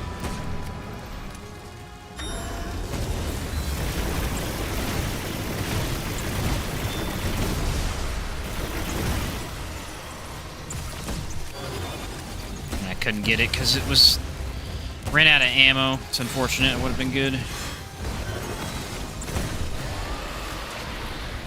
Would have been nice to have my damage stuff for right now, but okay.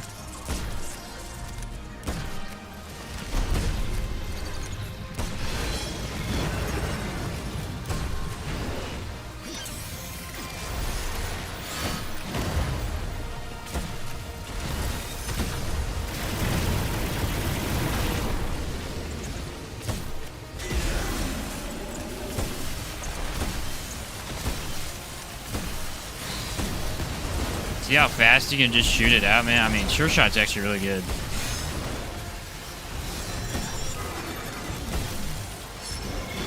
But I mean, it's really gonna be useless unless you got a gigantic weak spot, though.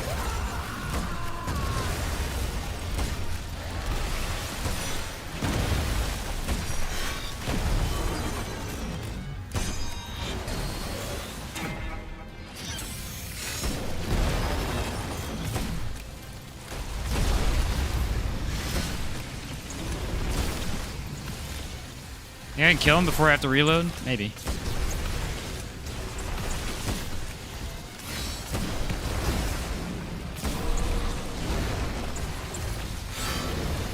So the only thing that ever gets me is those stupid lasers. Nice. Sure Shot's got a lot of damage, man. For a pistol? Literally for a pistol. This thing just... 3K?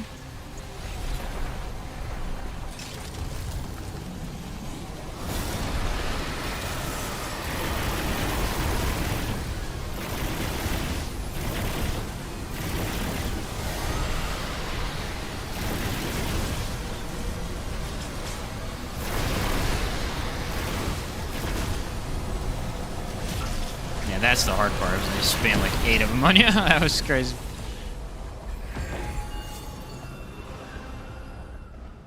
Master the fight. This is a really fun fight after you used to it.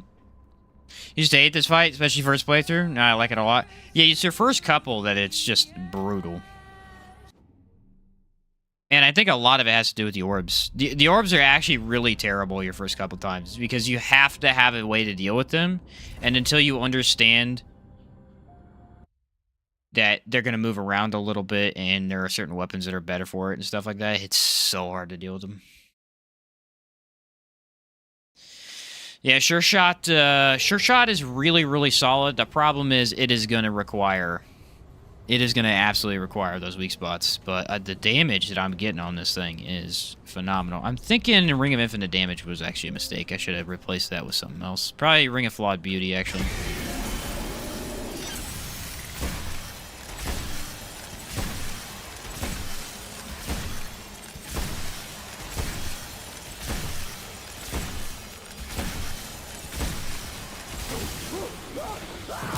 Maybe more crit? I don't even know. Akari... Did I have Akari? I think I did. It's really good.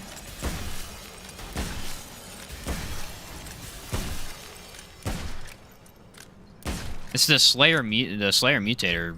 Really nice on that. What's up, Nebler?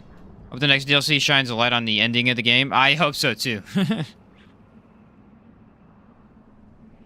Can't confirm the orbs give me nightmares. They're trouble, man. They're trouble. All right, what have we used? We got Sure Shot, Anguish, Bolt Driver, Corrupted Meridian, Corrupted Rune Pistol. We did not use the Cube Gun.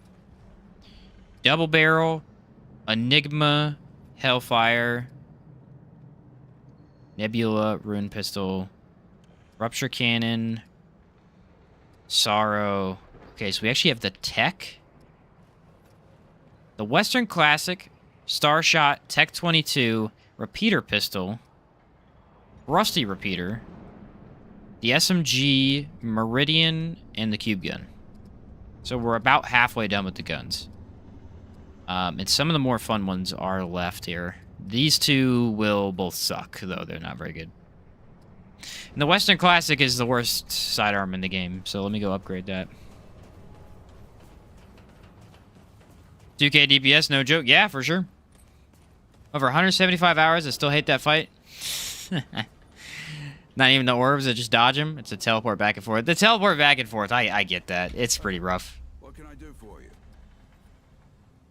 Remember the one-shot swap bell with Sniper and Sure Shot from Ashes? I do, actually. Well, I need to buy more iron, though, don't I? Be safe out there. Let me go buy that. No, I haven't used the SMG yet. We're gotta use that, too. I will probably just throw momentum on it. Either that or Fetid Wounds. I haven't decided.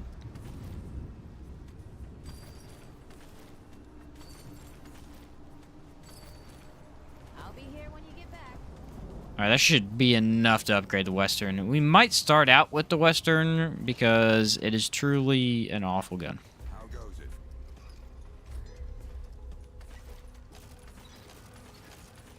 Just a worse version of the silverback, really.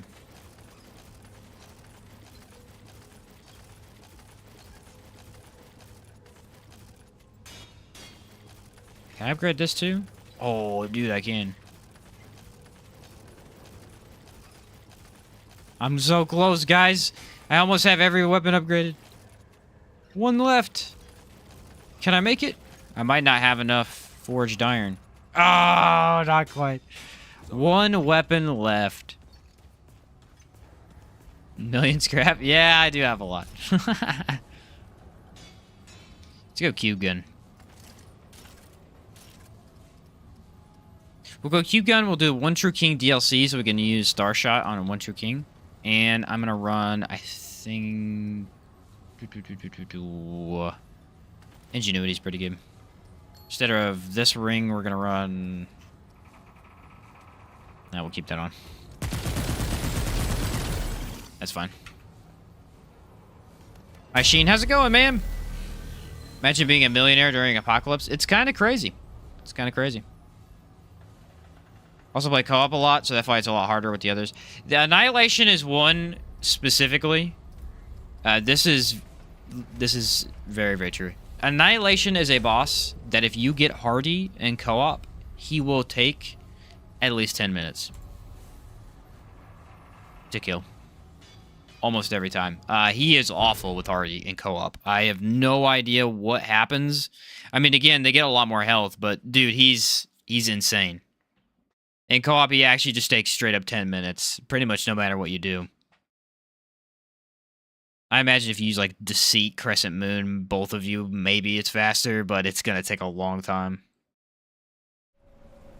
Remember when we finished Annihilation? First phase was the boys for the first time. We were celebrating, and then they threw the second phase at us. Yeah, they're like, you thought you were good, but you're not. There's more. Why? Why are you doing this to us? We can actually take off Void Idol for this and run something else because we have infinite ammo, so. I guess participation medal is not bad.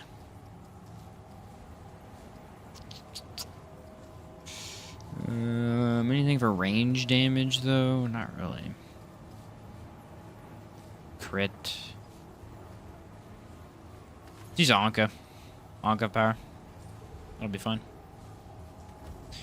For the Star Shot build, we have to switch stuff up, so be aware that's a thing we gotta do. Meta God mode healer just for the last boss. If the people I'm with die, just switch to that and no one dies. Nice. There you go. Star Shot with Richos Archon. The blast pen is just silly. Yeah, we're gonna try it because I wanna record it. It looks awesome. Yeah, exactly, Sam. Like, literally, hardy in co-op just feels like 50% more health. It's nuts. Yeah, this is the mutator I want to run with this thing. It's so much better. So much better.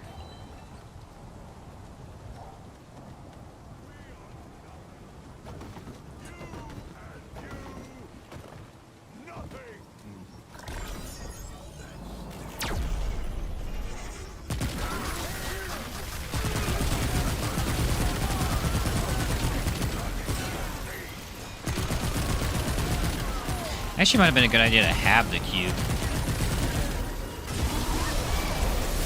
Oh, I got minions, dang it.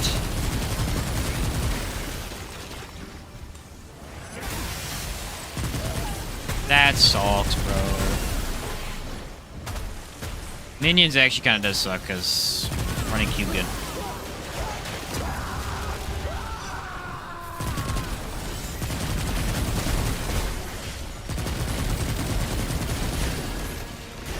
Gosh, this frog is just... His attack pattern is just truly awful, bro. And the no weak spot thing sucks.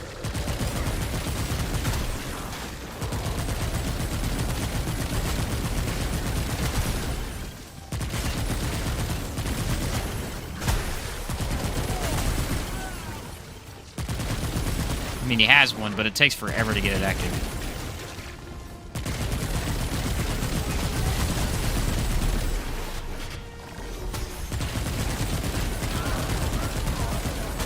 All things considered for the cube gun, not bad at all. Not bad at all.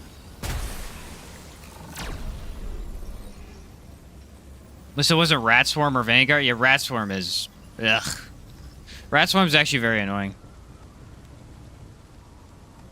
Really enjoy hopping in someone's game. I'm a healer and just letting them play whatever they want. I actually like it too. That's why I'm a big fan of the fact that they let you do something like Root Doctor. It's very fun.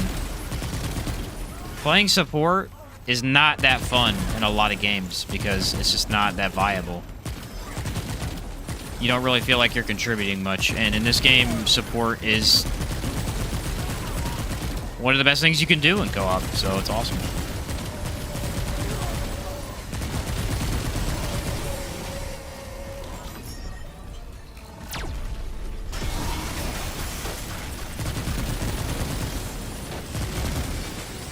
Dang it, I'm missing too many bullets.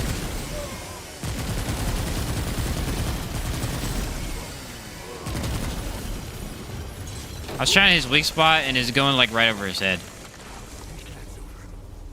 Basically your blaster setup but with Star Shot instead of Corrupted Meridian. Easiest Apocalypse run I've ever had. Oh, I should try that this time then.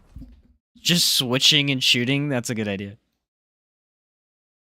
So the weak spot on the frog, from what I can tell, is his head, but it's impossible to actually hit it unless you pop the green pustules first.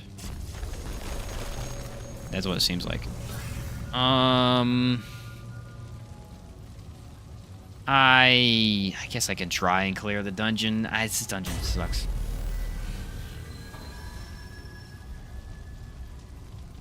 Cube gun makes you immune against the red dots of Annihilation. Yeah, it's super cool. I really do like the mod a lot. Blue frogs are the worst because they're armored. They are thankfully pretty rare, though.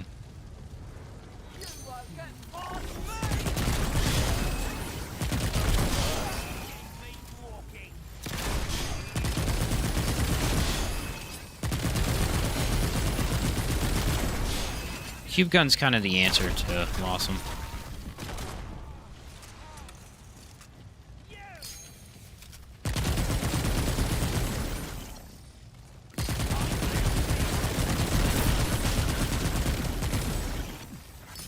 Thank you for that.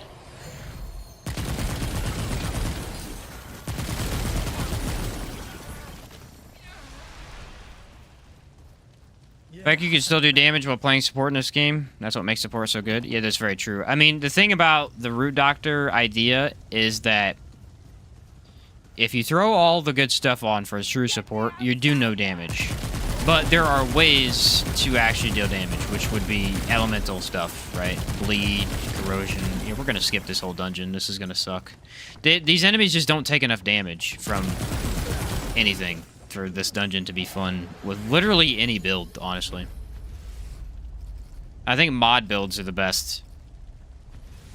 Those are the only ones that just kill these enemies. The literally guns just don't do hardly any damage. It's very weird.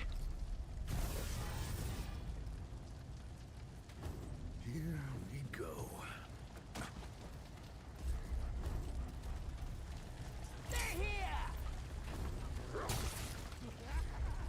What about the participation medal? Let me throw that on.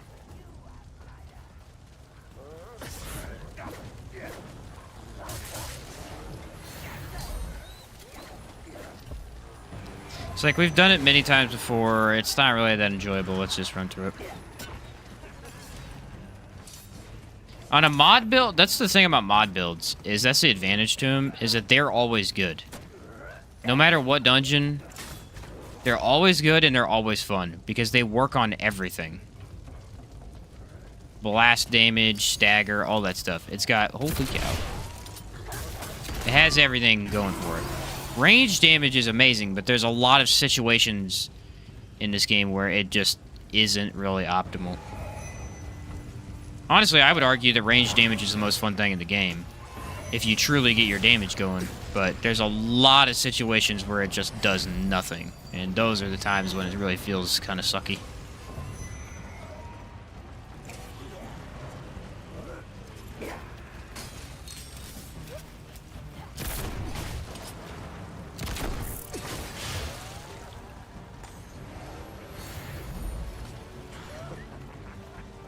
Alright, we made it. Yay! Cube gun against the witch is not going to be that bad, I don't think. Not going to be that bad at all. Did the Root Doctor build my friend on Apocalypse on Annihilation? Had someone join and we just sat there healing? That's fun. It really is a lot of fun. Okay. Challenger. Gunslinger.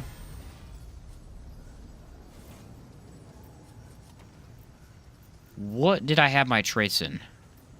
That's ultimately the real question. I think it was long shot.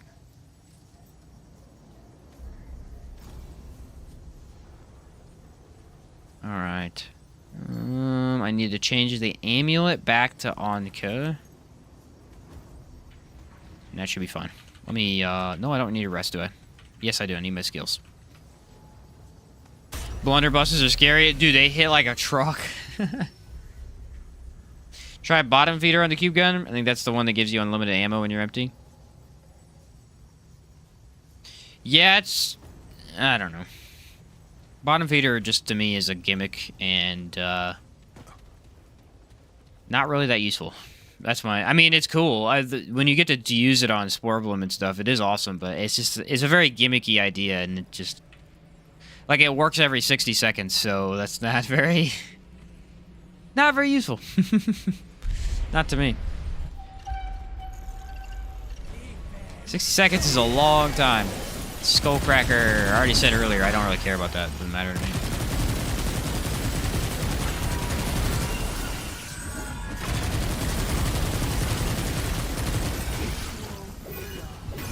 Wow, that came out of absolutely nowhere.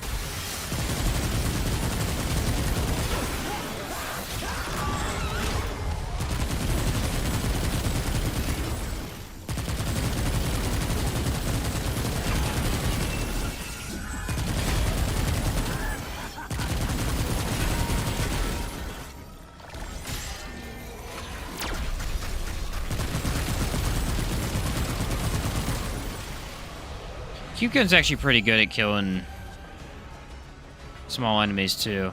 I mean, the infinite ammo thing is super nice. This is definitely one of those better fights for it. You know, really anything where close range.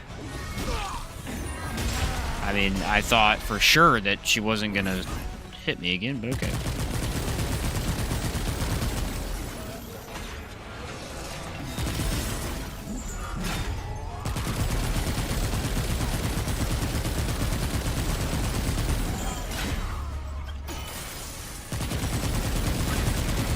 Actually getting a lot of damage in.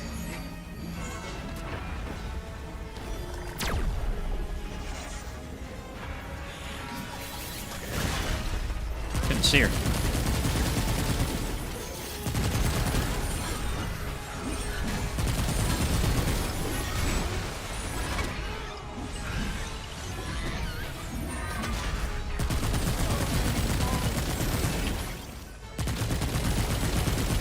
I still think this is one of the better boss fights in the game. I really like this one.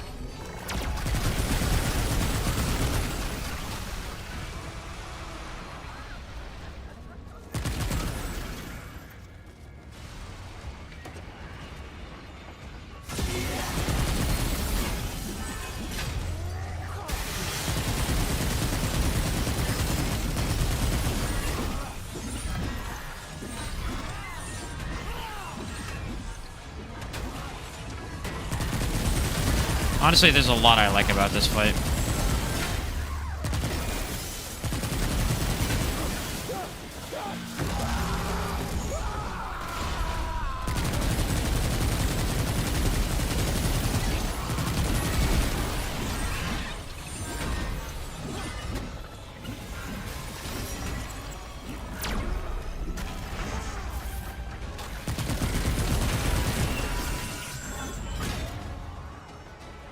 Cube gun doesn't really do the most damage in the game, but it does quite a bit to be viable, and is just super useful.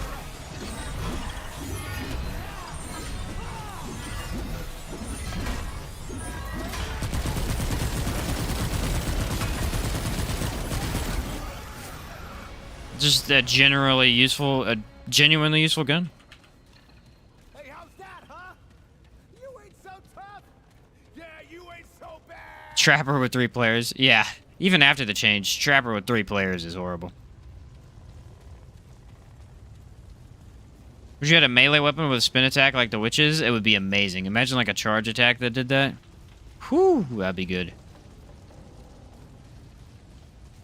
Favorite looking armor set? Yeah, the red stuff is solid. It's hard to go with that. It's really good looking.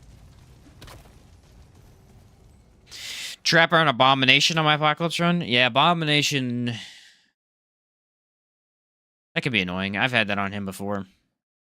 It's not one of my worst ones. Well, yeah, the thing is you gotta dodge into him, so it's pretty sucky. Yeah, before Trapper was way too big. I made a video complaining about it because it was so bad. And like 90% of people agreed that it was just absurdly stupid. It was like 10% that are like, just dodge, bro. Bro, it's not that hard. To them, I have to say, you're wrong. Sorry. Let's run possibly Harmonizer. We gotta like reset up the whole mod build here. I might want to run like, I don't know, dude. I might have to like create a whole new build for if I'm gonna run this weapon. This will be really nice for going through areas though, because we all know areas suck. We do feedback, I guess. What's more thing in Apocalypse for me is having enough definitely stuff to take on take 2 hits from bosses. Yeah. That's why Shielded Relic is so good. Shielded Relic is really good for that. We want what? Detonation trigger?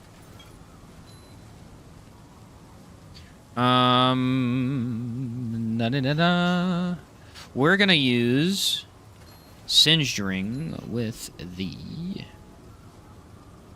Where are you, my friend? Stone of Malevolence with Burden of Gambler.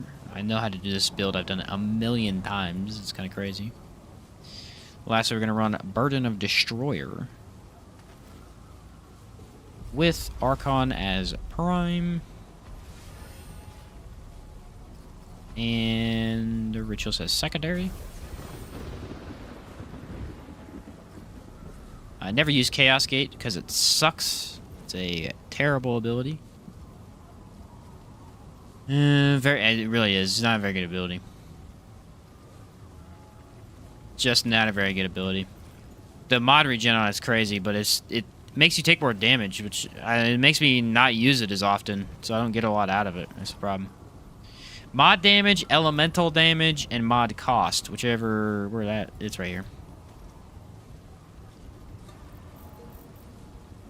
I'm gonna go ahead and redo my traits because I know for a fact if I shoot myself, I'm just gonna die. Better now, but still a threat. Yeah, still a threat, but manageable. Exactly. Shield Relic's one of those that, I mean, it has a lot of versatility. Because all you gotta do is have a little bit of healing and you have so much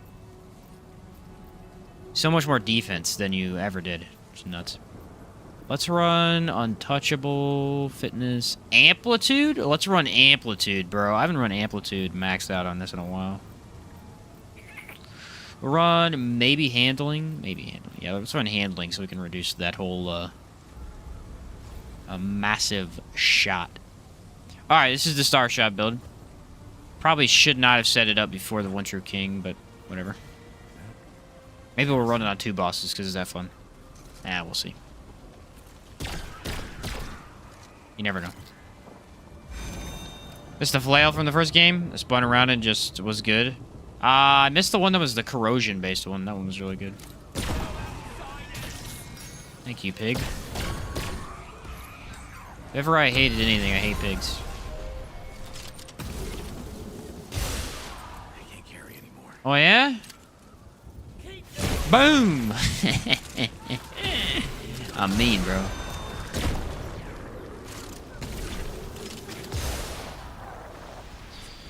Still amazed that I managed to brute force my way through Nightmare with a build based upon solely corrosive Stone of Malevolence and Archon Gunslinger. It's Stone of Malevolence with corrosion stuff is really good. That's really all you need to be somewhat successful. This is just too powerful, dude.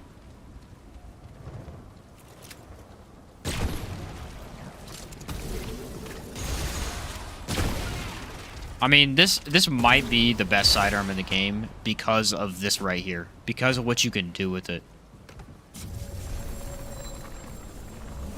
When they changed the Felion, they made this gun ridiculously powerful. For no reason at all.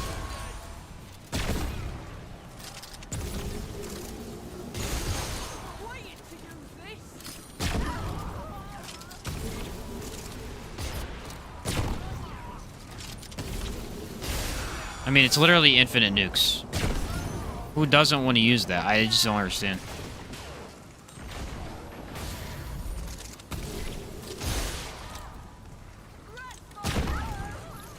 And you get a lot of crit on it, too.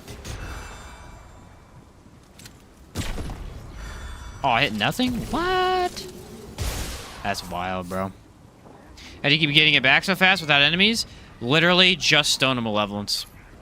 Corrupted Meridian regens its own mod energy with Stone of Malevolence. So you just shoot the ground, and boom, you have all 5 back. Yes, it's that dumb.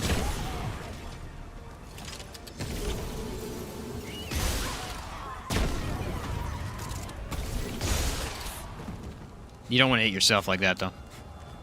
It really is that dumb, though. You literally just have to have Corrupted Aphelion. That's the only requirement.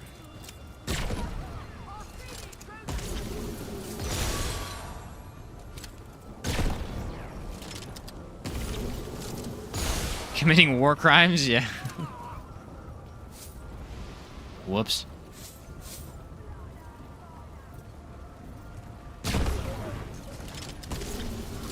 I mean, is it annoying to be on fire all the time? Yeah, but whatever. It's over.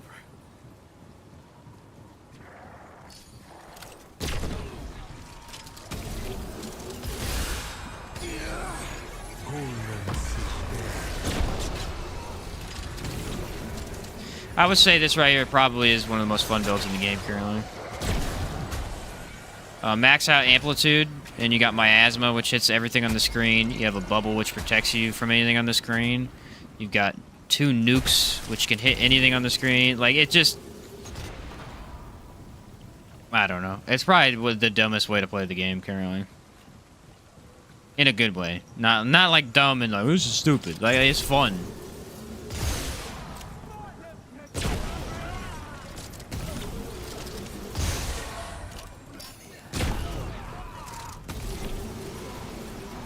Starshot in general kind of sucks most of the time. This makes it literally so good.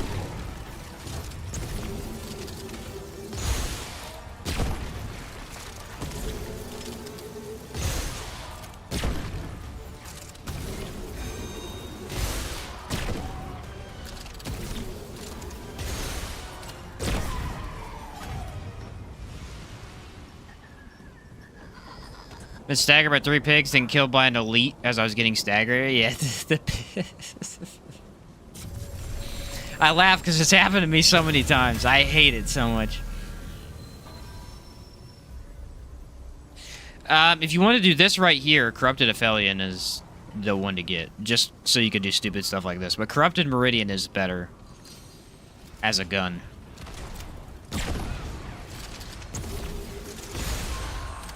This is just a little cheesy right now, you know? Everybody likes a cheesy tactic, though. No hate. Basically, the best way to use it is to shoot and then dodge backwards. So you know you're not going to get hit. Works every time.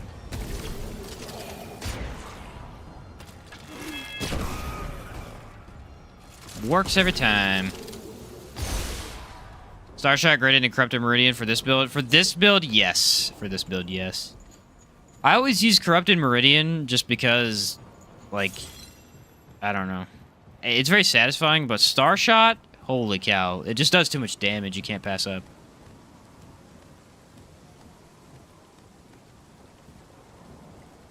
Yeah, like how the deer push you off the map. Exactly.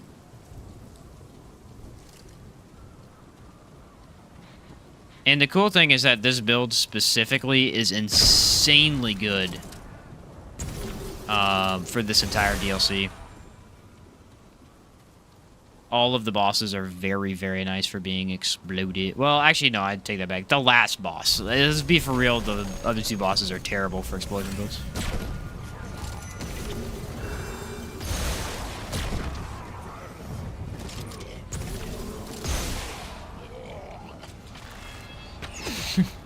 Seems so busted? Yeah, yeah. Yeah, it does a little bit. It does a little bit. I have no idea if they're ever going to fix it. But I don't know if they want to keep it this way or not. I mean, it's a little dumb, but... I don't know how you would, unless you make Aphelion not hurt itself, which would be really tough to do.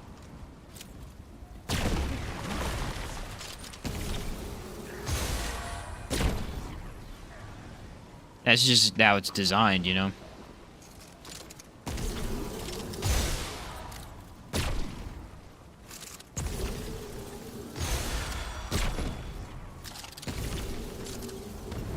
He's not aggroing. That's weird.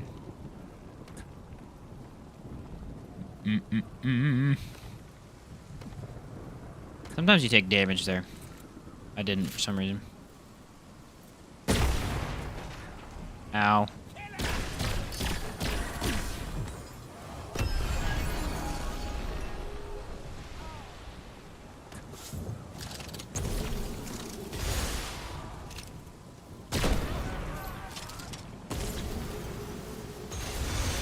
See, the other day when we did this, we ran into frogs left and right. I think every enemy was turning into a frog, and for some reason, none of them this time turned into a frog. How does that make any sense? Oh boy, the Ladder of Doom. Let's see what we get over here. It's actually not a bad way to farm out items, because there's usually a ring right around here. It's like, this is a survivor with how easy it looks. Yeah, it actually does.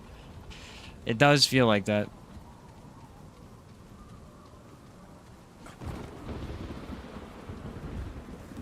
$50-50 for frog spawn there. It's just... Sometimes you get it, sometimes you don't, I guess. I don't know.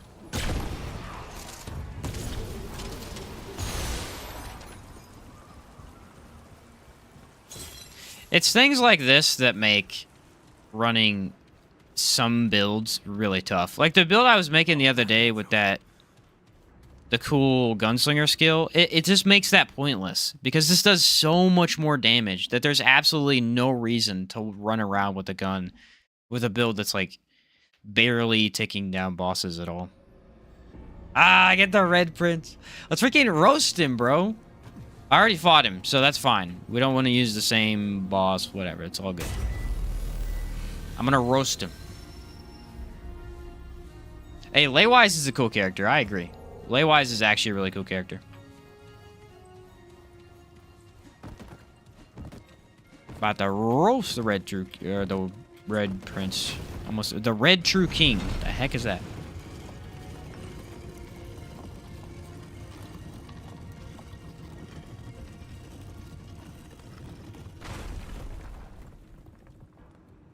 Oh, hey. Anybody who wasn't here the other day, you want to see something cool?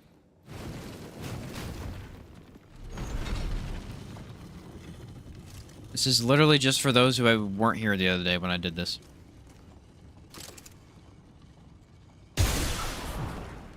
Okay, I may have done it a little too hard. Ah! That's not what I was trying to show you. I'm trying. That was not it. Give me a minute. Give me a minute and I'll show you it again. That was the wrong way to do it. For some reason, it blasted me so... Oh, it's because I maxed out amplitude, I think. Let's see if I can... No, I have an idea. I can do this. This won't be too bad. The other day we were using the wall because we didn't have amplitude maxed. I just gotta stand like right here. Alright, you ready?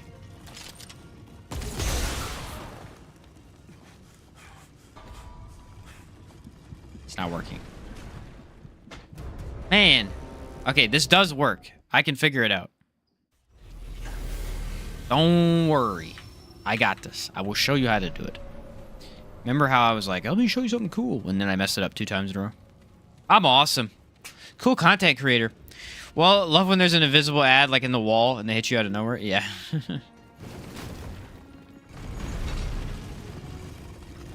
Yeah, Apocalypse spawns the aberrations a lot more. It's very true. So, the blast distance is freaking huge. So if I stand like right here.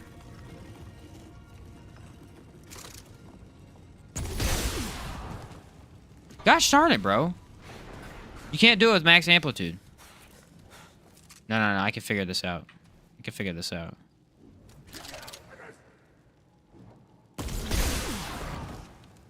Holy cow. Alright, we're done. That was supposed to be really cool and fun. And it's lame now. Did I do it with Star Killer? I thought I did with this one.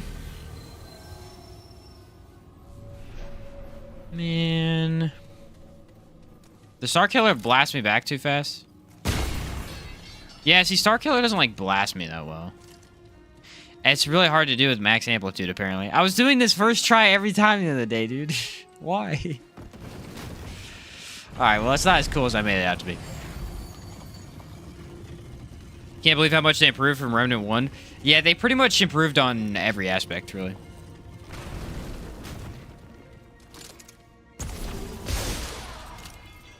Pretty much improved on everything. I mean, they made it easier. It's a lot easier than the first one. But I think that's fine. I really don't see a reason for the game to be that hard. And honestly, the reason the first one was hard was because of the grind. It was really tough to grind everything out. It took a long time. You basically could play the game twice as long as you played this one, and you would end up with probably less stuff.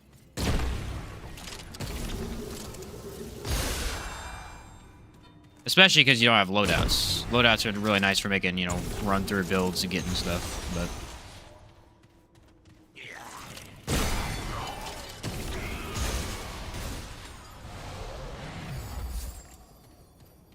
First one did have some pretty cool puzzles, though.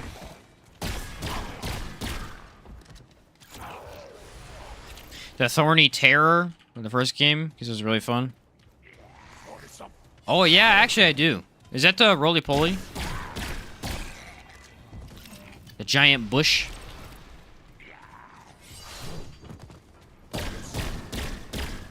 You played the Remnant 2 Platinum today? Nice, dude. Epic. I actually have all the achievements now. The last one I needed was give Laywise the Feastmaster thing. Apparently that's an achievement for some reason.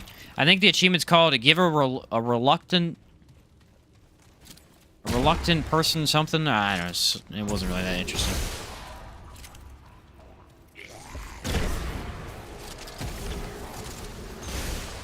I'm just having a lot of fun right now. I'm sorry for those who wanted to see me switch to another weapon soon, but I'm having a blast.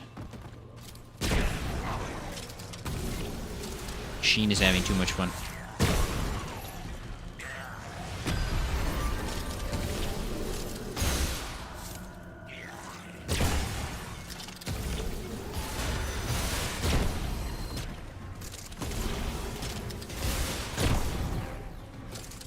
So easy to switch too. Like, it's really easy to just boop, boop, boop, boop, boop. Keep her going. No ammo. No ammo required for this build.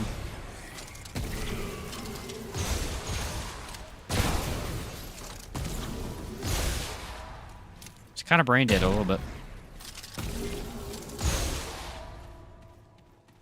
Gotta give him the rotten meat from the first area? Yeah, that thing. Threatened to the cook guy after waiting for 3 days for the meat thing. Yeah, it takes forever.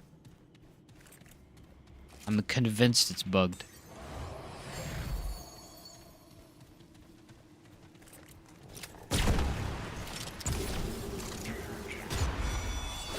I see absolutely no reason that that wouldn't be bugged.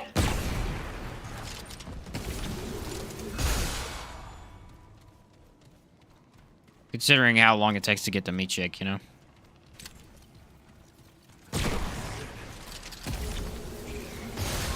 Probably should have gotten it right, but I didn't. This is one big reason I don't usually upgrade amplitude, is the distance on this is so big. Even if I don't blast myself, it still hits me with fire damage.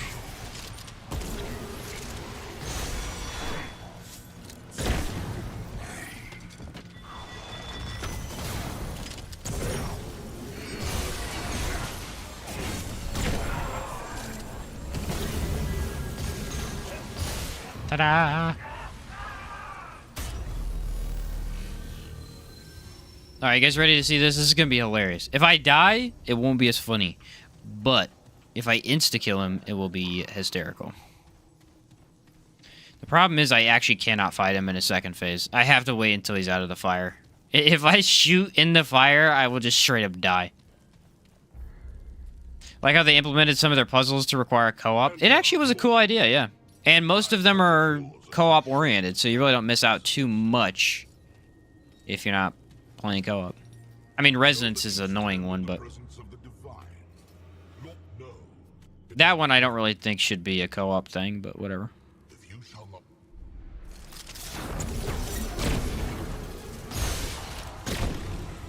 I knocked him off. What's a skull cracker showing up all of a sudden in this adventure?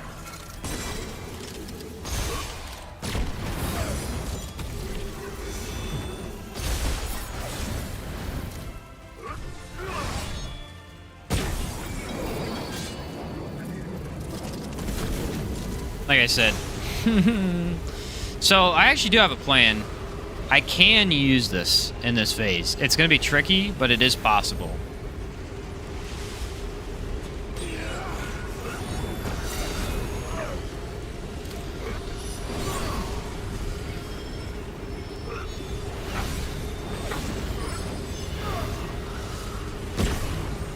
Because it doesn't kill you if you zoom in all the way.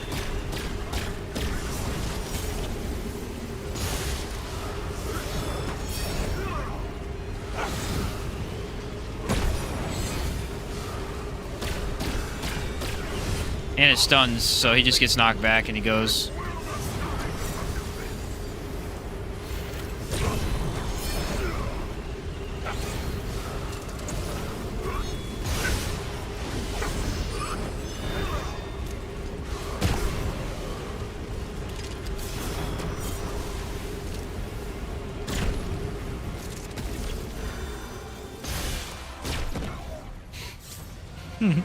It's so brain dead, but it's so much fun, man. It's so brain dead, but it's just a blast. Like, there's nothing not fun about this. Like, this is the hardest difficulty, and you literally just deal chunk damage to boss health. It's crazy. How to get the corrupted shards after the event? You can still, basically the same way. You still gotta kill the dudes, the random aberrations. So the best way to do it is to make sure you're on Apocalypse, because that's when they spawn more. And I get more on Yesa than anywhere else, but... Orbital strikes. Yeah, dude. The Orbital Command Center. It's like that gun in Halo 4 and Halo Reach, whatever they called it. The ordnance marker. You like mark a target and then they blast it from the sky. Epic.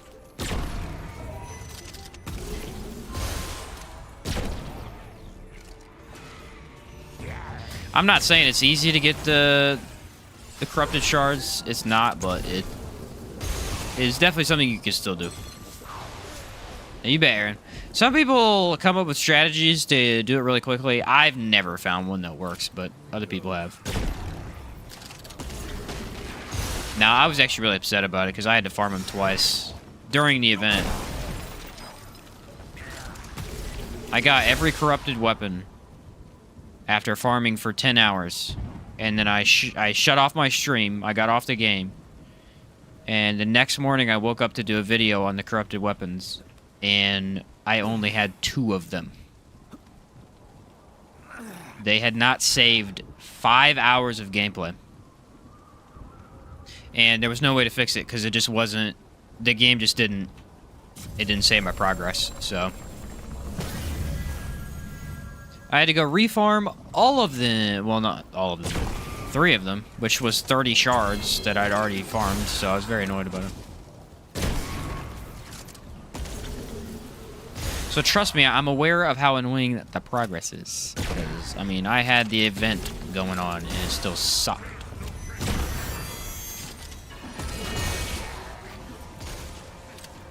The advantage of the Aphelions mod is that it has distance. Or not distance, it moves enemies. So if you hit an enemy with it, and they're in an animation or something, it'll just send them reeling backwards. It's hilarious. Heard something about Corrupted Savior being a thing soon? Yep, they have basically like 80% confirmed that's a thing.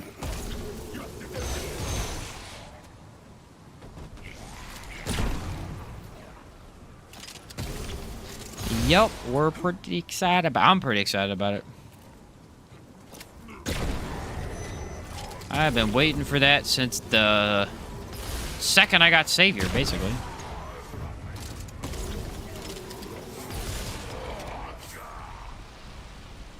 I'm telling you, Savior really wouldn't be that disappointing if the one in the first game didn't exist. The problem is what they should have done is just made a new gun if they wanted it to be that. I think they should have just made a new gun, and then people wouldn't be as disappointed. But since we all go, "Oh, Savior, bro, it's freaking Savior," you remember Savior from the first game, and then it does something completely different. So. Miasma with Energized Net Coil is actually pretty fun. Yeah, basically you insta-kill everything. My favorite way to run that is max cooldown. Max cooldown with Energized Net Coil and Miasma. You actually have some decent damage, and, I mean, you can literally spam Miasma every, what, 10 seconds-ish? I mean, we made Savior work the other day. We literally made a build that build I made the other day that we ran, you can run every gun in the game. And we ran Savior, and it was just still... It was very doable, but... wasn't that enjoyable.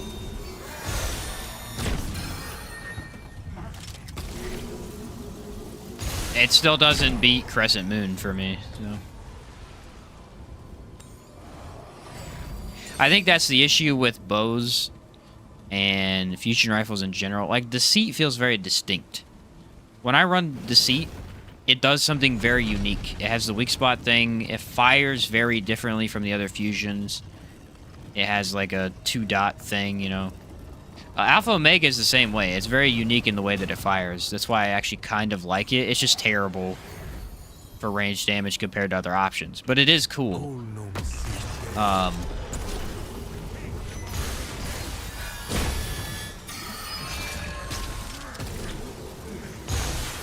But all the bows and Savior, they all feel the exact same. Because they have the same mode of fire.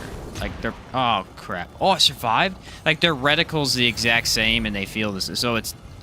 They're just too unique. So you basically just end up going, well, which of these is the better one? And it's Savior's. Or, Crescent Moon. So then you just run Crescent Moon.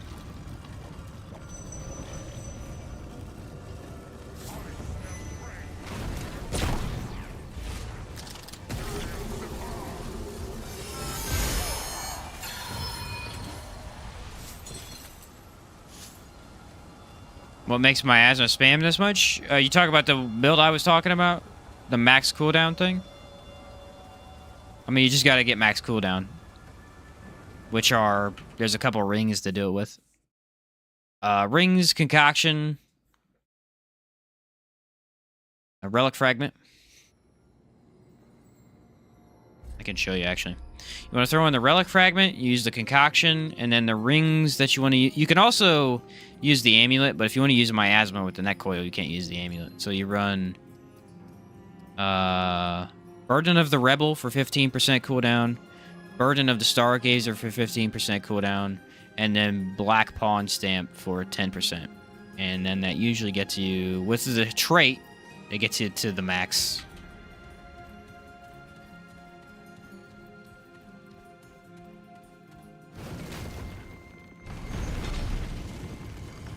Repulsor shotgun's cool looking for me. It's basically the exact same weapon that it was in the first game. And basically the exactly as effective. It didn't really change at all. It's a good gun. But, I mean, 5 bullets, tough. I would not run that gun without extender. I think it's the best mod for that. And, I mean, it does good damage with range builds, but I think even forged scattergun's going to be a better option, personally. Just a couple more bullets is really nice, and then you can run a different, a different mutator instead of extender on the forged scattergun. Ritualist is better as a secondary archetype. Alchemist is prime. Well, depends. The Ritualist is actually usually better primary if you're going to be spamming, if you're using status to insta-kill dungeons. For boss fights, yeah, pretty much doesn't do anything. Well, I guess it does increase your damage, so it's either way. If you're running Alchemist, though, that's very true. Alchemist is better prime. It does almost nothing as a secondary. I mean, it doesn't do almost nothing, but it doesn't... You're losing a lot of benefits as running it secondary. Same as Engineer. Alchemist and Engineer are the two that you really never want to run secondary if you don't have to.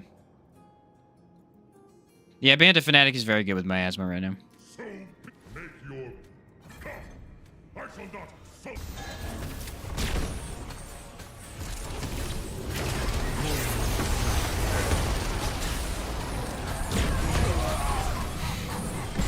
I killed myself. I shot myself, and then he hit me in the head. That was inconvenient. I literally shot myself in the head. Whoops. That's amplitude for you. Tried the synergy of the Spirit Wisp Amulet with mod builds for faster skills? Yeah, but it's just not... The problem with doing that is you're mixing skills and mods, which is less effective than just going full in on skills for me. It's a cool idea. I mean, it's not horrible. You can do some cool stuff with it, but I usually like to just go the other way.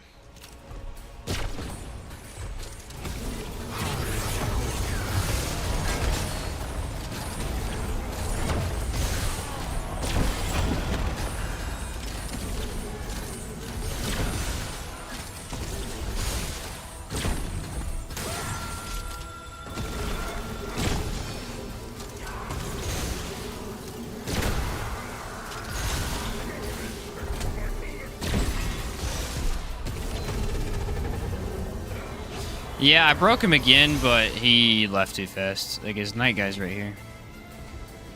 How you doing, buddy? You don't look so good.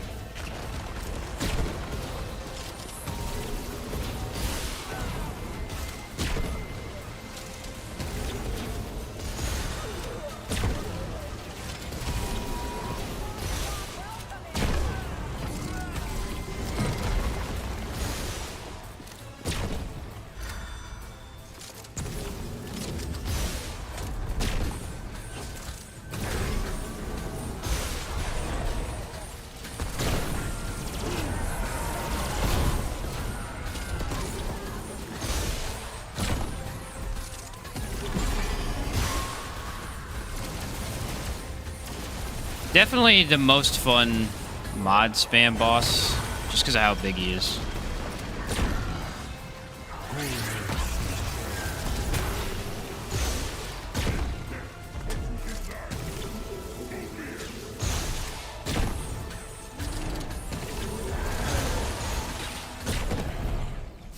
He's just a massive target. All right, I think we've done enough of Star Shot today. Let's move on to another another sidearm here. King sounds like a fatality from Mortal Kombat. Kind of, yeah. All right, that was fun. What are we up on next? That's the real question. We got all these done. Cube gun is good to go. Ooh, we got Meridian. Ah, I should have kept that build. Meridian's going to be a tricky one. Not a great option. I have an idea.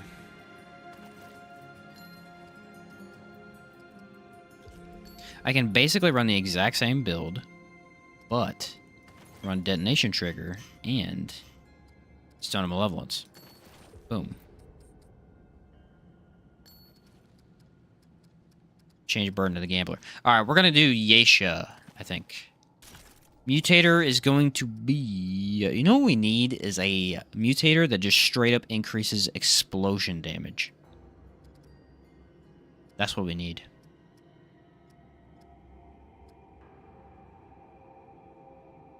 I want Harmonizer?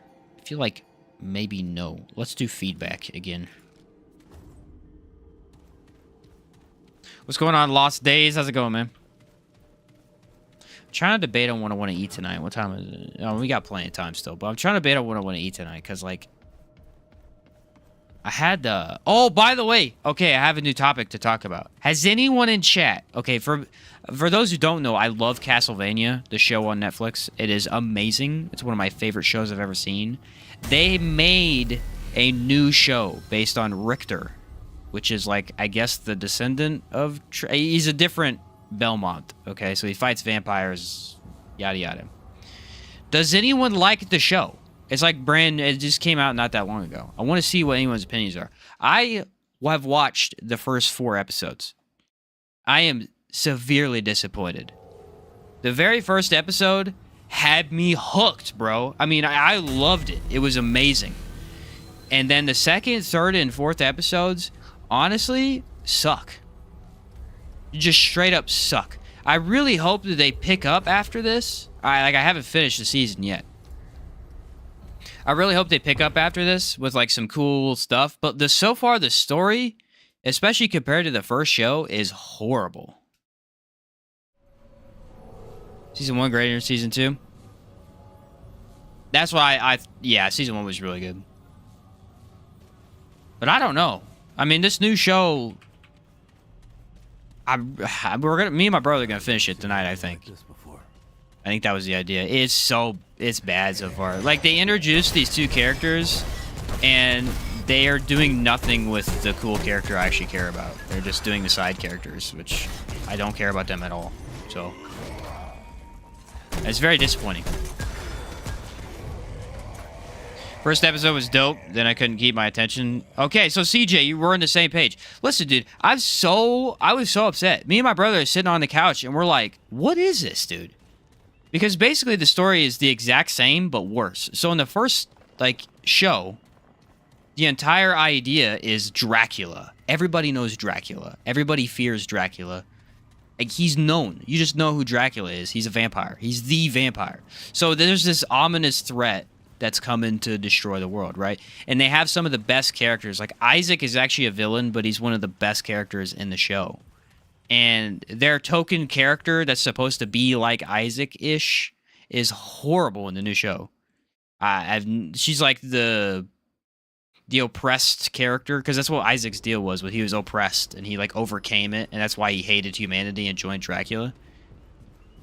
And nah, this chick that's supposed to be that kind of idea is awful. But, like, they really hooked me because the action scenes are really cool. And I feel like if they give me another good action scene, I'll be into it. But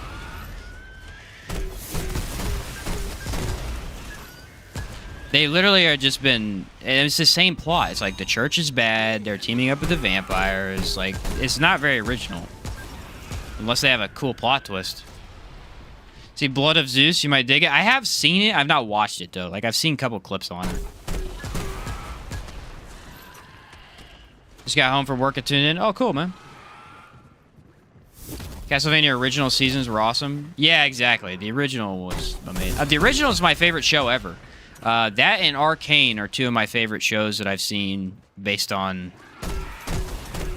I guess video game? Castlevania is based... I don't know if it's based on a video game, but, like, it is a video game. The best I've seen. They're amazing. And, yeah. I mean, I was pretty excited because Richter's in, you know, Smash Bros. So I'm, like, familiar with him from that, really. I don't know anything else about him, but I know he's in that. I thought that was pretty cool. And then the dude sucks. Like, imagine your mom dies, right? Because that's the whole premise, is his mom dies and he has magical powers and she has magical powers. And so, because your mom died, you want revenge on the vampire that killed her, right? And so his theory is he's just not going to use magic. Like, wouldn't you want to use your overpowered magic to kill the vampire? No, he's not using magic. Because magic is lame. It's too strong for him. It's really getting to me, guys. First show was goated. Haven't seen any of the new one. Started the first episode and then didn't even finish that. Oh, you didn't even finish that? Dang, dude. No, I actually really liked the first episode, but that was it. Immediately after that, it was... Yeesh. Pretty downhill from there. There's a scene. There's a scene in the show, right? It's the last scene that we saw. Richter is about to fight a bunch of vampires, okay? And he's about to go ham and, like, start just brutally punching them to death and stuff, right? And he's got these 3 women that are with him. They're magic users, so they're pretty cool, you know. And they have this dude, right? This dude's an opera singer. Like, that's his thing. And he's in the cell in the room while they're fighting, and he's just singing opera. Like, you're just watching this awesome fight scene, listening to opera. No one likes opera, bro. Why is that a thing? I don't know. It's the dumbest. I can't do it, bro. Why is opera even in the thing? It makes no sense. No sense. I honestly don't think the same people wrote it, as far as I can tell. This is doing okay right now. Just the blast damage is fine. Konami needs to make another badass 2D Castlevania game. I would totally play it. Really wanted to see how the Dolby Atmos mix was. Really liked the first episode because it was epic. Then each episode just got more boring. I was hoping, yeah. I'm gonna see. We'll find out on Thursday. I'll let you know if it sucks. I'll find out on Thursday. If I finish it by then, we might get bored watching it tonight and not finish it. I'm seriously though. The first Castlevania show was, I mean, that's got to be one of the best shows I've watched. I liked Seven Deadly Sins, but there were a lot of parts in Seven Deadly Sins that just didn't make it. Like, the ending to that show was not very good. It just kind of was out of place and weird. So that wasn't very satisfying. But the ending to Castlevania is amazing. Just fantastic. Yeah, all you gotta have is detonation trigger, and this thing just blasts, man. Shin, what does Akari Warband do for this build? It's extra crit. It won't do much until I get to a boss. You could switch it out for Burden of Destroyer. I usually would, but... Excuse me. I usually would switch it out for Burden of Destroyer. I just didn't this time. But it does help with crit if you want it. Let's all live rent-free in my head. Nice. Yeah, they're good stuff, man. They're good stuff. I don't know. That show had a lot of suspense and stuff. It's really fun to watch. Really fun to watch. I don't really watch TV that much. I mostly game. And when I'm not gaming, I'm editing videos and stuff. Like, since this last year really is when I don't really have the time to sit down and watch a bunch of TV. I usually watch some in the background, but I can't watch animated shows or anything with a lot of action. I have to watch comedies because I get too distracted and I won't, like, finish my project that I'm working on. Especially animated stuff. It just, once it gets to an action scene, you have to be paying attention, and so I just can't watch that stuff while I'm editing, but... So I'm not able to sit down and watch it a lot. Oh, man. So good. Arcane was fantastic, too. Machina's great, too. I've heard of that one. Yeah, Arcane was amazing. Arcane's actually the one of the very few shows that I binged. Like, episode 1 to the end. I watched all of them in a row. And that's a lot, too. It was Saturday night. And my brother was like, hey, you want to watch this real quick? We watched the first episode, and I thought it was amazing. And so I was like, hey, I'll watch the second. He went to bed or whatever. And I stayed up all night. I was supposed to get up early the next morning and go do stuff, but I didn't end up doing it. I was literally up till 5 in the morning and watch every episode of that show. It was really good. Bleach 1000-Year Blood War has me hooked. Bleach is a really popular one. People love Bleach. I haven't watched it myself, but I really want to. Season 2 comes out in November. I had heard they released like an announcement for that, which is kind of awesome. I guess you have to dodge into him to dodge that, don't you?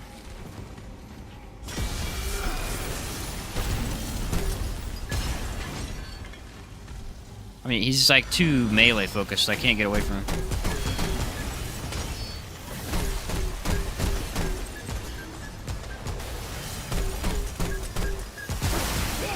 Ooh, look at the crit right there, man. That was actually some serious crit. Yeah, I'm hoping they don't ruin it, though, because it's really easy to ruin. Like, the first season of something, if it's too good, it's very easy to displease your audience after that point. I think they'll do fine, but it's always very scary for me after watching a season be that good, and then you have no idea what's going to happen with the next one. Probably going the wrong way.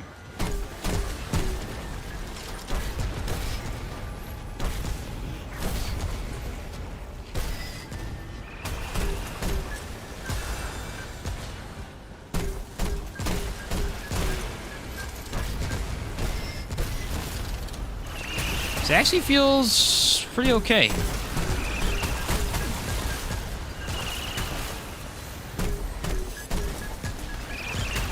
How he's not dead yet, I have no idea. I've shot him so many times. Dead now. If you like thriller and suspense, I recommend True Detective Season 1. Definitely not animated, but it's only 8 episodes. Oh, really? Okay. I like stuff that's not that long. Well, not too many episodes, at least. This game would have been my first platinum if not for the Blood Moon trophy bug. What is that? I don't know about that one. I mean, I know about the Blood Moon, but what's the bug with the trophy? It should be a fine boss, I think. After you do melee only, do a run where you can only use gear and weapons from the current biome you're in. That's a very neat idea. You should remind me of that later on. That sounds like a really cool idea. Only from the biome you're in? That's super, super unique. Even skills. Fate Stay anime. Alright, let's just hope that the lobbed explosives actually explode. Sometimes they don't. They, like, bounce off. I really hope they do. Okay, they do explode on impact. He's got Hardy again. Like, does the game just despise me today, or what? There was no audio for that. It's kind of wild.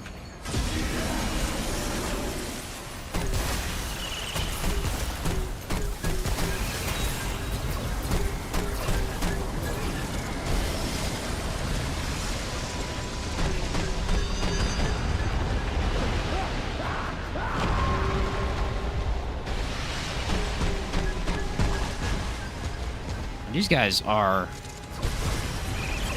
fast as heck. Yeah, it's just... It's really not that good, though, because it's not doing that much damage. His face has to be open even for the explosion to crit.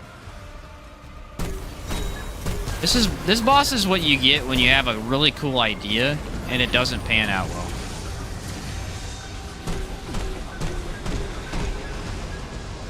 That's pretty much it. This is a really cool idea, just not executed very well.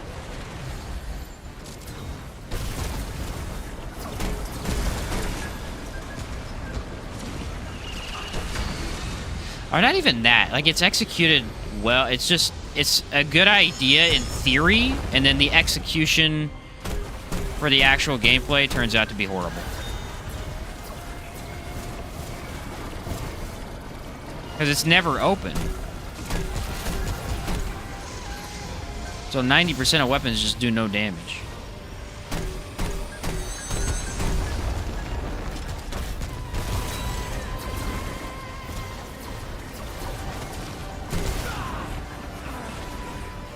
Triage? Really? That insta-killed me? Oh, I don't have triage. Ha! I mean, I literally... they have explosion damage, and it won't do any damage to it. Because his face ain't open. It has to be open for it to do the crit numbers. Look at even then, it's doing crappy damage. Boss sucks. Let's just chalk it up to that. Let's stop making excuses for it. This boss just sucks. The F tier boss. Yeah, actually, this gun just straight up does no damage to it. It's really weird. Alright, we're gonna have to use it again because this is terrible.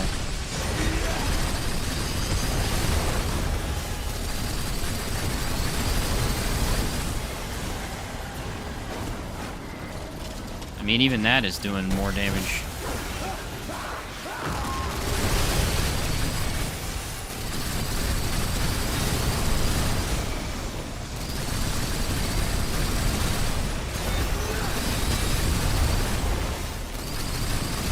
I don't even have that set up for range damage.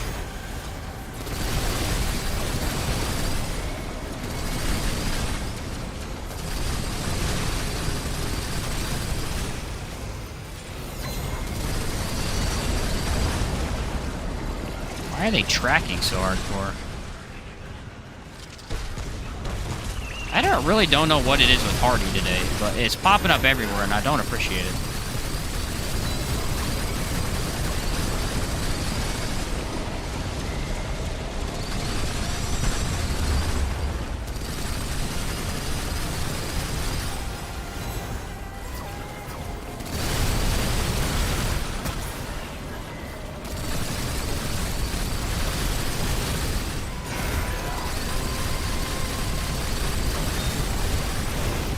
Well, I guess we're using this gun again because I got no test on it. It does no damage whatsoever. It was doing like 152 damage total, even when his face was open. That's right. You scrapped with the wrong guy. I think the damage numbers are just really weird with him. Like, you would think it would do more, considering it's an explosive, but it just doesn't. Dude can be defeated mostly with status effects. Dude, the corrosive mutator on the melee weapon was the best way I ever beat him. I literally defeated him in, I don't even know what it was, like 15 seconds? It was so fast. At least you aren't fighting with Anguish again. You, dude, remember that, though? Remember that? That took forever. That was the first fight, and I think I died like 4 times. Should have added a third phase up the damage.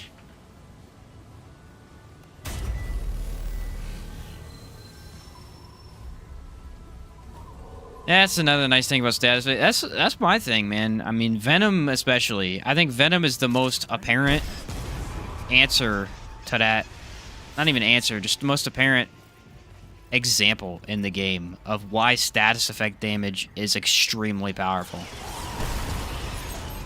Status effect damage does lower damage than range damage, okay? And by a lot. By a lot. But the advantage of range damage is that you're picking off the weakest spot on an enemy and you're exploiting that particular spot. Like if their heads, right? So for Mother Mind, she has really easy weak spots. You just blast her and she's pretty easy. But Nightweaver moves around a lot. We were using, what were we using earlier? We were using the Sorrow. Sorrow is really good, and it was doing nothing to Nightweaver, really. All things considered, because she just moves around too much.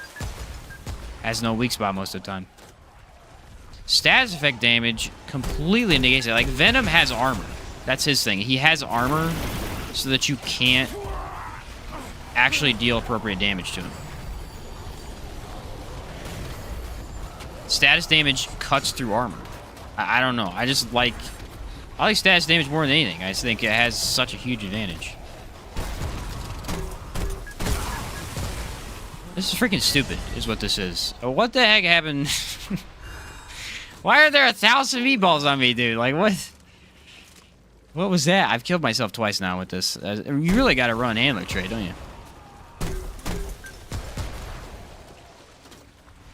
So that's just cozy and safer, but you can focus on dodging. Exactly.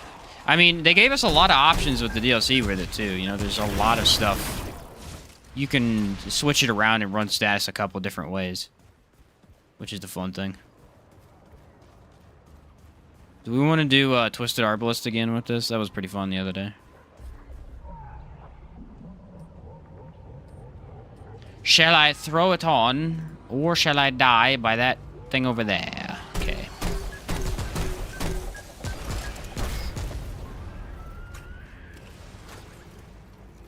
All right, let's just throw it on real quick because it's funny. For the giggles.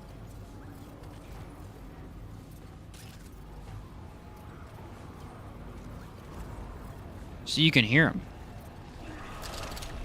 For some reason, the aggro on meatballs, their range is way too high. Alright, we just throw on a random gun. Oh, I still gotta use the repeater. Gosh darn it, I have several guns I need to use still.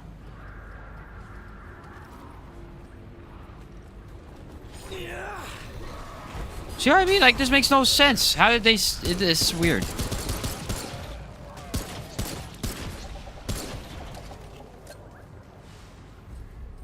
They're very weird enemies. Alright, we gotta run Boar. Where's Boar? This is not a sidearm, but you get the point. Oh, we don't want to run that, though. I'll leave that on. It's not a big deal. Actually, now that I think about it.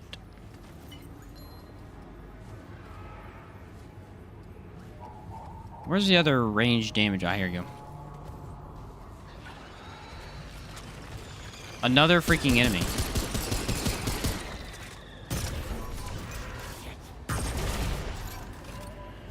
Okay. Now, alright. What was the charm below the cross one? I'm guessing you're saying Anka. What was below that? That would be... I assume this one? I don't remember where it was. This is Butcher's Fetish. I'm assuming you're talking about this one. Cost of Betrayal. It's not very good. It's borderline useless, actually. Under the Whetstone, Cleansing Stone reduces duration of elemental status effects against the wearer by 50%, which is a borderline useless effect because you don't really get statuses on you hardly ever. Relic use cleanses elemental status effects and grants 25% wearer's max health to all allies within 20 meters when cleansed, which is basically what Ritualist does. So just run Ritualist. Man, it's not... It's one of these amulets. It's a cool idea, but it's just not very practical. There's a lot of better ways to do it. Like, just run Medic. Yeah. Cool idea. Never going to be used, though. Alright, let's blast this thing just for the fun of it. I think, actually, Rampage Gunslinger is better. I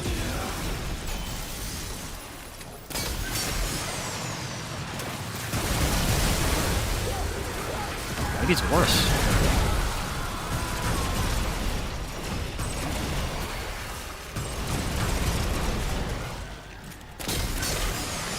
Definitely did less damage.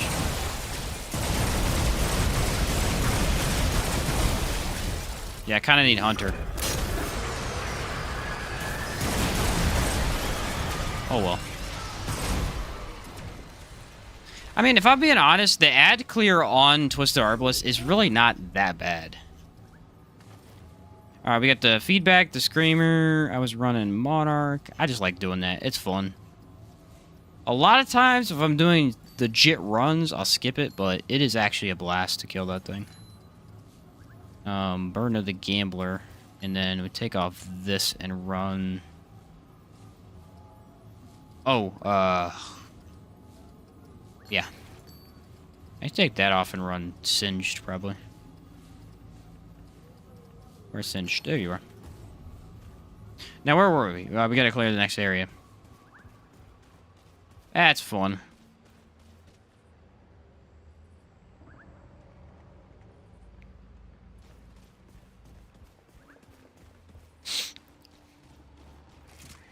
Great.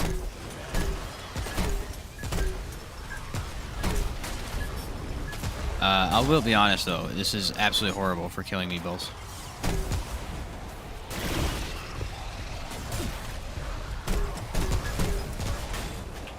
I mean, very terrible.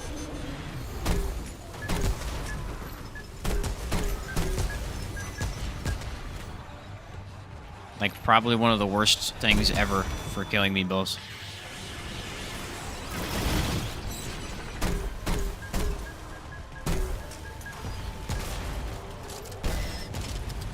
The mod is really good. The main fire rate is pretty good. It's just very inconsistent on whether or not you're going to get the damage in. Pretty easy to miss. What is that thing doing? You know what I mean? Yeah, where is it going? Need a mega meatball boss? Yes, we do, actually.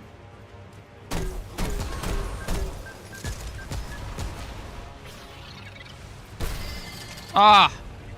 Lame. Totally nailed that, too.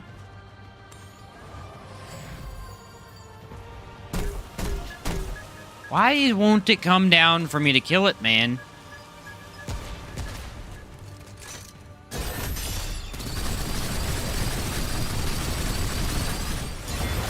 You messed up, dude. You messed up by angering me. If he dies, he spawns like 10 meatballs. Ooh. It's like a pinata. The meatball pinata. They get enraged like the summoner class. Ooh.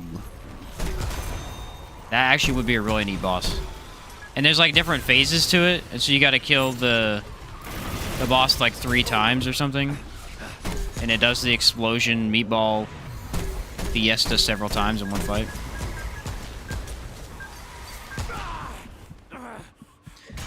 Bro, explode before I get there. Like, this thing takes forever to blow up. I think that's why the other one's better, because it just instantly blows up. You don't have this whole waiting.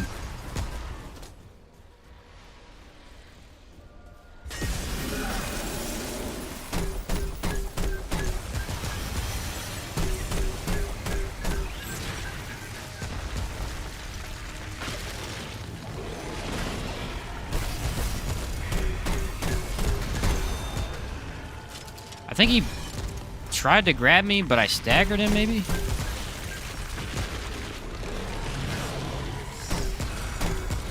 Honestly, I don't think Meridian is that good. Even as a mod build, I don't think it's just beat out by the corrupted version now. Before, it was pretty darn good because it has 5 charges, but... yeah, Meridian, corrupted version is just a lot better. What do we got? Some elite somewhere? Okay. Noted. Ah. Nailed ya.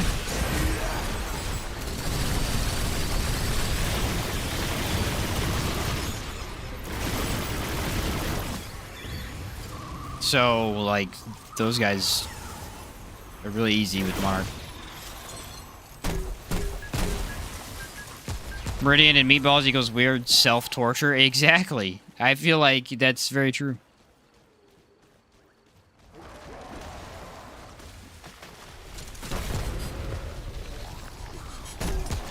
Just because they roll right through the attack. Well, I think I got Corruptor.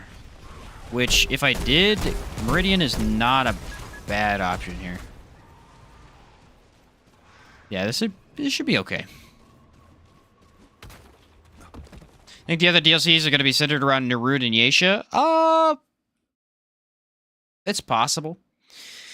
I would imagine one of the DLCs introduces another mode. And gives us maybe a couple of things in one of the adventures.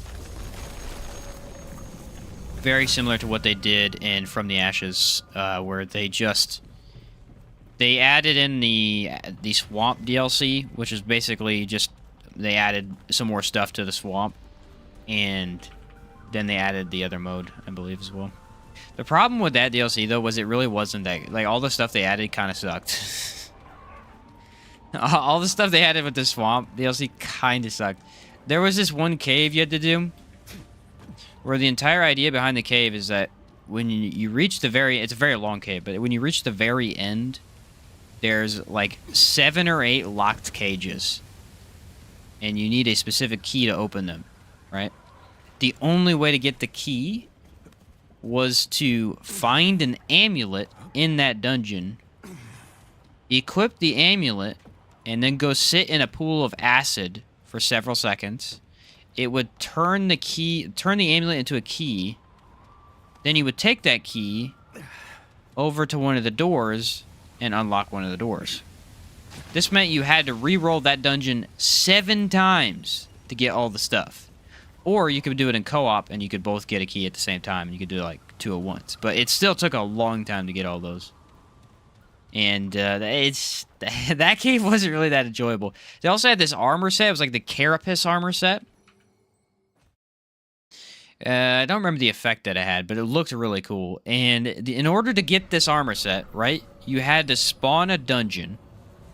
I think there was 2 separate dungeons. I can't remember exactly, but you had to spawn a dungeon, and in this dungeon, there was 1 spot in the entire thing that you had to find. As soon as you found it, a red beetle would scurry out of a hole and head towards another hole. You had to kill it before it scurried into the hole. And that doesn't sound that bad, but it was really freaking hard. Like, you literally had to insta-kill the bug as soon as you walked in the room, and you had to do it as soon as you entered, or it went away. And then you would get an item, and then you take that item to a different cave where this giant slug guy, and you could buy armor. But you had to do that 3 times for all the armor sets. Like, that stuff was just kind of nuts. It was only stuff that was like that in the game, was that specific DLC. It wasn't... It was very, very grindy. It was still kind of fun getting all that stuff, I guess, but it was definitely very grindy.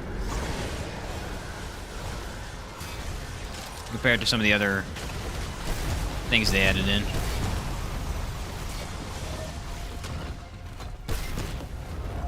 I'll just shoot that guy, huh?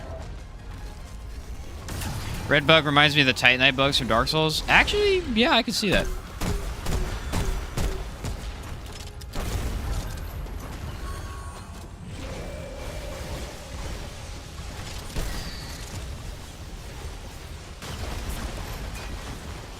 Alright, I'm gonna go ham.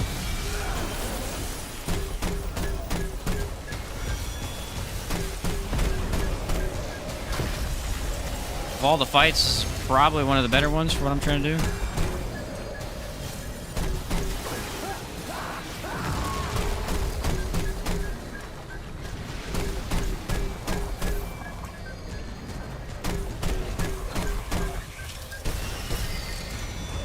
I mean, it doesn't do that much damage.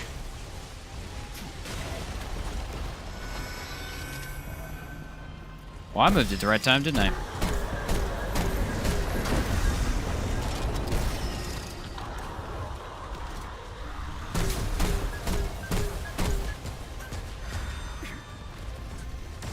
Barely made that.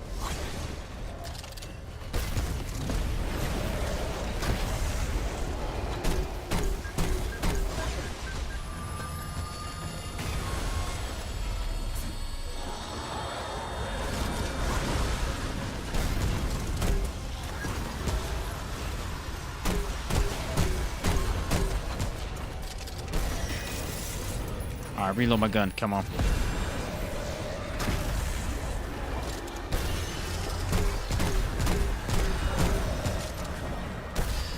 Oh, it's moving. I think I still got it. It's a pretty fun fight for something like this in particular.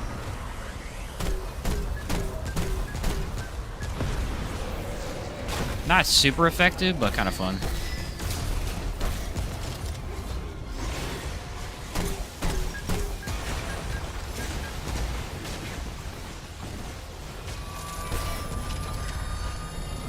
I like how it activated as soon as I went over here.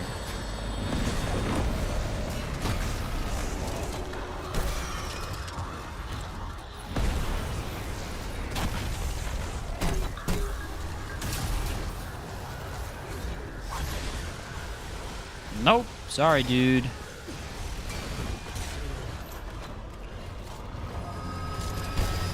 The golem is both very smart and very dumb. Mostly dumb. I wonder if you just don't kill it more than once, if it doesn't ever spawn into lightning hands, because the lightning hands are the annoying one.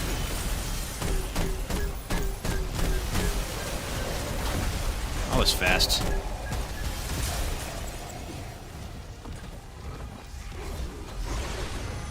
Ooh, it went over there? Weird.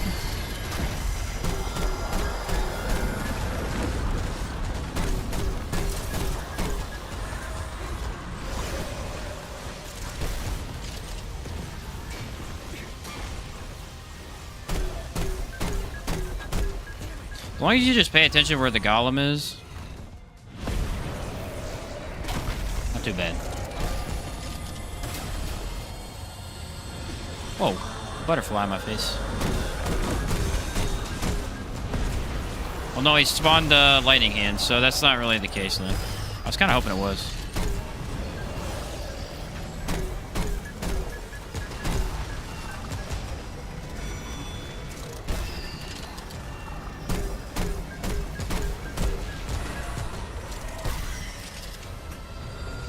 Should die here in a second.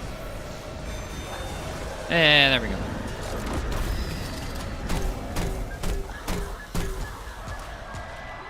This really won't do me any good, because I can't really deal a ton of damage with a build like this.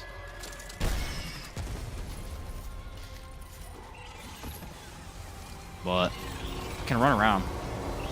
It'll at least damage his health bar.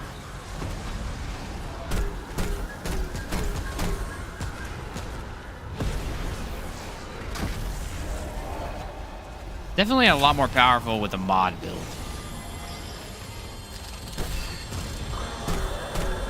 We've tried using this as range damage many times. It just doesn't really perform well enough.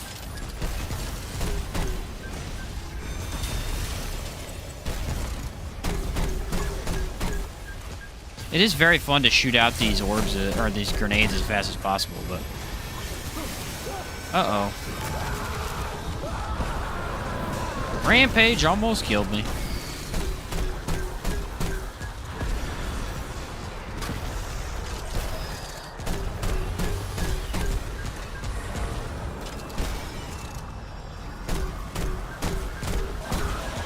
Yay, we got him.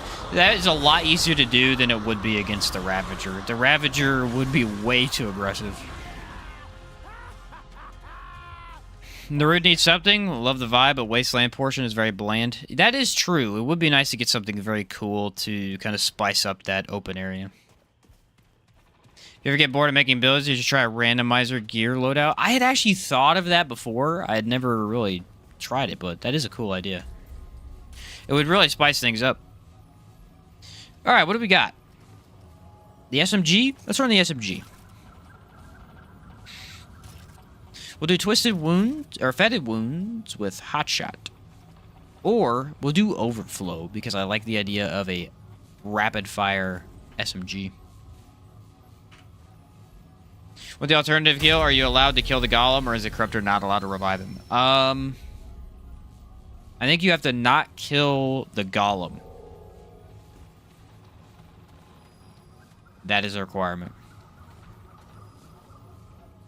Not kill the Golem. Well, there's another boss. Should I go find it? It's probably Shrewd, though.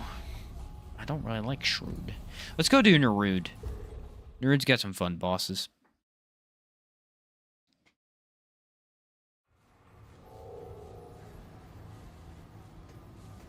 Let's see what our damage is first. I want to see what this SMG's got. I need to switch up these items, though, don't I?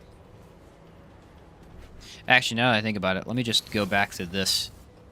Ooh, the Ring of Infinite Damage is going to be nice here. SMG with max handling and accuracy, so much fun. You know what's really fun is, if you throw on Hunter and you use its second skill with the focus, it becomes like a laser pointer. It's super cool.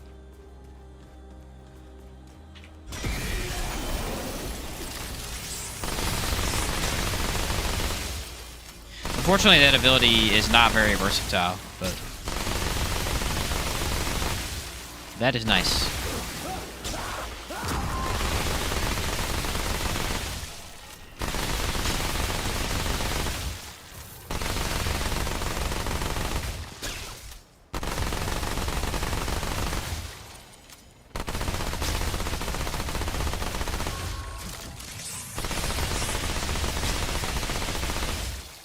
Mod energy comes back reasonably quick. Reticle kind of weird looking though. Yeah, that's very true. It does have a very odd reticle. It has like a horizontal spread rather than vertical. All right, we're gonna do Nerude. Hopefully we get. Now the problem. This does bring up a big problem. If we get Hatchery, this will not be that great of a fight. If we get Abomination, which I've been really enjoying Abomination lately, it'll be pretty good. What amulet is that? That is the... Let me remember. What was it? Ah. The Void Idol.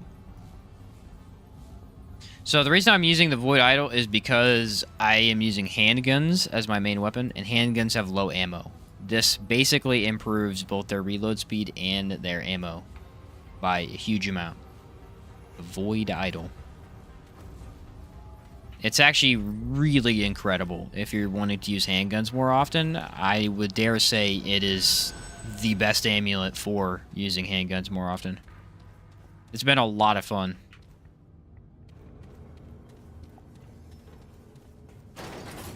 I mean, I'm really not running out of ammo that much. I am running Challenger Gunslinger, which provides me with a lot more ammo. Infinite ammo at times as well, but... You know, I mean, you're not always having that active.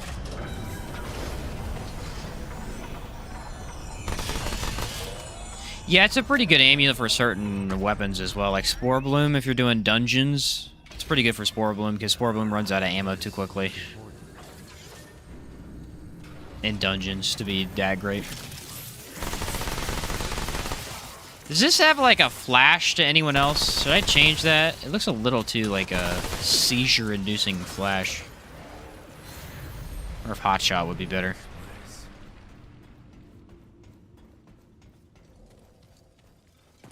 I noticed it at the firing range, but I was thinking maybe it was just me. Now that I'm shooting it more, it feels very... I don't know, maybe it's because it's an SMG and it's shooting too fast, but it just looks very odd. Yeah, why is this reticle like it's so odd? A weird reticle. Epileptics leave now, yeah. I will use it if it continues to be like really annoying, I'll switch it off.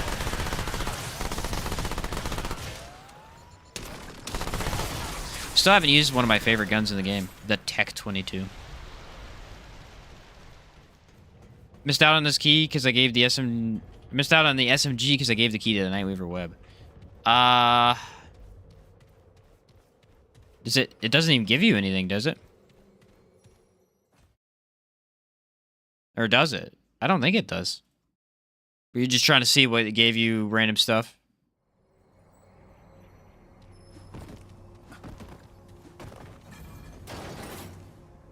It's pretty good. I mean, it's basically the Tech 22, is what it is. It's a Tech 22 that doesn't need to be reloaded as often. That's ultimately what it is. I mean, it's very reliable. It's very nice for Nerude, because Nerude is all based on, you know, orbs. Talrata's got orbs, Shahala has orbs, Astropath has orbs, and you gotta shoot all this stuff. And most weapons don't actually break the orbs. And since the SMG has a lot of bullets, you can do it very quickly. So it's often something I throw on for stuff like that, because the disadvantage of the Tech 22 is that it runs out of ammo very quickly. And for orbs specifically, you don't really need damage, you just need to be able to shoot the orb. So the Tech is a little bit worse at that. Is your Relic dust? Oh, that sucks. I'm really hoping we get Abomination again. And I feel like it's a low chance because we got Abomination earlier. They wouldn't be that nice to us, right?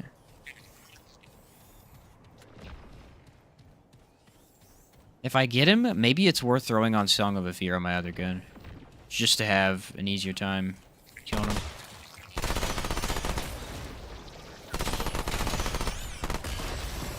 I will say one thing I really liked about the last couple of streams that we've been messing with is Fetid Wounds is just incredible.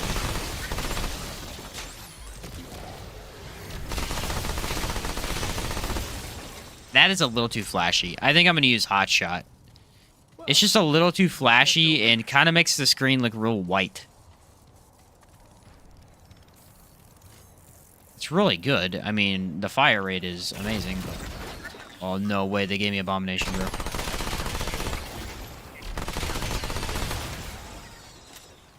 No chance they gave me Abomination.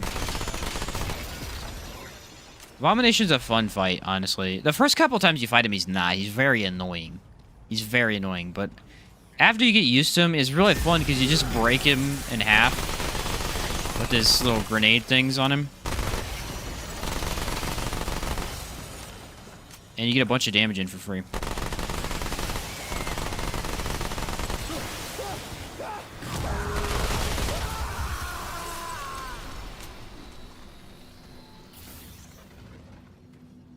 Nightweaver, Stone Doll, Override Pin, Travis Medallion are the only request items that give specific rewards. I see. The key was lost, now I don't have the SMG on my main. Ah, that really sucks, man. I believe Fetid Wounds is dropped by the random aberrations. Actually, I don't know about that. That may be a specific one. Actually, now that I think of it, it might be the one in the DLC.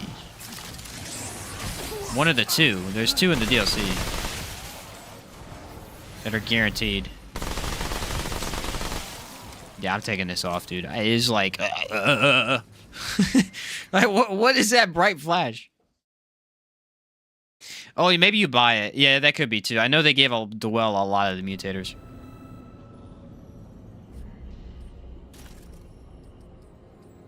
Yeah, for me, I would say the tech is just the damage option. But the MP60 is the reliable one, you know? There's 3 in the DLC? Is there 3? There's the one in the sewers.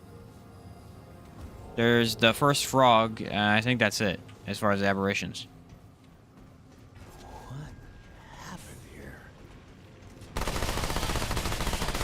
Is there another one that I'm not thinking of? Is it to buy it? Okay, so Dwell probably has it.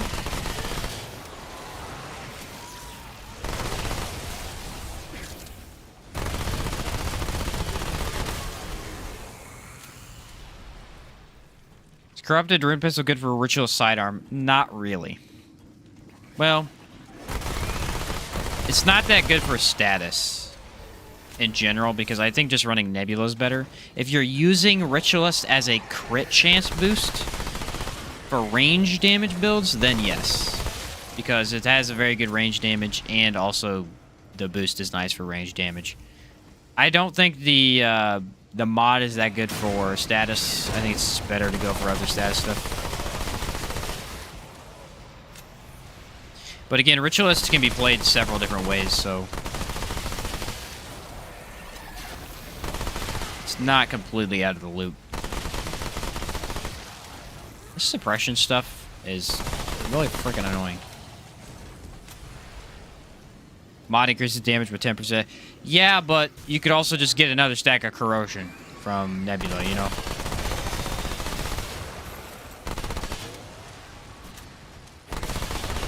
I mean, it's not bad. Like I said, it's not bad. Like, it's definitely something that will work, but I don't know if it would be one of my picks for Ritualist specifically.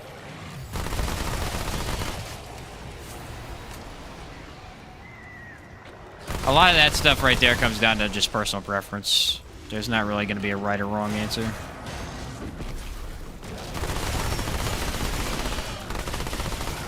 How'd you get over here, bud? Always the dude from behind.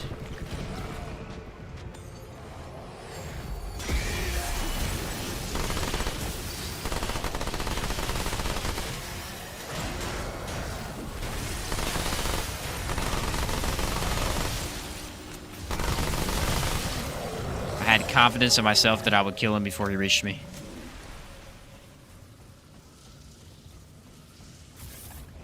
Oh, the pig. Yeah, the pig. I forgot about him.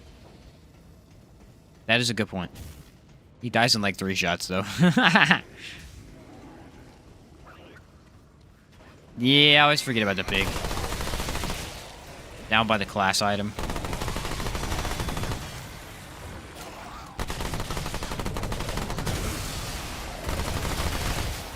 Thing though is, Naru dungeons are actually really fun.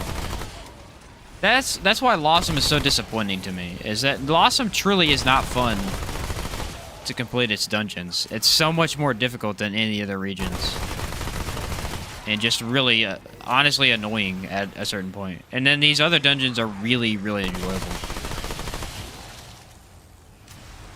Like, these guys are pretty fun to kill.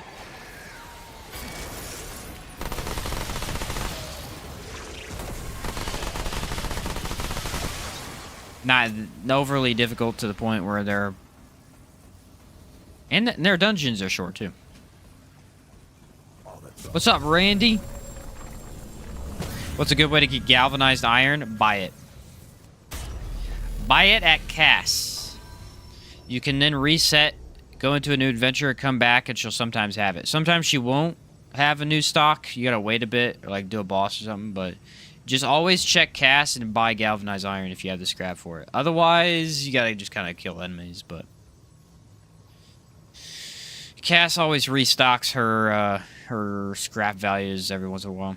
She got all of them. The iron, the galvanized, all 4.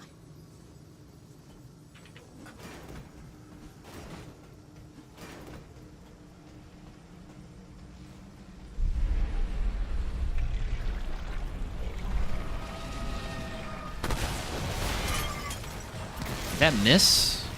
Definitely didn't do much.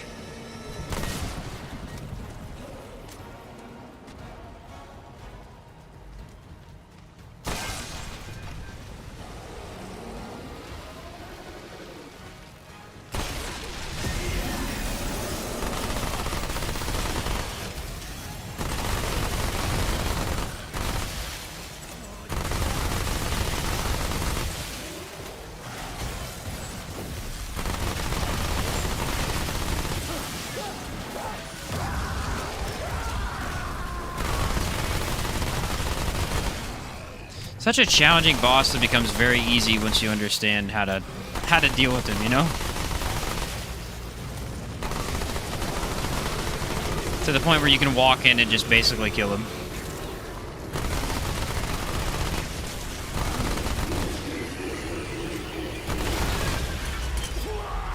Whoa, that's not cool. Sometimes the RNG on the grenades is a little rough.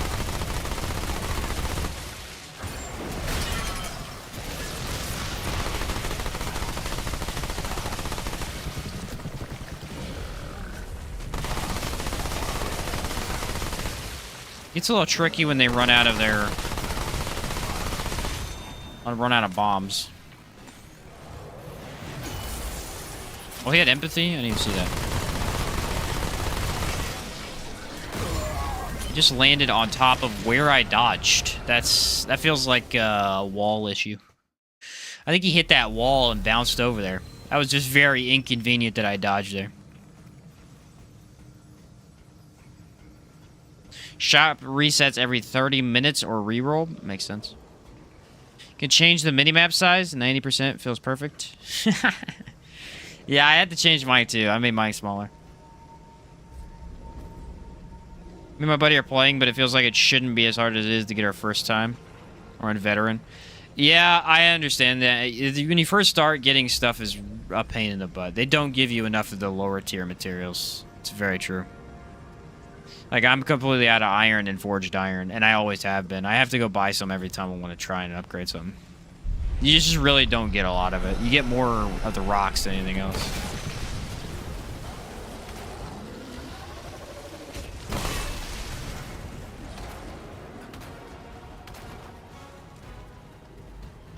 Oh, why would you do that to me?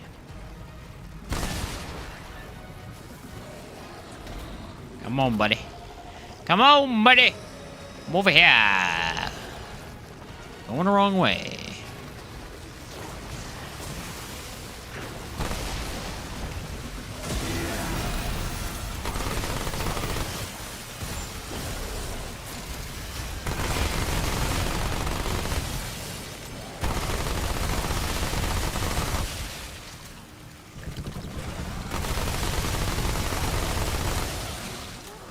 blasting him.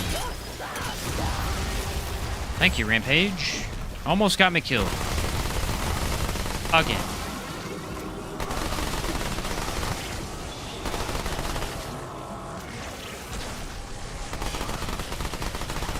Why is this so hard to hit his weak spot when he's up there? I think it's because he's moving around so much.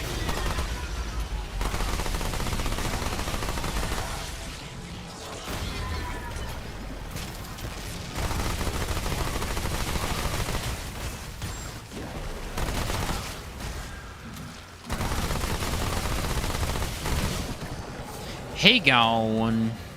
It's a really good fight for this SMG.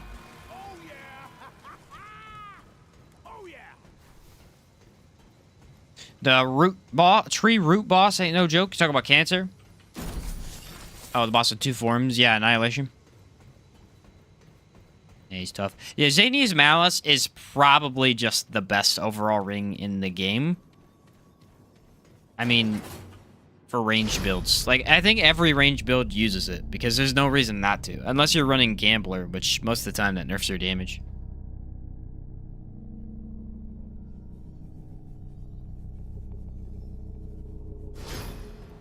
Yeah, a lot of times if you've reached Annihilation for sure, and you feel like you're underpowered, it could be you just didn't get enough upgrade materials. That's why they have the Adventure mode. The Adventure mode is there so that you can go and you can roll some of the stuff again, and you can get a couple upgrades. It helps out quite a bit. The reason you only have a level 11 guns is I'm assuming you started on Veteran. If you start on Survivor and you work up the difficulties, you will earn the levels more appropriately. So you'll reach Annihilate. Like, you'll still reach Annihilation with level 11 guns, but it'll be on Survivor, so it won't be as hard. Then when you do it on Veteran, it'll, you know, you'll have the upgraded guns for Annihilation. So that's why I always tell people to start. It doesn't matter. You can start on Veteran. It's not that big a deal. You might need to go do some adventures to get a couple of maybe better guns, maybe just more materials for better guns, stuff like that. How's Probability Cord not been nerfed yet? 30% boost is amazing. Yeah, Probability Cord is probably the best ring for every build, because it's used in mod crit builds, it's used in skill crit builds, it's used in range crit builds. The only thing it's not useful in is status builds. That's it. It's using melee crit builds. It's insanely powerful. I mean, you pretty much have to run it on every build if you're not doing status. Or you're not doing some, like, survivability type thing. You know, you don't have to run it on all those. But, like, for straight up damage, everyone always runs it. The only time you might not want to run it is if maybe you lack the crit chance.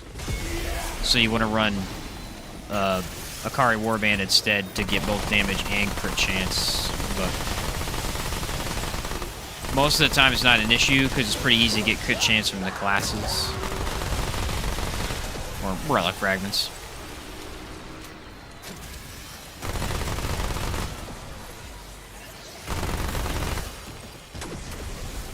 How?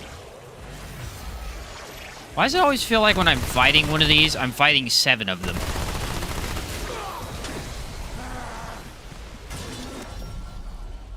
You know what I mean? Like, every time I'm fighting one of these dudes, there's 8 of them. Oh, glad that's over. What changes would you want to see for Remnant 3? I don't know, honestly. That's a tough one. Because the game's in a pretty good state. In a pretty good state. Shahal on Apocalypse is just ridiculous. I've been trying for 2 days. Even Fargazer don't work. You want to see me do it, Khan? I'm about to fight him here soon. I will tell you this, Khan, my friend. Shahala is by far the biggest difficulty curve of any boss in the entire game. Venom for me is harder on my more consistent runs, but Shahala took me the longest to master, I would say that. I'm just dead. I mean, I literally don't have time to heal. There, he decided to send 1,000,000 robots at me. Nah, I'm fine. Just spawned out of thin air.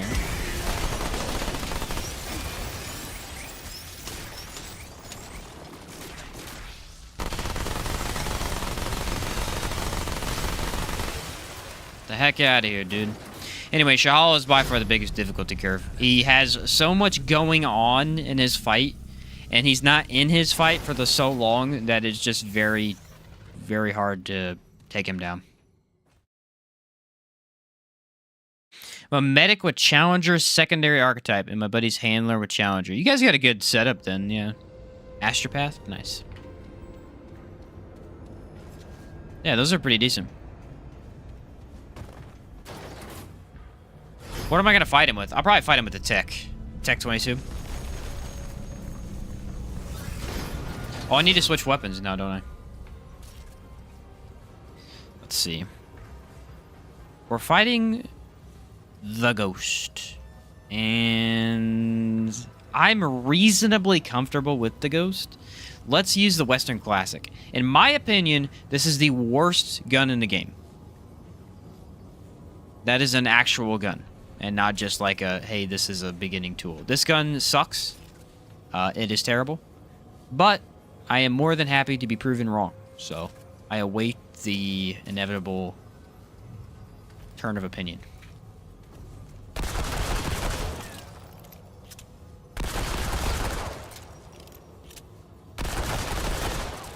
It's just a worse Silverback, in my opinion.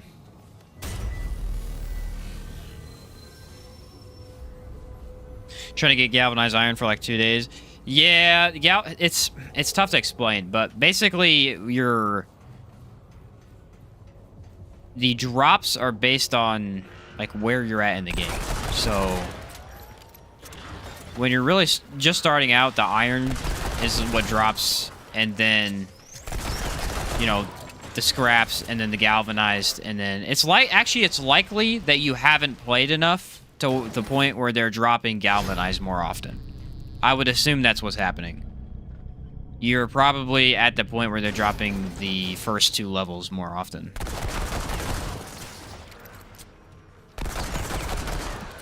So you honestly, yeah, you just need to play more so that you'll get a little bit more upgraded, and then they'll start dropping galvanized more often, which I just recommend a couple adventures. Do a couple of adventures, maybe scrounge around for some cool weapons and items, and then you should eventually start getting it dropped more. So you rush through the game? Not necessarily. It's just kind of how this game is played. The campaign really isn't that long overall. And it's meant so that you're going to replay it. So you just don't always get the right upgrades very quickly.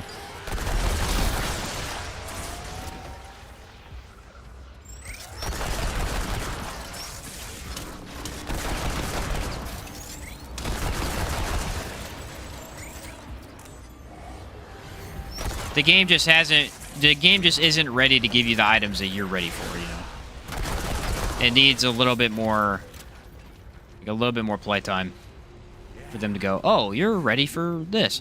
The scrap stuff is kind of weird. Like, once you reach the point where you're running Apocalypse over and over, they only drop you the hardened iron, which makes no sense, because if you want to upgrade other guns, you don't have the lower tier materials. So the whole scrap system is somewhat flawed, but again, you can earn it by you still earn it throughout the game, and you can earn it by buying it from Cass whenever she has it. So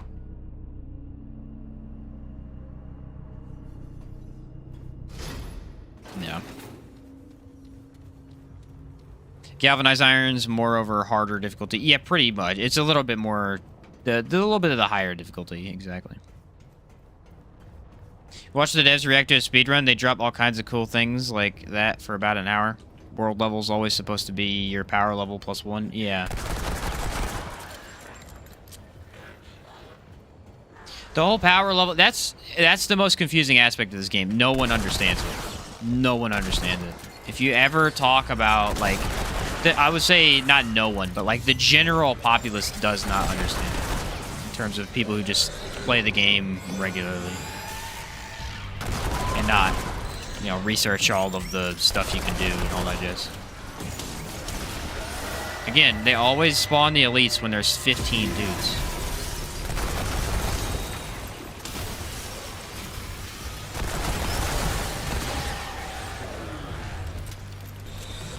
And basically, there's two different sets of difficulties. There's the difficulty settings, and then there's the power level, which the power level is unavoidable.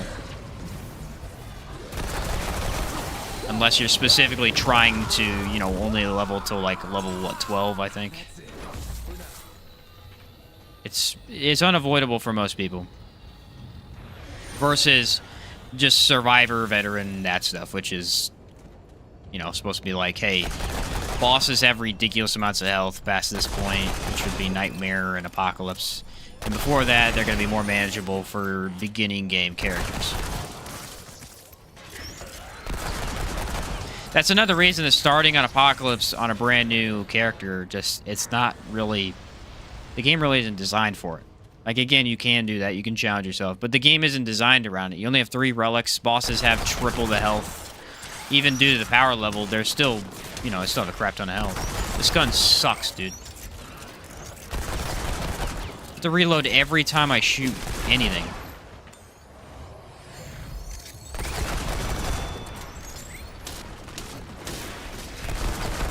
I miss my SMG, man. What's up, Kahuna? How's it going, man? Yeah, I don't understand. I've only been playing for like 2 days. Yeah, it's hard to explain, too, because, like, for people like me, I've been playing since day 1, and I haven't stopped. So I understand all this stuff, but it's not very easy to explain because it's not even really, like, there's a specific... It's just not really, like, set in stone. Like, some of this stuff is just kind of odd. It's just stuff you get used to, I should say. It's just how it is, you know? It just feels normal after a certain point once you get used to it.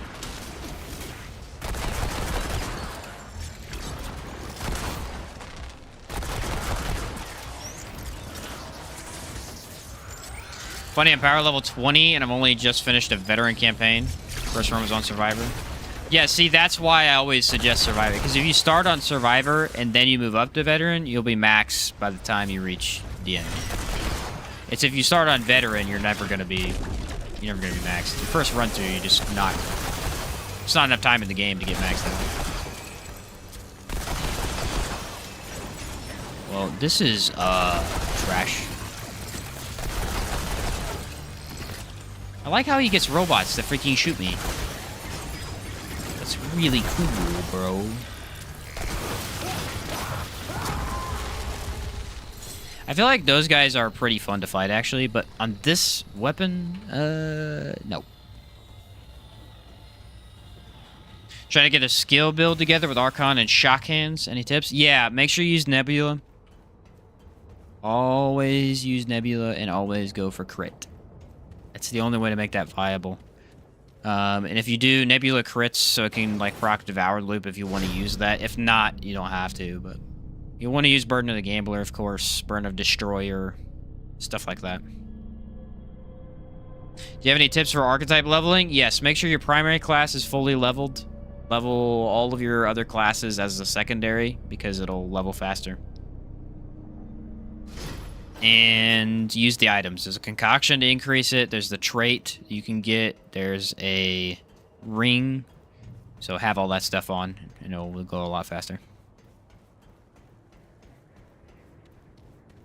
Yeah, I agree, Lair. I think it's pretty good. But show your build before and after Charlotte? Yeah, we'll do. I mean, my build is going to be... It's going to do less damage because I'm going to... Like I said, I'm only using sidearms for this today, but... I will show you, yeah. We first started, we wanted it to be harder, and we didn't understand it all. But we low-key like it because it's really like playing Elden Ring, but just crazy loot after you kill bosses. Yes, exactly. Yeah. Yeah, Remnant's always had a very tricky... The first game, too, it's always had a very tricky kind of loop to understand in terms of, well, what difficulty should I start on? How hard does a game get? Because in the first game, how it worked was the same way in this one, except there were no power increases from skills or classes, because there were no classes. So if you didn't level up weapons, your game never got any harder the entire time you played. So you could do apocalypse runs with level 1 gear, and the game bosses would have less health, so it was a lot easier to deal with. Now, that's pretty flawed, because that means that not upgrading your equipment is technically better than upgrading it, which is kind of stupid. So they changed it so that people would have to upgrade their stuff to at least level 12 based on classes. And then if you're upgrading to level 12, you might as well just go max, because why not, you know? Nightweaver's Grudge, Destroyer, Gambler, Devoured Loop, and Atonement. Yeah, that's going to give you a ton of crit for sure. But yeah, getting loot after you kill a boss is a lot of fun. I think we all enjoy that. Alright, try to use my crap gun.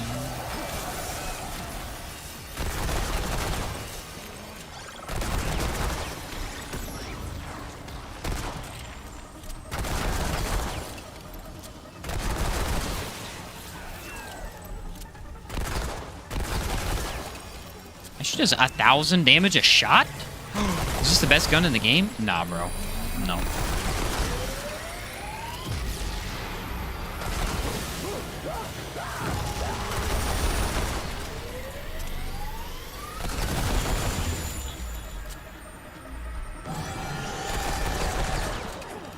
They're actually not doing too bad, though.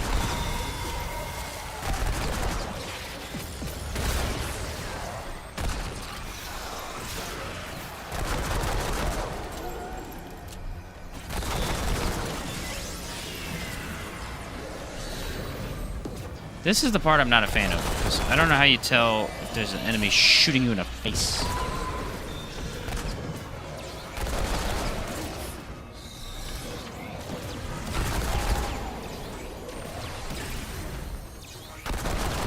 This guy's pelting me. That's cool. Just keep doing that.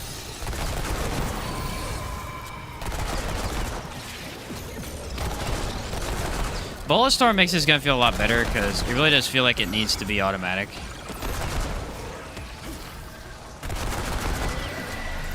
Regenerator and Drain, though. That's kind of wild.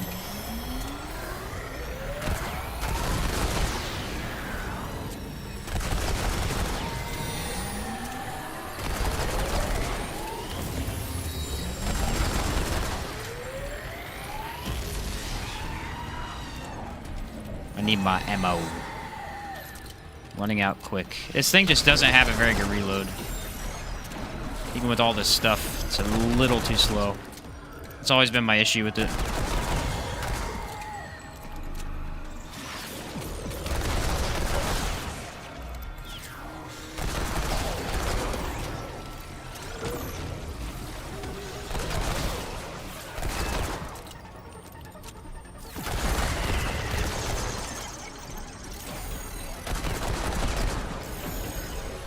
Alright, got both our things going. He's gonna switch to Orb. Usually a lot less damage, but I feel a little bit safer about dealing damage here. So.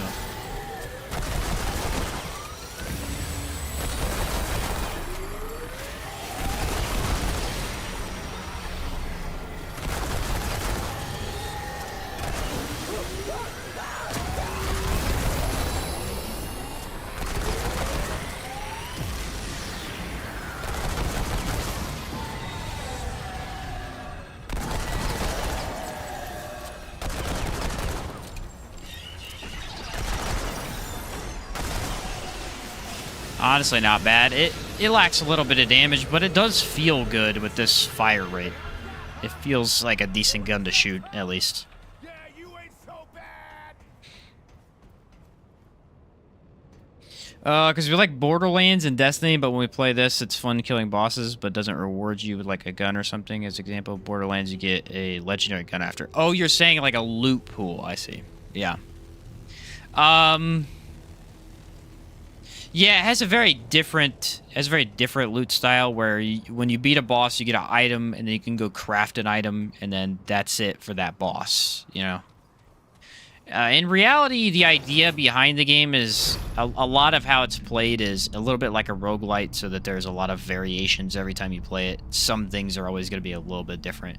and you're supposed to try and collect everything, kind of like just try to get all the loot in the game, all the different guns, and that's kind of the idea. And then there's also the difficulties, which, you know, you don't have to play the harder modes. You never have had to. You didn't have to in the first game. They're there to challenge you, and that's why they're so hard.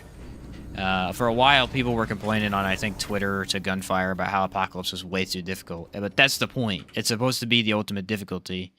And the reason for that is because there are builds in the game that melt bosses. And if there was no Apocalypse difficulty, there would be no, you know, those builds would be too good. There'd be no reason to run those builds because they would destroy the game. Like, if I take an Apocalypse build and I go play Survivor or Veteran, it's easy mode. I insta-kill everything. So there needs to be that really hard mode. But it's never been something that people have to play. It's just there for the extra challenge. Like, when I played the first game, I almost always played on hard. I never really went past that. Maybe Nightmare a couple times. Maybe once for the Apocalypse run, but the majority of the time we ran hard because it felt like a really fun just playing through the game. Especially for co-op, because, again, the co-op scaling it's pretty crazy.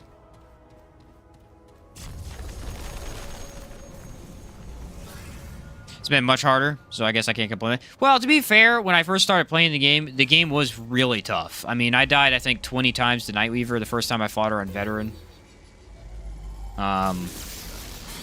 Shahala, first time I fought him on Apocalypse, I literally took 2 hours. Same with Tal Rotha. We were stuck on Tal Rotha's metaphysical phase for almost 3 hours at one point. Yeah, it was pretty brutal. Now I can beat him first try, but, I mean, they all have patterns. So, like, after the 9th time of fighting the same boss, things start to click. Also, different way to kill boss. Yes, there are also ways to get different loot from each boss. So every boss, not every boss, but every world boss, which is the end boss of each world, has 2 different ways to kill them. If you kill them one way, you get a melee weapon. If you kill them another way, you get a ranged weapon. Most of the alt kills, as they're called, are not that tricky to figure out, at least. A couple of them, like Nightweavers, is kind of weird. Like Phelan is super easy. They're 2 different bosses, but they're the same end world boss, so you just pick one. But yeah. Played adventure mode on Survivor, which seemed really easy with all our loot. Yeah, adventure mode is there just to give you more loot. That's to help you out. Honestly, a pretty decent way to play the game would be to play on whatever difficulty you want through the campaign, and then anytime you run into trouble, hop into adventure, do some more stuff, maybe get some more items, some more scrap, more upgrades, then go back and try and push through that hurdle. Another thing is that Apocalypse difficulty, like, I run through the full game because I kind of know what I'm doing, but my first couple of runs, what you want to do is skip ads. You don't want to fight dungeons. Dungeons are very, very difficult in Apocalypse. If you're just there to beat the bosses, you just put on a speedrun build and run past them to get to the bosses. And again, that Lossum in particular is very, very punishing in terms of dungeons. It's very pointless to fight a lot of the dungeons sometimes in Lossum. So unless you really want the challenge, you just speedrun past everything. It's really not that hard to do that either.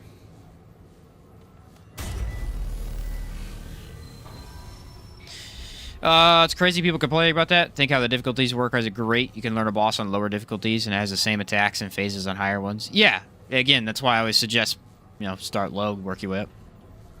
Nightweaver's hard since you have to destroy her heart, which she doesn't reveal often. Exactly. That's why, like, Monarch is best, and there's really not a lot of weapons that are super easy with it. We wanted to Tech 22 for this, right? Dude, I'm telling you, the reload on this is going to be bonkers compared to what it usually is. We're going to go Acid, and... No, we're going to go... Don't want Shock or Hotshot. Let's go Hotshot. Hotshot Fetid is just the best option I have right now. A little bit of Elemental, a little bit of crit. Momentum is really good on this too, though. Ooh. You know what? I take it back. We're going to run Momentum and Corrosive, because that's what I usually run. And then for this gun, we don't want this gun, we want the LMG. So we have bullets to kill the orbs if I have to reload. You want to know the easy mode for Shahala, Gio? Or who was it that asked about Shahala? I think it was Oasis. The easy mode for Shahala. The easiest way to beat him is to throw on this melee weapon right here. Stonebreaker. Equip the Overdrive Mutator for crit.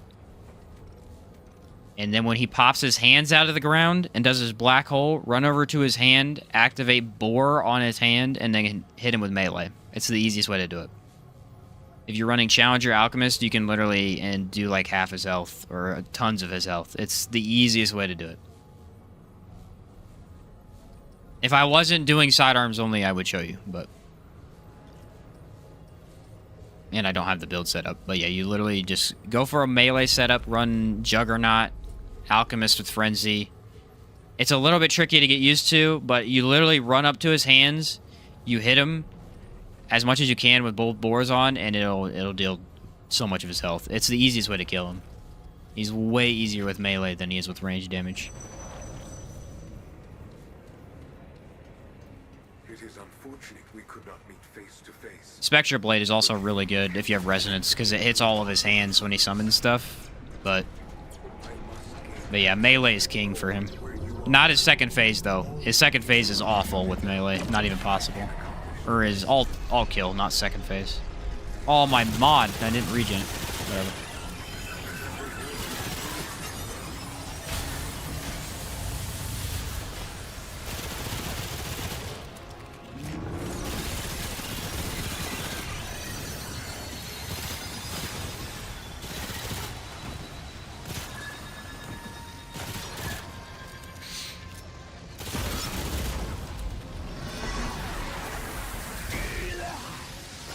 Also, buy Goal Serum, because it helps with the stamina, which is all this fight is.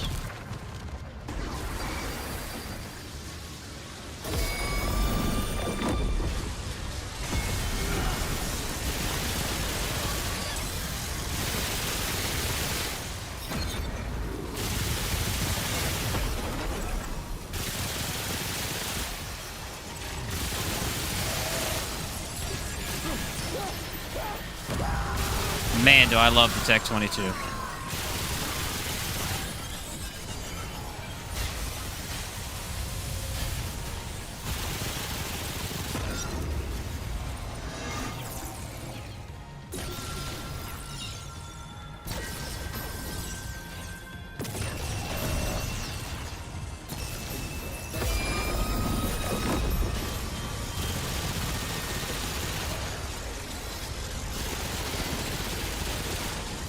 Hey, the damage drop off when I don't have my skills was massive. Dang, bro.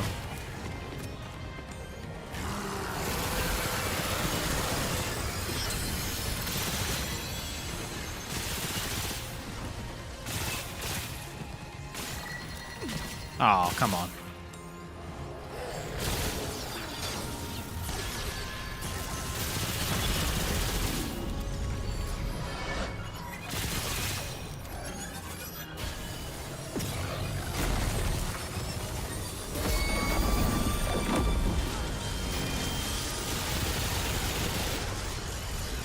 Shahala's more of a stamina fight than anything else. It doesn't seem like it, and that's why he's difficult. But once you learn that you just have to manage your stamina, that's when it becomes a lot easier.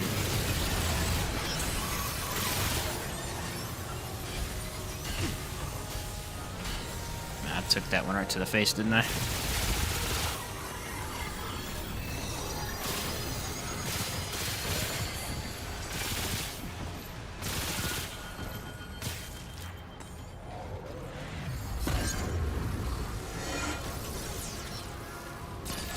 This is the worst phase, though. These lasers are awful. Very RNG based.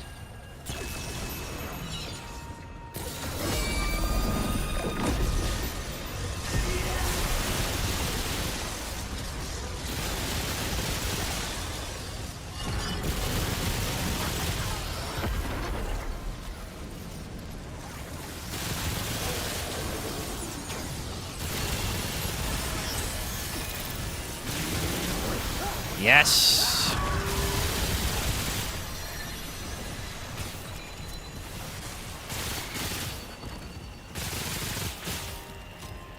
Well, it's not really the ideal time to get Rampage activated, but whatever.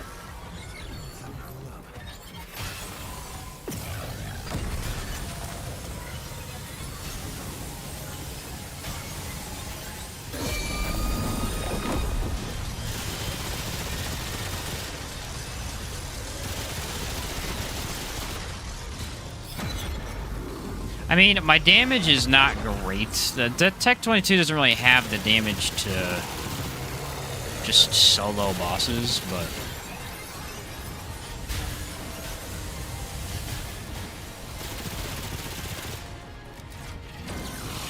it has enough to be doable.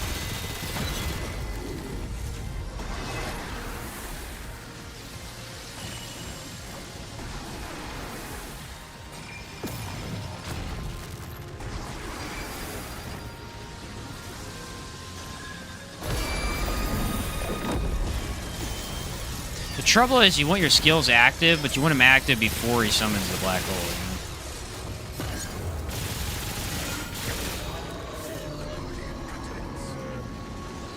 You know? Yeah, at least it ain't hardy. Yeah, no kidding. No kidding.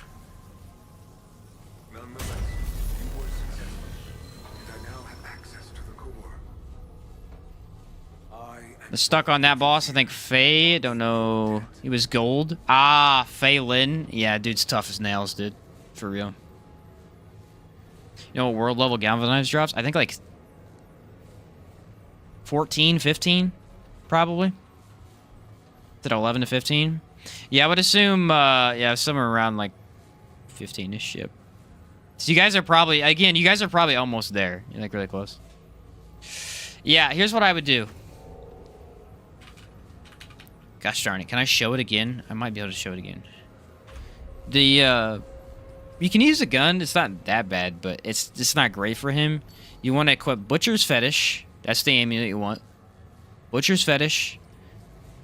Akari Warband is fine. Akari Warband, Probability Cord, Zania's Malice, and then for the last one you want the Brawler's Pride. If you don't have the Brawler's Pride, you can use the Berserker's Crest. You just want some melee speed to boost it a little bit. And then once you have that, you use Bore on here. You just shoot it out, and you go ham with Stonebreaker. Stonebreaker is the best melee weapon for that because it does 309 damage, which is more than anything. I think technically you could get maybe more damage with Wrathbringer if you had like bleed on you, but it's just better to go Stonebreaker because it hits twice, and it's crazy. It's really, really crazy.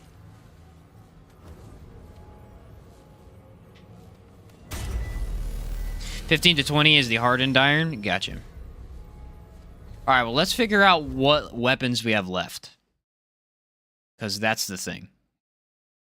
Yeah, hopefully that helps you, Con. That's I've said it before. I've said it in one of the shorts I made. Shahala sucks with range damage. He doesn't have his weak spot available enough. It's not very fun to fight him like that unless you are very familiar with the fight. And so the best way to do it is melee every time. Now, it's going to be a little weird at first. You got to like get the timings down. But it's really not that hard, and it's a lot easier than trying to gun him down. Alright, these three are done. These three are done. I think all we have left are the repeater pistols. Or no, we have these three, which is the service pistol, the repeater pistol. These all are the exact same, too. We're going to have to use Fetid with Hotshot, probably. Let's run service. I don't think Ring of Infinite Damage is going to do me any good here. So let's just run Stone of Expanse, probably. We'll go Hotshot with Fetid. I don't really like Hotshot's look, though. It looks terrible with this pistol. I don't like that either. What's Corrosive look like? That looks a lot better. Let's double up on Corrosive. Because I don't really have a good reason. I don't have a good reason. Let's just do it. Me and him are about to run up some adventure mode on Survivor. Just ran through and hopefully get some galvanized iron. Yeah. Should help you out. Do we want to do Shahala again? No.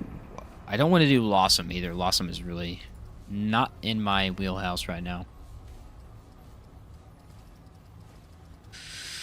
do I want to do? Let's do Ravager. Let's do a classic Ravager run. These weapons all suck, so I need bosses I'm very familiar with. Not that they suck in general, it's just they suck at range damage. They're not good at that, so... Talratha? Well, we did Talratha earlier, and it really wasn't hard. Something else. That wouldn't be a bad one, though, because he is really easy.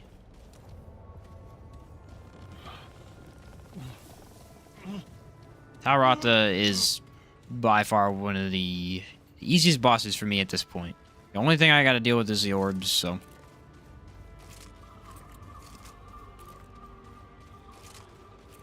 What's the best range damage traditional pistol? Sure shot.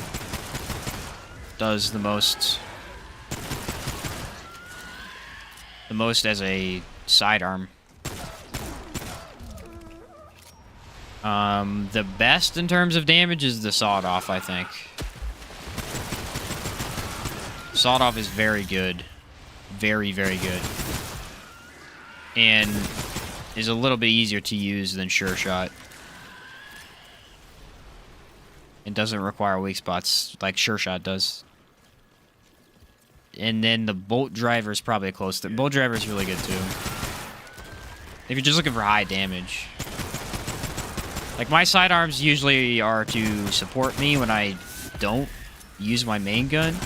But if I'm trying to main a sidearm, I would definitely go Bolt Driver, Sawed Off, or... Probably Tech 22. Tech 22 is more sturdy. The Sure Shot's really only for, like, Annihilation. Do the Metaphysical?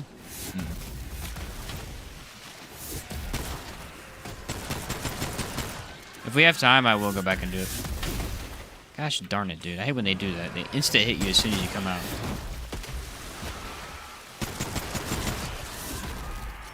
This weapon lacks control. It has no control on the battle.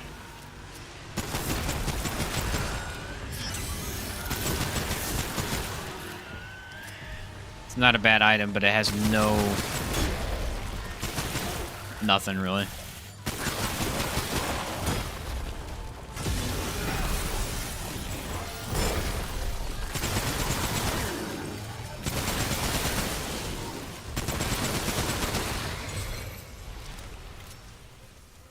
It's a very good option for just a blank slate gun, though. Like, I like running it with Helix. That's my favorite. It just feels really good with it, but...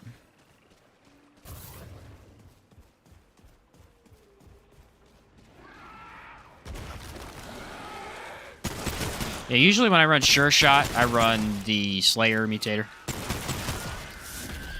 Same as I do with the Sniper. Just feels the best to me.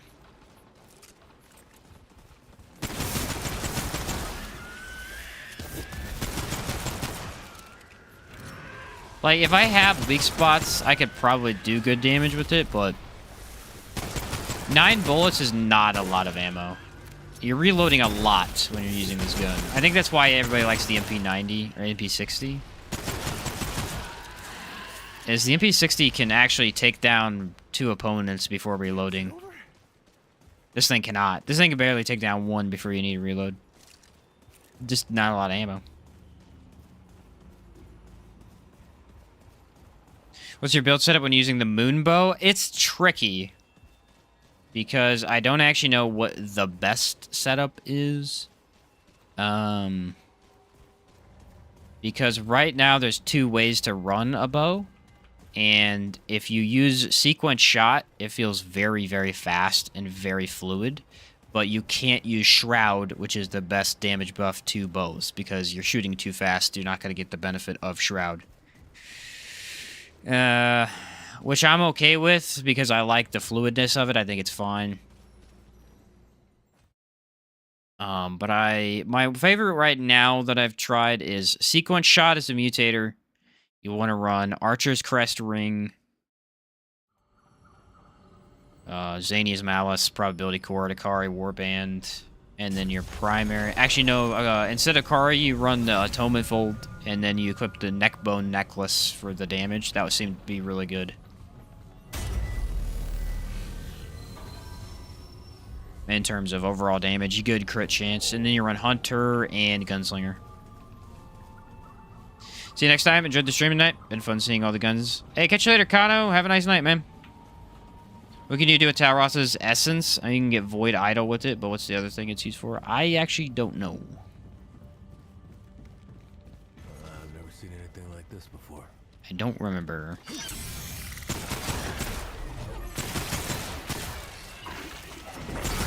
This is where it's really not going to be good. I may want to switch off of my range damage ring since I'm doubling up on Corrosive. That doesn't matter too much. I think sidearms are pretty cool. They got a lot of options. There's a big difference between the sidearms and the main weapons. The main weapons have a lot of really amazing options and a lot of really terrible options, where most of the sidearms feel good.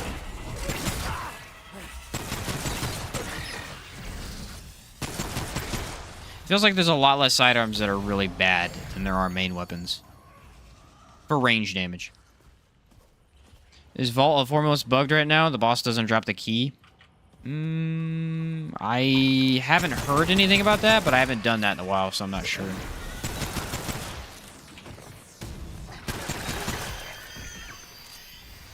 What do you think the best class to pair with Medic is to have good tanky heals and DPS?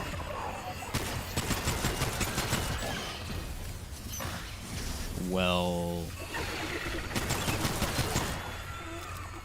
the best class for straight up tanking is Summoner, because you can have your summons take some damage for you.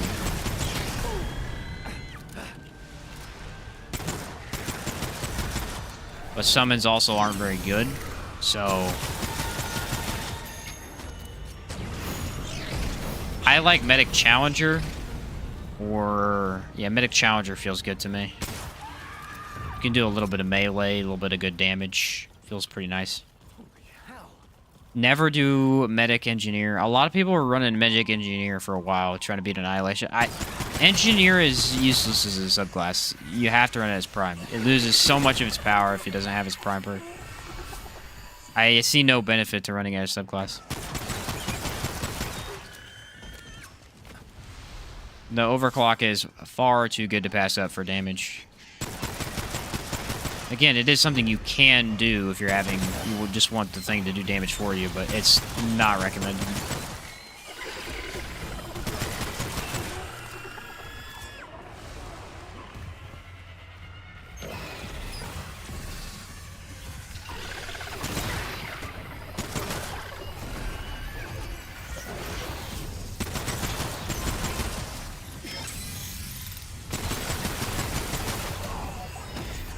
I don't really hate fighting flyers, but I gotta say they're not really... I guess they're kind of fun and kind of annoying at the same time. Their tracking projectiles are a little ridiculous, but they're some of the more interesting enemies, I'll give them that. How do I get Gunslinger and Summoner archetype? Summoner is from Yesa. You need to find a altar as you explore the world. And you will buy all of the Summoner stuff and the Summoner class there with Blood Moon Essence. Blood Moon Essence is the purple orbs that spawn on Yesa in the sky. They'll fly around. They only spawn during Blood Moons, so as you walk around Yesa and the different biomes and areas, you just randomly get a Blood Moon, and the Blood Moon, you'll see it. It's little pink or purple orbs that fly around. You gotta collect it. Shoot it to collect it. And then the other one was Gunslinger. You gotta talk to Mudtooth. You have to listen to all his stories for, like, hours on end. It's not quite that bad, but it's about 10 minutes of just clicking, listen to his stories over and over and over. It's very ignorant. The devs think it's a funny joke for some reason, but it's not funny. From what I've heard, apparently that's why they keep doing it, but it's not very funny. It's very annoying. Just gotta talk to Mudtooth for a while.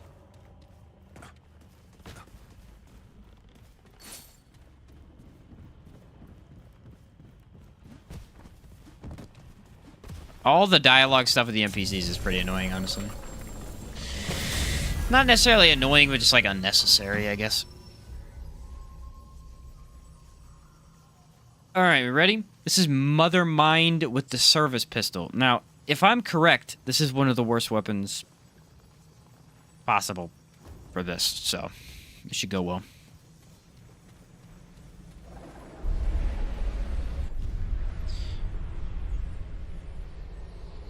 I'll be tuning back in. Hey, okay, awesome, Gio. Yeah, I'll catch you later, man. Hopefully we helped you out a little bit. Hardy again? I've never seen so much Hardy. I guess whatever I'm running right now means Hardy spawns, so...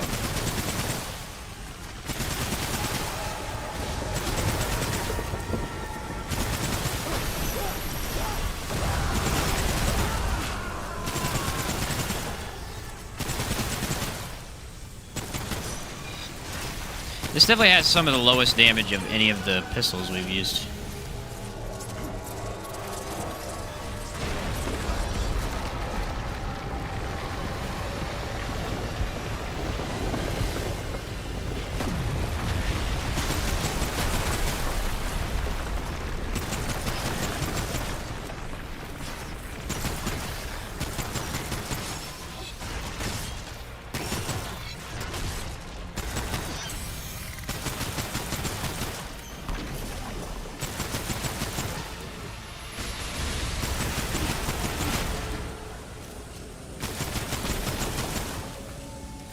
I mean, he has Hardy, so I guess it looks worse than it is.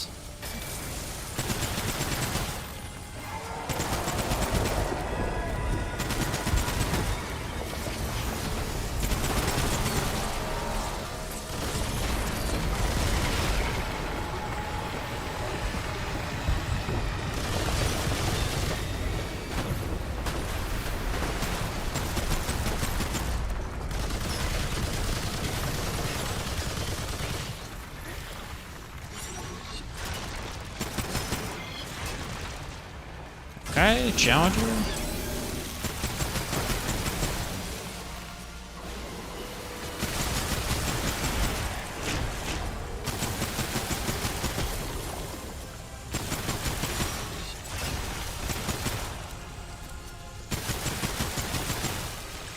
Man, it takes a long time to ramp that up, doesn't it?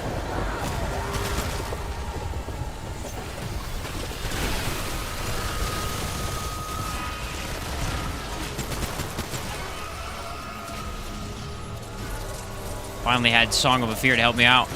Like the one time in this fight.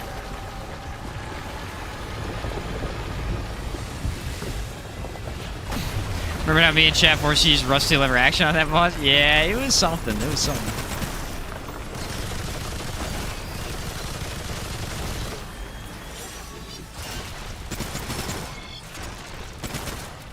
Almost mistimed that dodge. Felt it.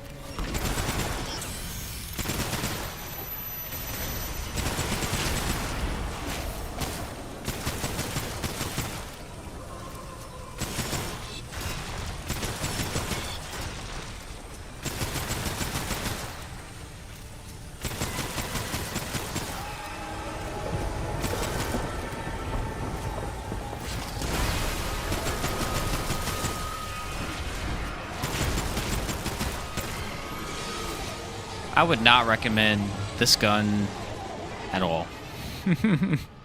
It's not very good. Not very good for range damage, not very good as a support weapon. It is basically worse than the MP60 in every possible way. I guess it has a little bit better of a reload, but I mean, I'm cooking up the reload right now, and it still wasn't that good.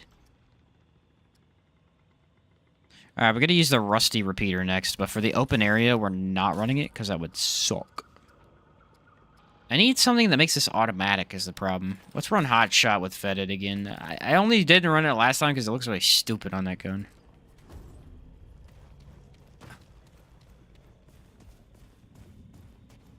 Should have had a tally for total number of reloads today. Man, how many would it be? Like 500 or something? Probably more than that, honestly. Running into Elemental Resist when running Archon Ritualist Firestorm Span is a chore? Yeah. I haven't had Elemental Resist all day. I've just had Hardy over and over. I guess it's just because of running Challenger with Gunslinger.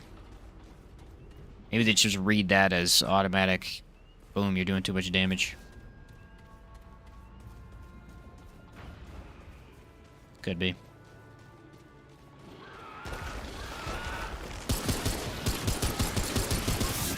Problem is, it's basically the same gun I just used. It's a bit better.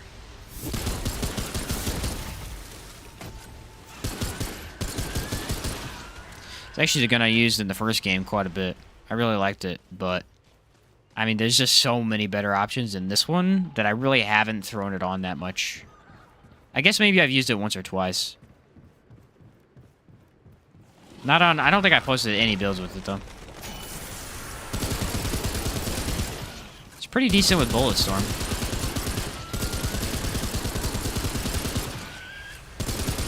Yeah, it's okay with Bulletstorm. Reloading more than firing? Yeah, pretty much. Pretty much. What else is a good pair for Archon Prime for mod spam? Ritualist Tahane is really good. That's probably the best right now.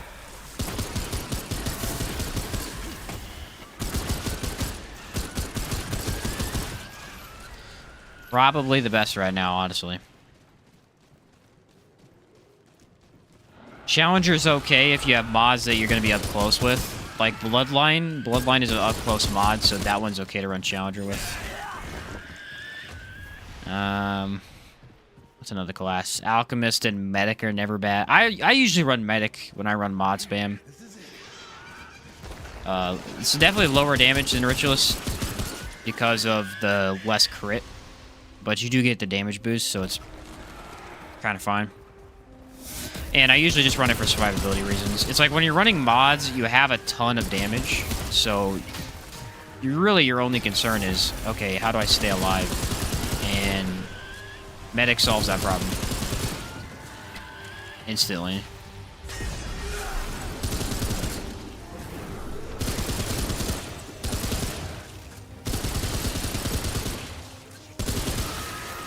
I've always actually been a really big fan of Medic. I haven't used it much lately because, I mean, I used to use it so much. I'd use it on every build just because it's a free heal whenever you want. And the shield skill is incredible for letting you survive stuff you really shouldn't survive, even on Apocalypse. I mean, that's why Fei Lin is so difficult for me sometimes, is one of the best ways that I've avoided dying to him is just popping that medic shield whenever he goes in for a really heavy attack. And boom, I can survive it and keep moving. Because I know I'm going to get hit, but I'm going to survive. Well, when I don't run that, it's a little bit trickier. Should I be running Detonation Trigger or something else? Yeah, just run Detonation Trigger. Yeah. That with Stone of Malevolence is really easy for the mod spam, so it's kind of hard to pass up. There's a couple other options if you wanted, like... If you wanted more crit, you could technically run the Abrasive Whetstone, but it's not as reliable as Detonation Trigger. Favorite NPC was the Saw after killing, I don't know how to say it, the Root Nexus and Aberration. He talked for literally 45 minutes about all the lore and Yesa shit. That guy is very cool. That is one of the very few NPC interactions I really enjoyed, just because the conversation actually was interesting lore. A lot of the conversations in the game are just pointless drivel, but that one was really good. Very, very good. Did he just go up and then down? That was dumb.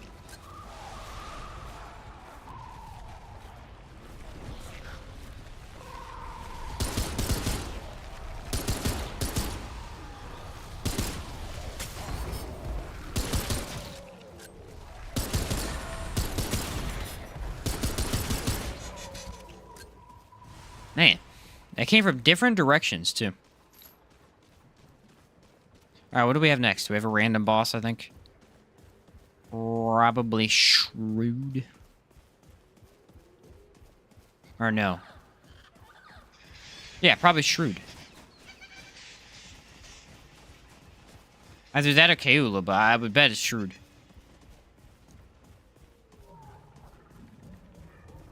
Kayla would be pretty annoying to get to the dungeon, but I mean, not that bad.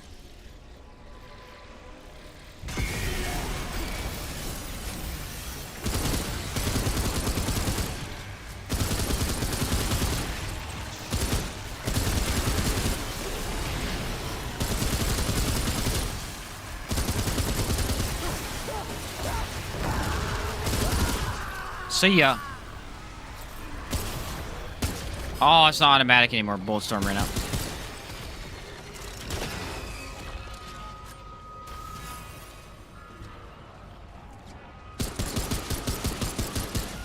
Yeah, I mean, this weapon's pretty reliable.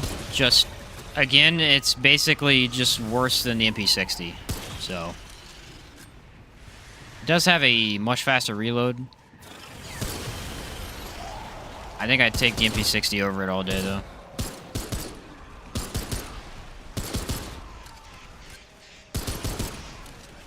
Feels like it's just, honestly, a really, really solid gun. If you're just looking for something general, like you don't have any... Nebula is something that if you're never going to use your sidearm, you should be using Nebula. It's because the mod is so beneficial. If you're going to just straight up go for ad clear, obviously Enigma is best. But if you want something sturdy for support, MP60 got you covered. Bolt driver is really only if you're running fusion rifles, in my mind. So to see builds, bow builds, things like that. Using Fargazer build, Sheen. I got Annihilation. Only using the eye for a consumable. The what eye?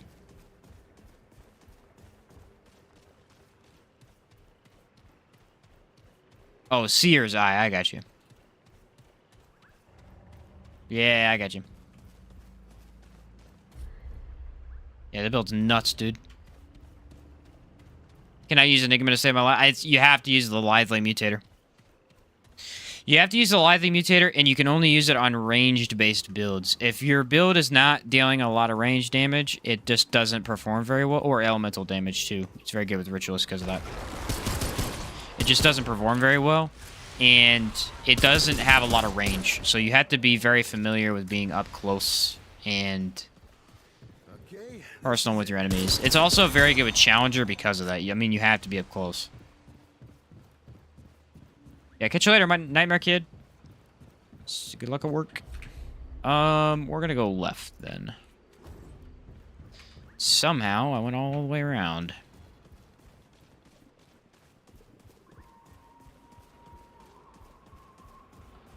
Only 2 more guns to go, ladies and gentlemen. 2 more guns to go. For Ravager, we're gonna attempt to use the rusty, whatever this is. It's gonna be a long one. No mod. No good crit. I'm prepared. I'm in for the long haul.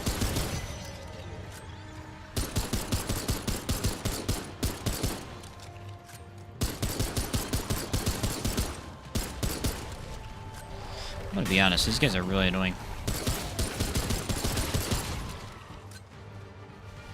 They fly up so high. It's crazy.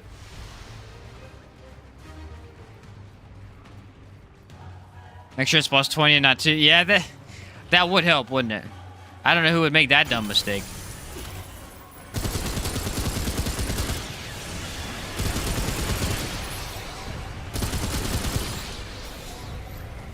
Definitely not me. I like how you went around that tree to get me. I was saying to join these near the end. What's up, Jade? Yeah, you do. I think we got Kayla. This feels a lot like her.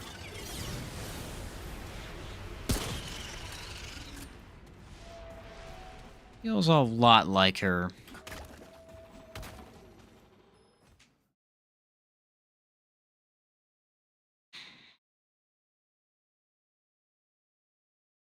Oof. Yeah, Kayla.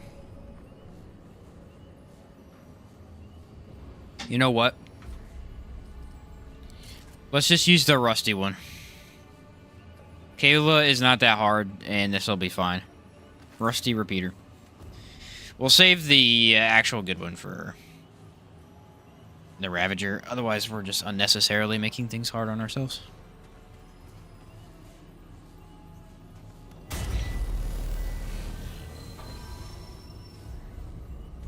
Unnecessarily making things difficult for no reason. What the hell happened here? Can I sprint through this? Nah, this dungeon takes forever, dude. I like this dungeon, though. It's actually a lot of fun. I really love this arena idea. I think this is one of their more creative fights. Here they come. What's the next stream with Chaos? I think we're doing it on Thursday.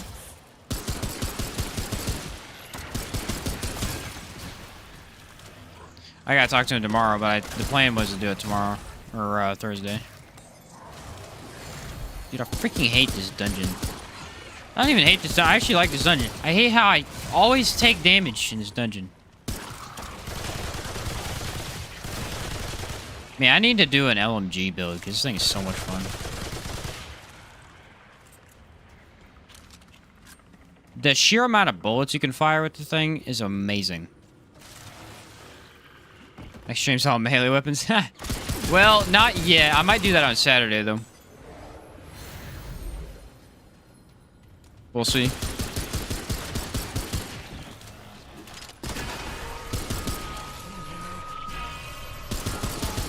Me and Chaos will come up with like a co-op build, so we don't have to do that. But I might do that on Saturday.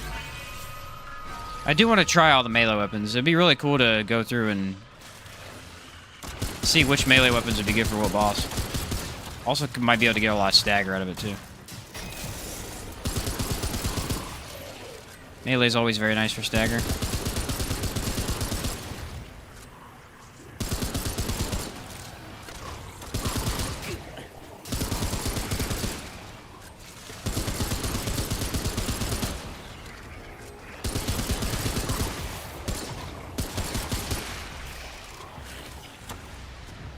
Do you guys feel like enemies are spawning out of thin air?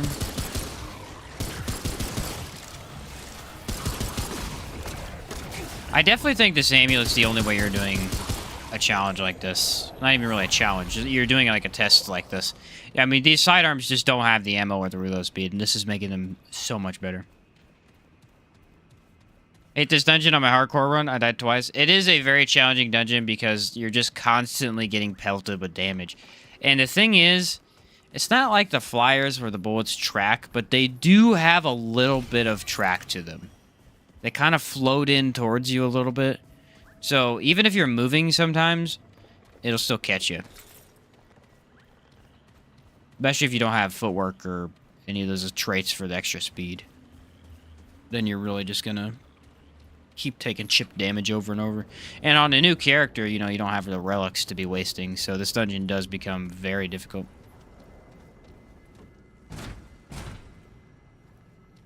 There were several dungeons in the first game that were very similar to this one, where they had ranged enemies like this all over the place, and it was basically the same deal.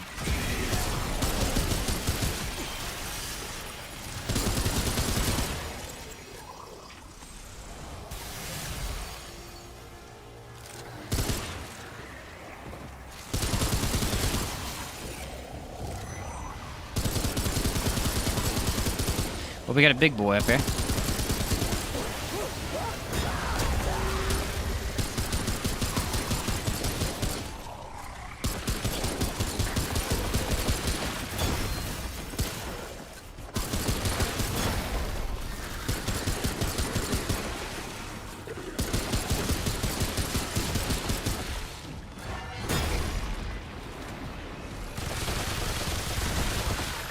So the rusty revolver sucks. Well, we all knew that.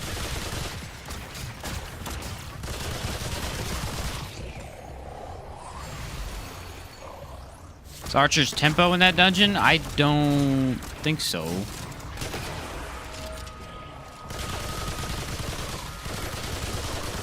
I think that's the other one, Indaria's End, but I'm not sure. I could be wrong. The rusty only run. Yeah, rusty weapons only. Yay. Talk about tough, man. I mean, you got no mod, you got no mutator. You're losing out a lot of damage. Archer's Crisis and Darius. That's what I thought. See, look at that. I'm literally, like, moving, and they still nailed me. There are also just 1,000 of them, too.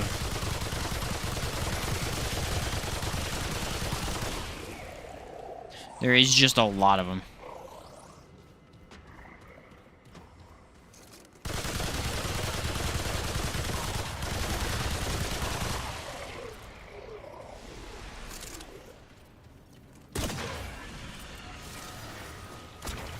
That may have been a bad place to put that.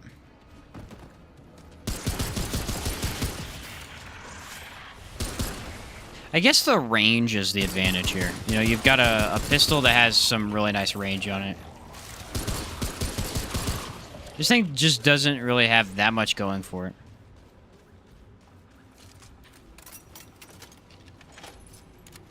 Behind a hidden wall and a randomly generated tile. Yeah, you're right, you're right.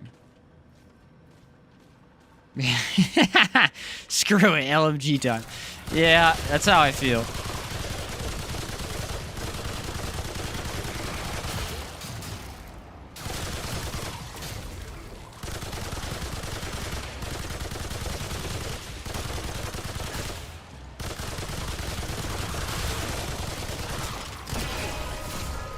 There's just a freaking 1,000 of them, dude. Like, the heck?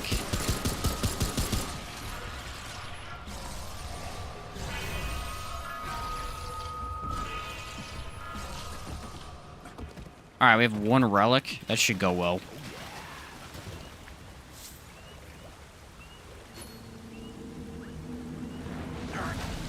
Literally one relic? Wow. Amazing. Thick skin and hardy. I have no idea what is going on, but if you run Challenger and Gunslinger, the game gives you hardy every 4 seconds. That's the only thing we've had all day.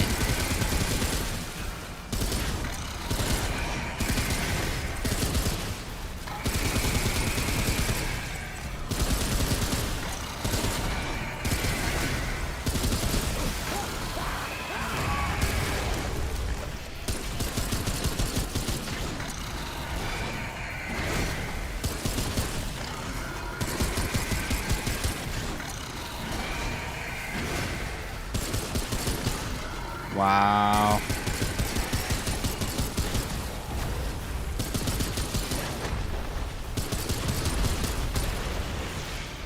I'm gonna be for real with you guys right now.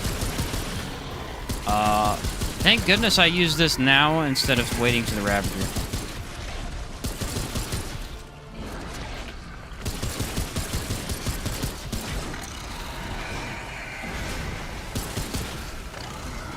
That would have been a bad idea.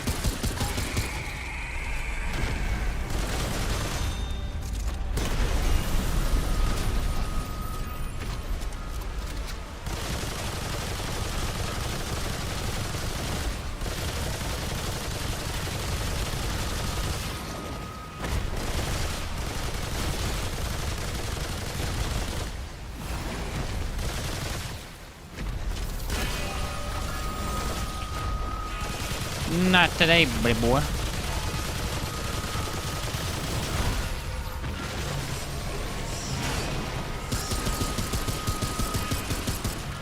This is the longest Kaula fight of all time.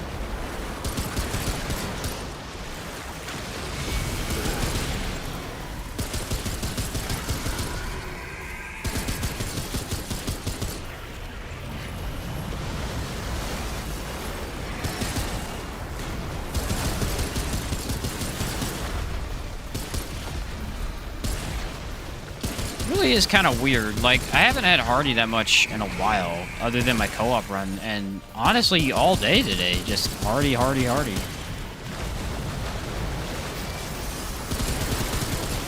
Makes you think. Maybe it's Rampage. Maybe the skill Rampage just gives you Hardy.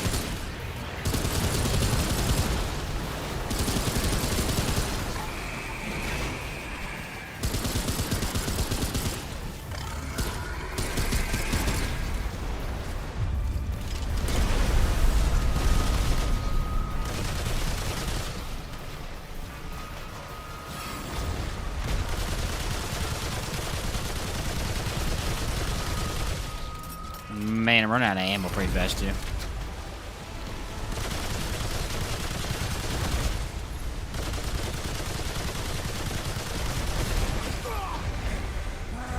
I heard it coming, too.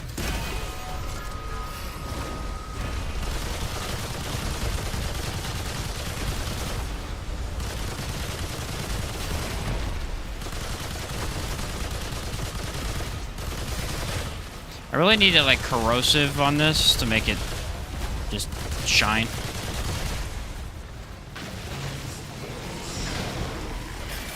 Now would be a really sucky time to die, huh?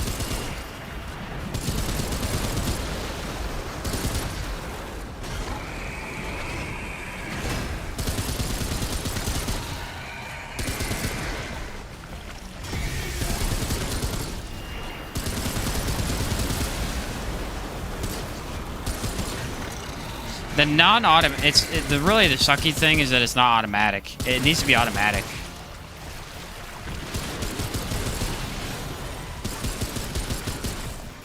Especially if we're running, you know, Challenger Gunslinger to make it shoot fast, it just doesn't feel good.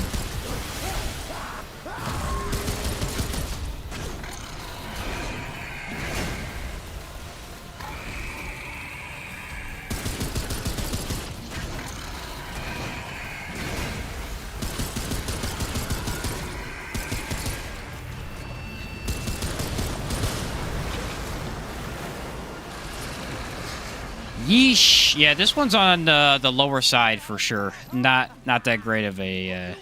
probably the worst one. No mod, no mutator is still brutal to play with. One left.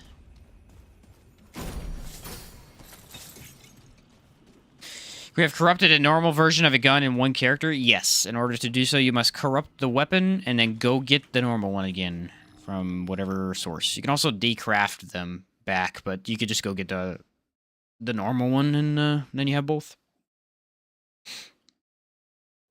Yeah, the thick skin of Hardy was to make sure that I was doing no damage. It's very true. Very true. Seen the world record speedrun sheet, something like 26 minutes? I have not. I saw someone say something about a co-op speedrun, but I didn't watch any of that. We're going to find official Discord link for Remnant 2. For Remnant 2, I think their Discord link is on... I think you just look it up in Discord, honestly. I was going to say my Discord is posted down below, but I don't have theirs posted. We should be able to find it in Google pretty easily. I would assume.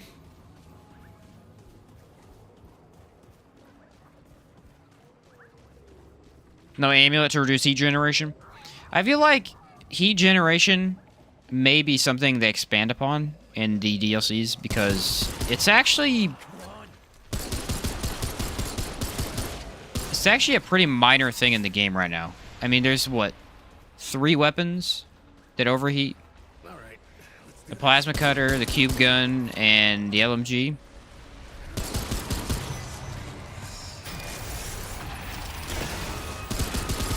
And I mean, it's really not that bad.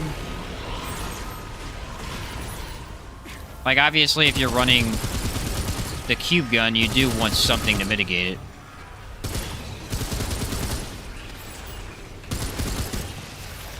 But I mean, plasma cutter fixes itself, so that's not an issue.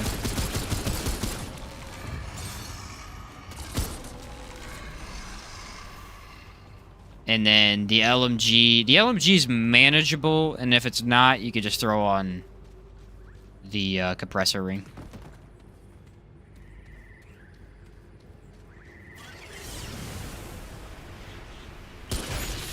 I literally shot you. Try to play with Bonesaw, and the heat is the limiting factor. Yeah, you gotta throw on the compressor ring. Micro compressor. In my mind. You don't want to use a mutator for it, because you want to use momentum. Because it's so beneficial for the damage boost. but throwing on micro compressor really doesn't hurt your damage that much. And I mean, it's just a ring slot, and it basically fixes it. It is definitely still something you need to pay attention to because the bone saw fires so quickly that it always is a factor. But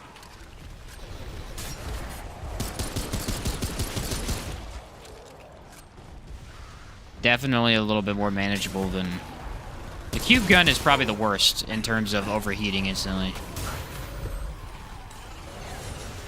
Like, explain to me why there was even a... Like, where are these guys at? That's what I'm wondering to know. Like, where are they coming from? There's nowhere over here. Yet they're, like, spawning out of the wall. Like, this is it. The meatballs were attacking me from over here.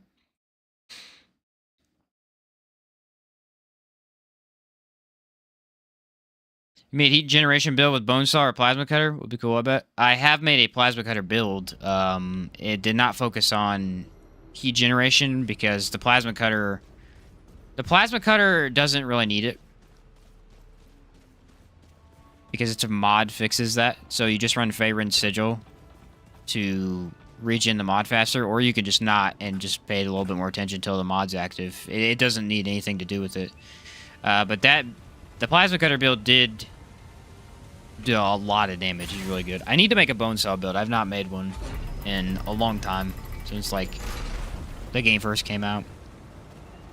And I didn't make one based around the heat generation either. Sebastian, what's your favorite archetype in Remnant? Remnant 2, I'm assuming you're saying. Favorite archetype? Ritualist. Ritualist is everything I wanted from the game. Except for Death Wish. Death Wish is terrible. Needs a rework. But everything else about the class is really fun and really cool.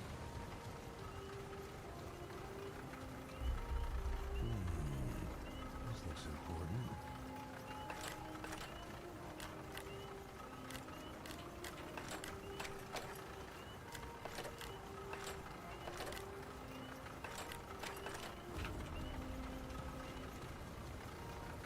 Yeah, Ritualist really is the best. The truth is, Ritualist really only has one skill, ultimately, because Rupture is borderline useless. There's no reason to run it over Miasma unless you're running co-op. That's the honest truth. It does not benefit you over Miasma unless you're running skill cooldown solo. Skill cooldown, it could maybe benefit you, but not otherwise. So, I mean, Miasma is just really the only one. I mean, Death Wish, we all know, is completely useless. There's no way to use it, so.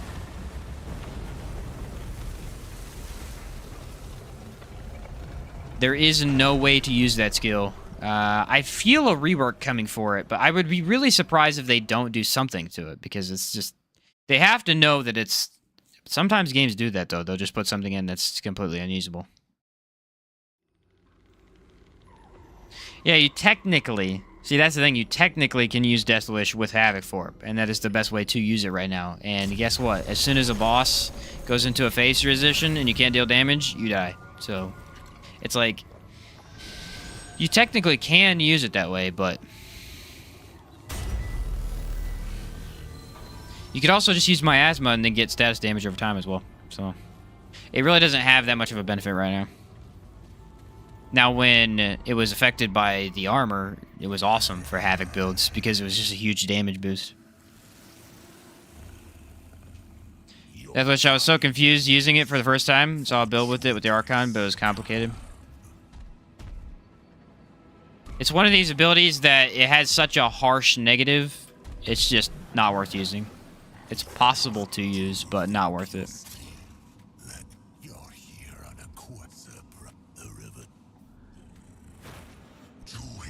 The best way to run Archon right now is Archon with a Havoc form, and then you want to run Ritualist, because then you get a ton of crit chance if you use Miasma. So, again, it's like, yeah. Yeah, Death Wish needs something done to it for sure. Alright, ready? This is the last gun we have. Let's see how it goes. Filthy Casuals busted? Yeah, for real.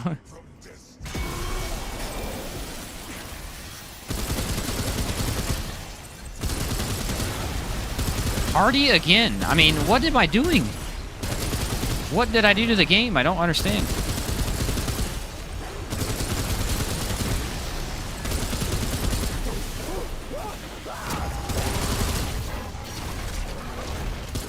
Yeah, this not being automatic really sucks. Like, the gun is awesome when Bulletstorm's active, and when Bulletstorm is not active, this gun is awful.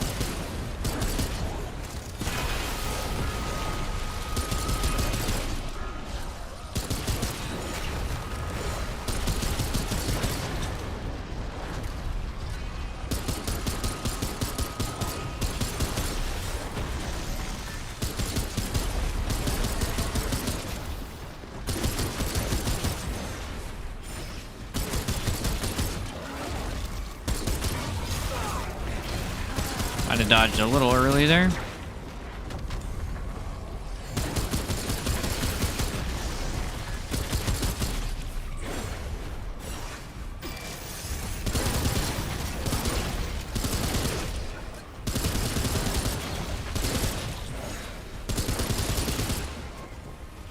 I literally could not see a thing.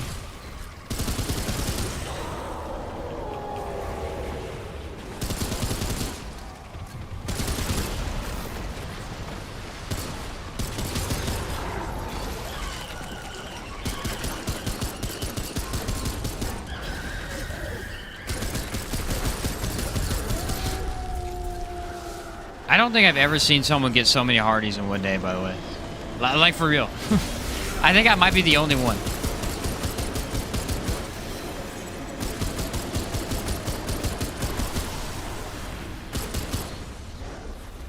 Yeah, I am running range damage, so technically I'm nerfing my status a little bit, but...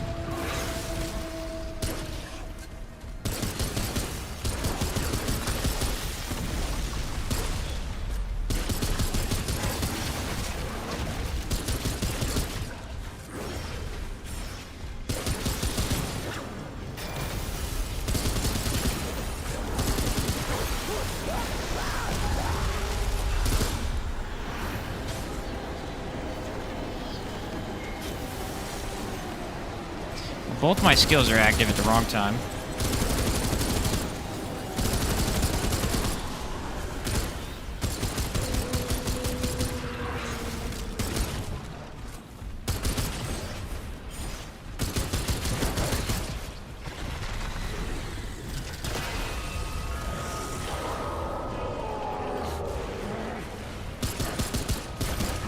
I'm not really sure why he does that howl. It seems very unnecessary. I guess it's just so they, like, try to catch you with the meatballs or something.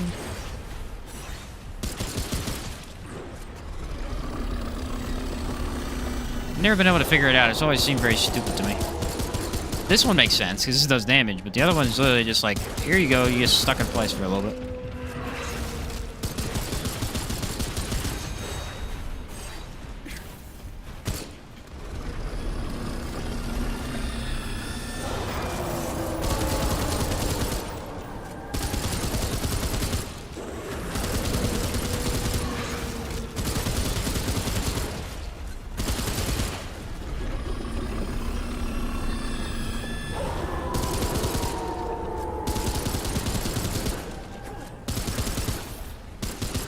Oh, Bulletstorm ran out.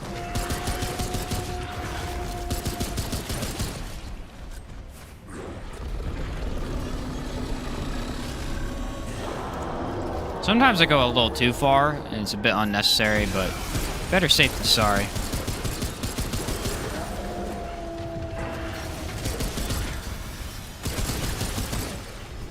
One thing I learned about that rush attack that used to always get me is you can dodge early. You just have to get away from him. If you try to delay it too much, you're going to get hit by it every time. But if you just straight up dodge out of it as early as you can, it never hits you.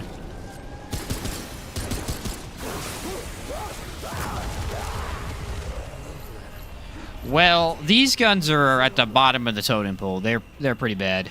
I take the MP60 over all three of the ones we just used every day.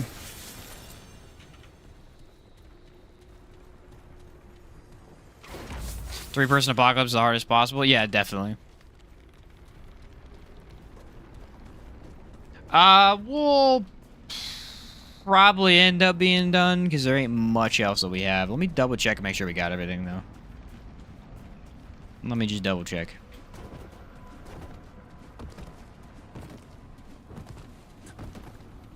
It should be all the handguns. Should be.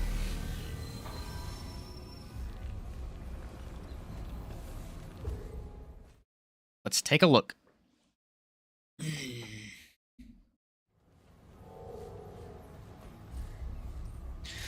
All right.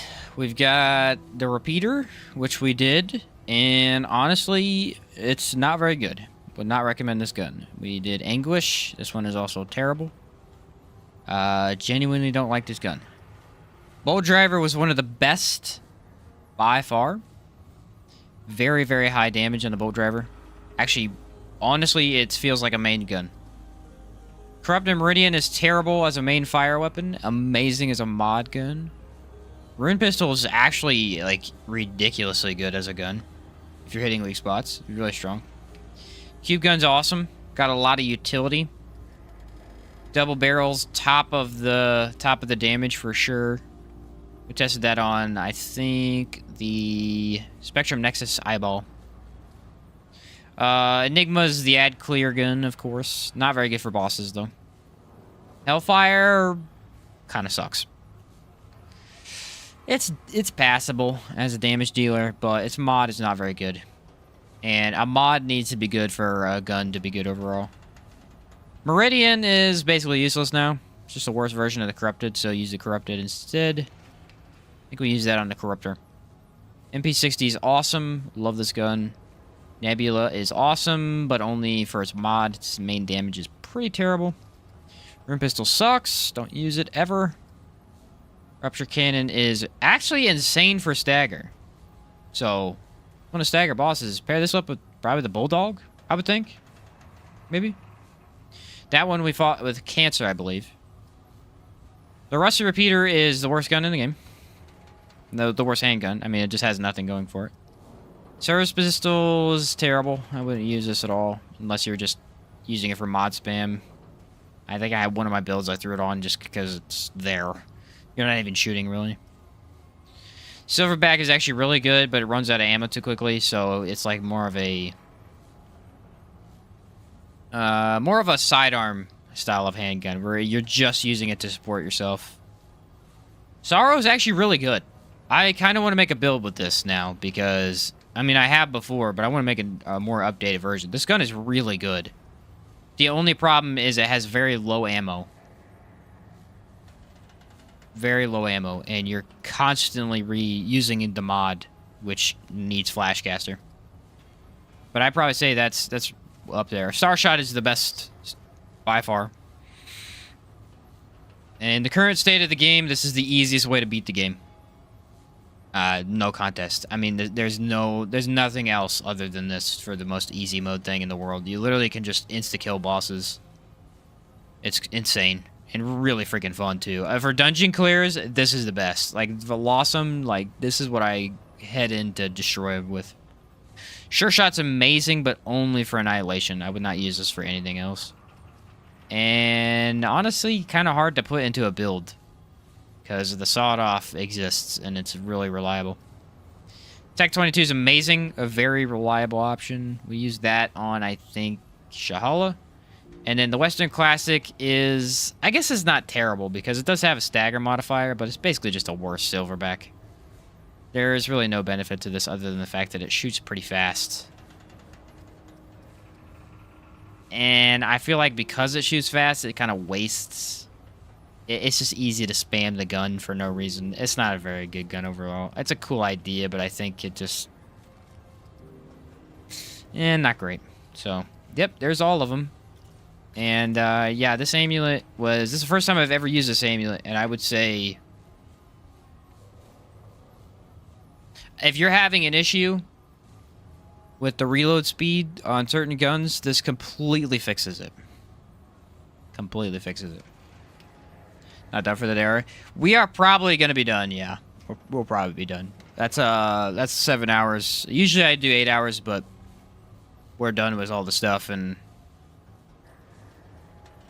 that's about it for the day. That is about it. I could use restroom anyway, so. I was gonna take off this and put on what? What was I running? Oh, Ring of Infinite Damage was way better. Yeah. Ultimately, I think my favorite sidearm that we used was Bull Driver. Bull Driver with Sequence Shot. Electric Overflow. Man, this thing cooks. This thing is amazing. Thanks for the stream. Looking forward to a melee only stream. Heck yeah, Jax. The momentum's obviously good, but could Ingenuity be good for Bonesaw? Less damage per shot, maybe more DPS overall, and less. Again, it's not great. If you're using the Bonesaw as support, it's fine because you're not really maining damage. But I think just throwing on the micro compressor is better than using Ingenuity. Honestly, it takes away a lot of the pain of the overheat. And then you get momentum, which the issue is that momentum really is insane for the automatics, mainly being the Bonesaw and the Tommy gun, Chicago typewriter. It's just too good. They shoot out so many bullets that it benefits from momentum like crazy. Where is the micro compressor? Like a little. Oh, here it is. Reduces heat generation per round when firing weapons that overheat by 30%. So, I mean, it's not nearly as good as Ingenuity, but you get the that's the best way to go, I think. Love your content. Appreciate it, Kahuna. Is that a search bar for the ring and amulets? A lot of people have brought that up, actually. Yeah, searching through stuff's kind of crazy. This ring is so bad. It's funny, but it's not good. Painless Obsidian. When gray health is present, you gain haste. Why? Why, I say, why? Red Ring of Death is so dope. It's like a really cool looking ring. All of the Lawsome stuff looks really interesting. This is just very not useful. Very unhelpful. Well, ladies and gentlemen, that's probably about it for me. That was a lot of fun. We got to test all of them. Awesome stream. Thank you for all the time. I'll update on Shahala next time, hopefully. Yeah, good luck, man. Good luck. Yeah, I'll stream on Thursday from about 4 p.m. until 12, so anytime if you want to jump in, let me know how it went. Shahala's a tough one, man. I do not blame you for having issues with Shahala. He's brutal. Takes a lot of time to figure out what the heck is even going on in that fight. So, I wish you the best of luck, good sir. All right, ladies and gentlemen, thank you very much for your time. Thank you for watching. Always appreciate you guys. That's going to be it for me. What time region? Central time. 4 p.m. Central time. There is a schedule of my stream in the stream description as well. Of all of my newer videos also have it. I've been trying to post it so people could see it. So, all right, guys. Hopefully you have a good rest of your day. I will see you on Thursday, probably with Chaos. I'll probably doing a co-op stream, and then we'll try to do melee only on Saturday. I think that would be really fun, but we'll see what happens. Great stream as always. Thanks, Garrus. Catch you guys later.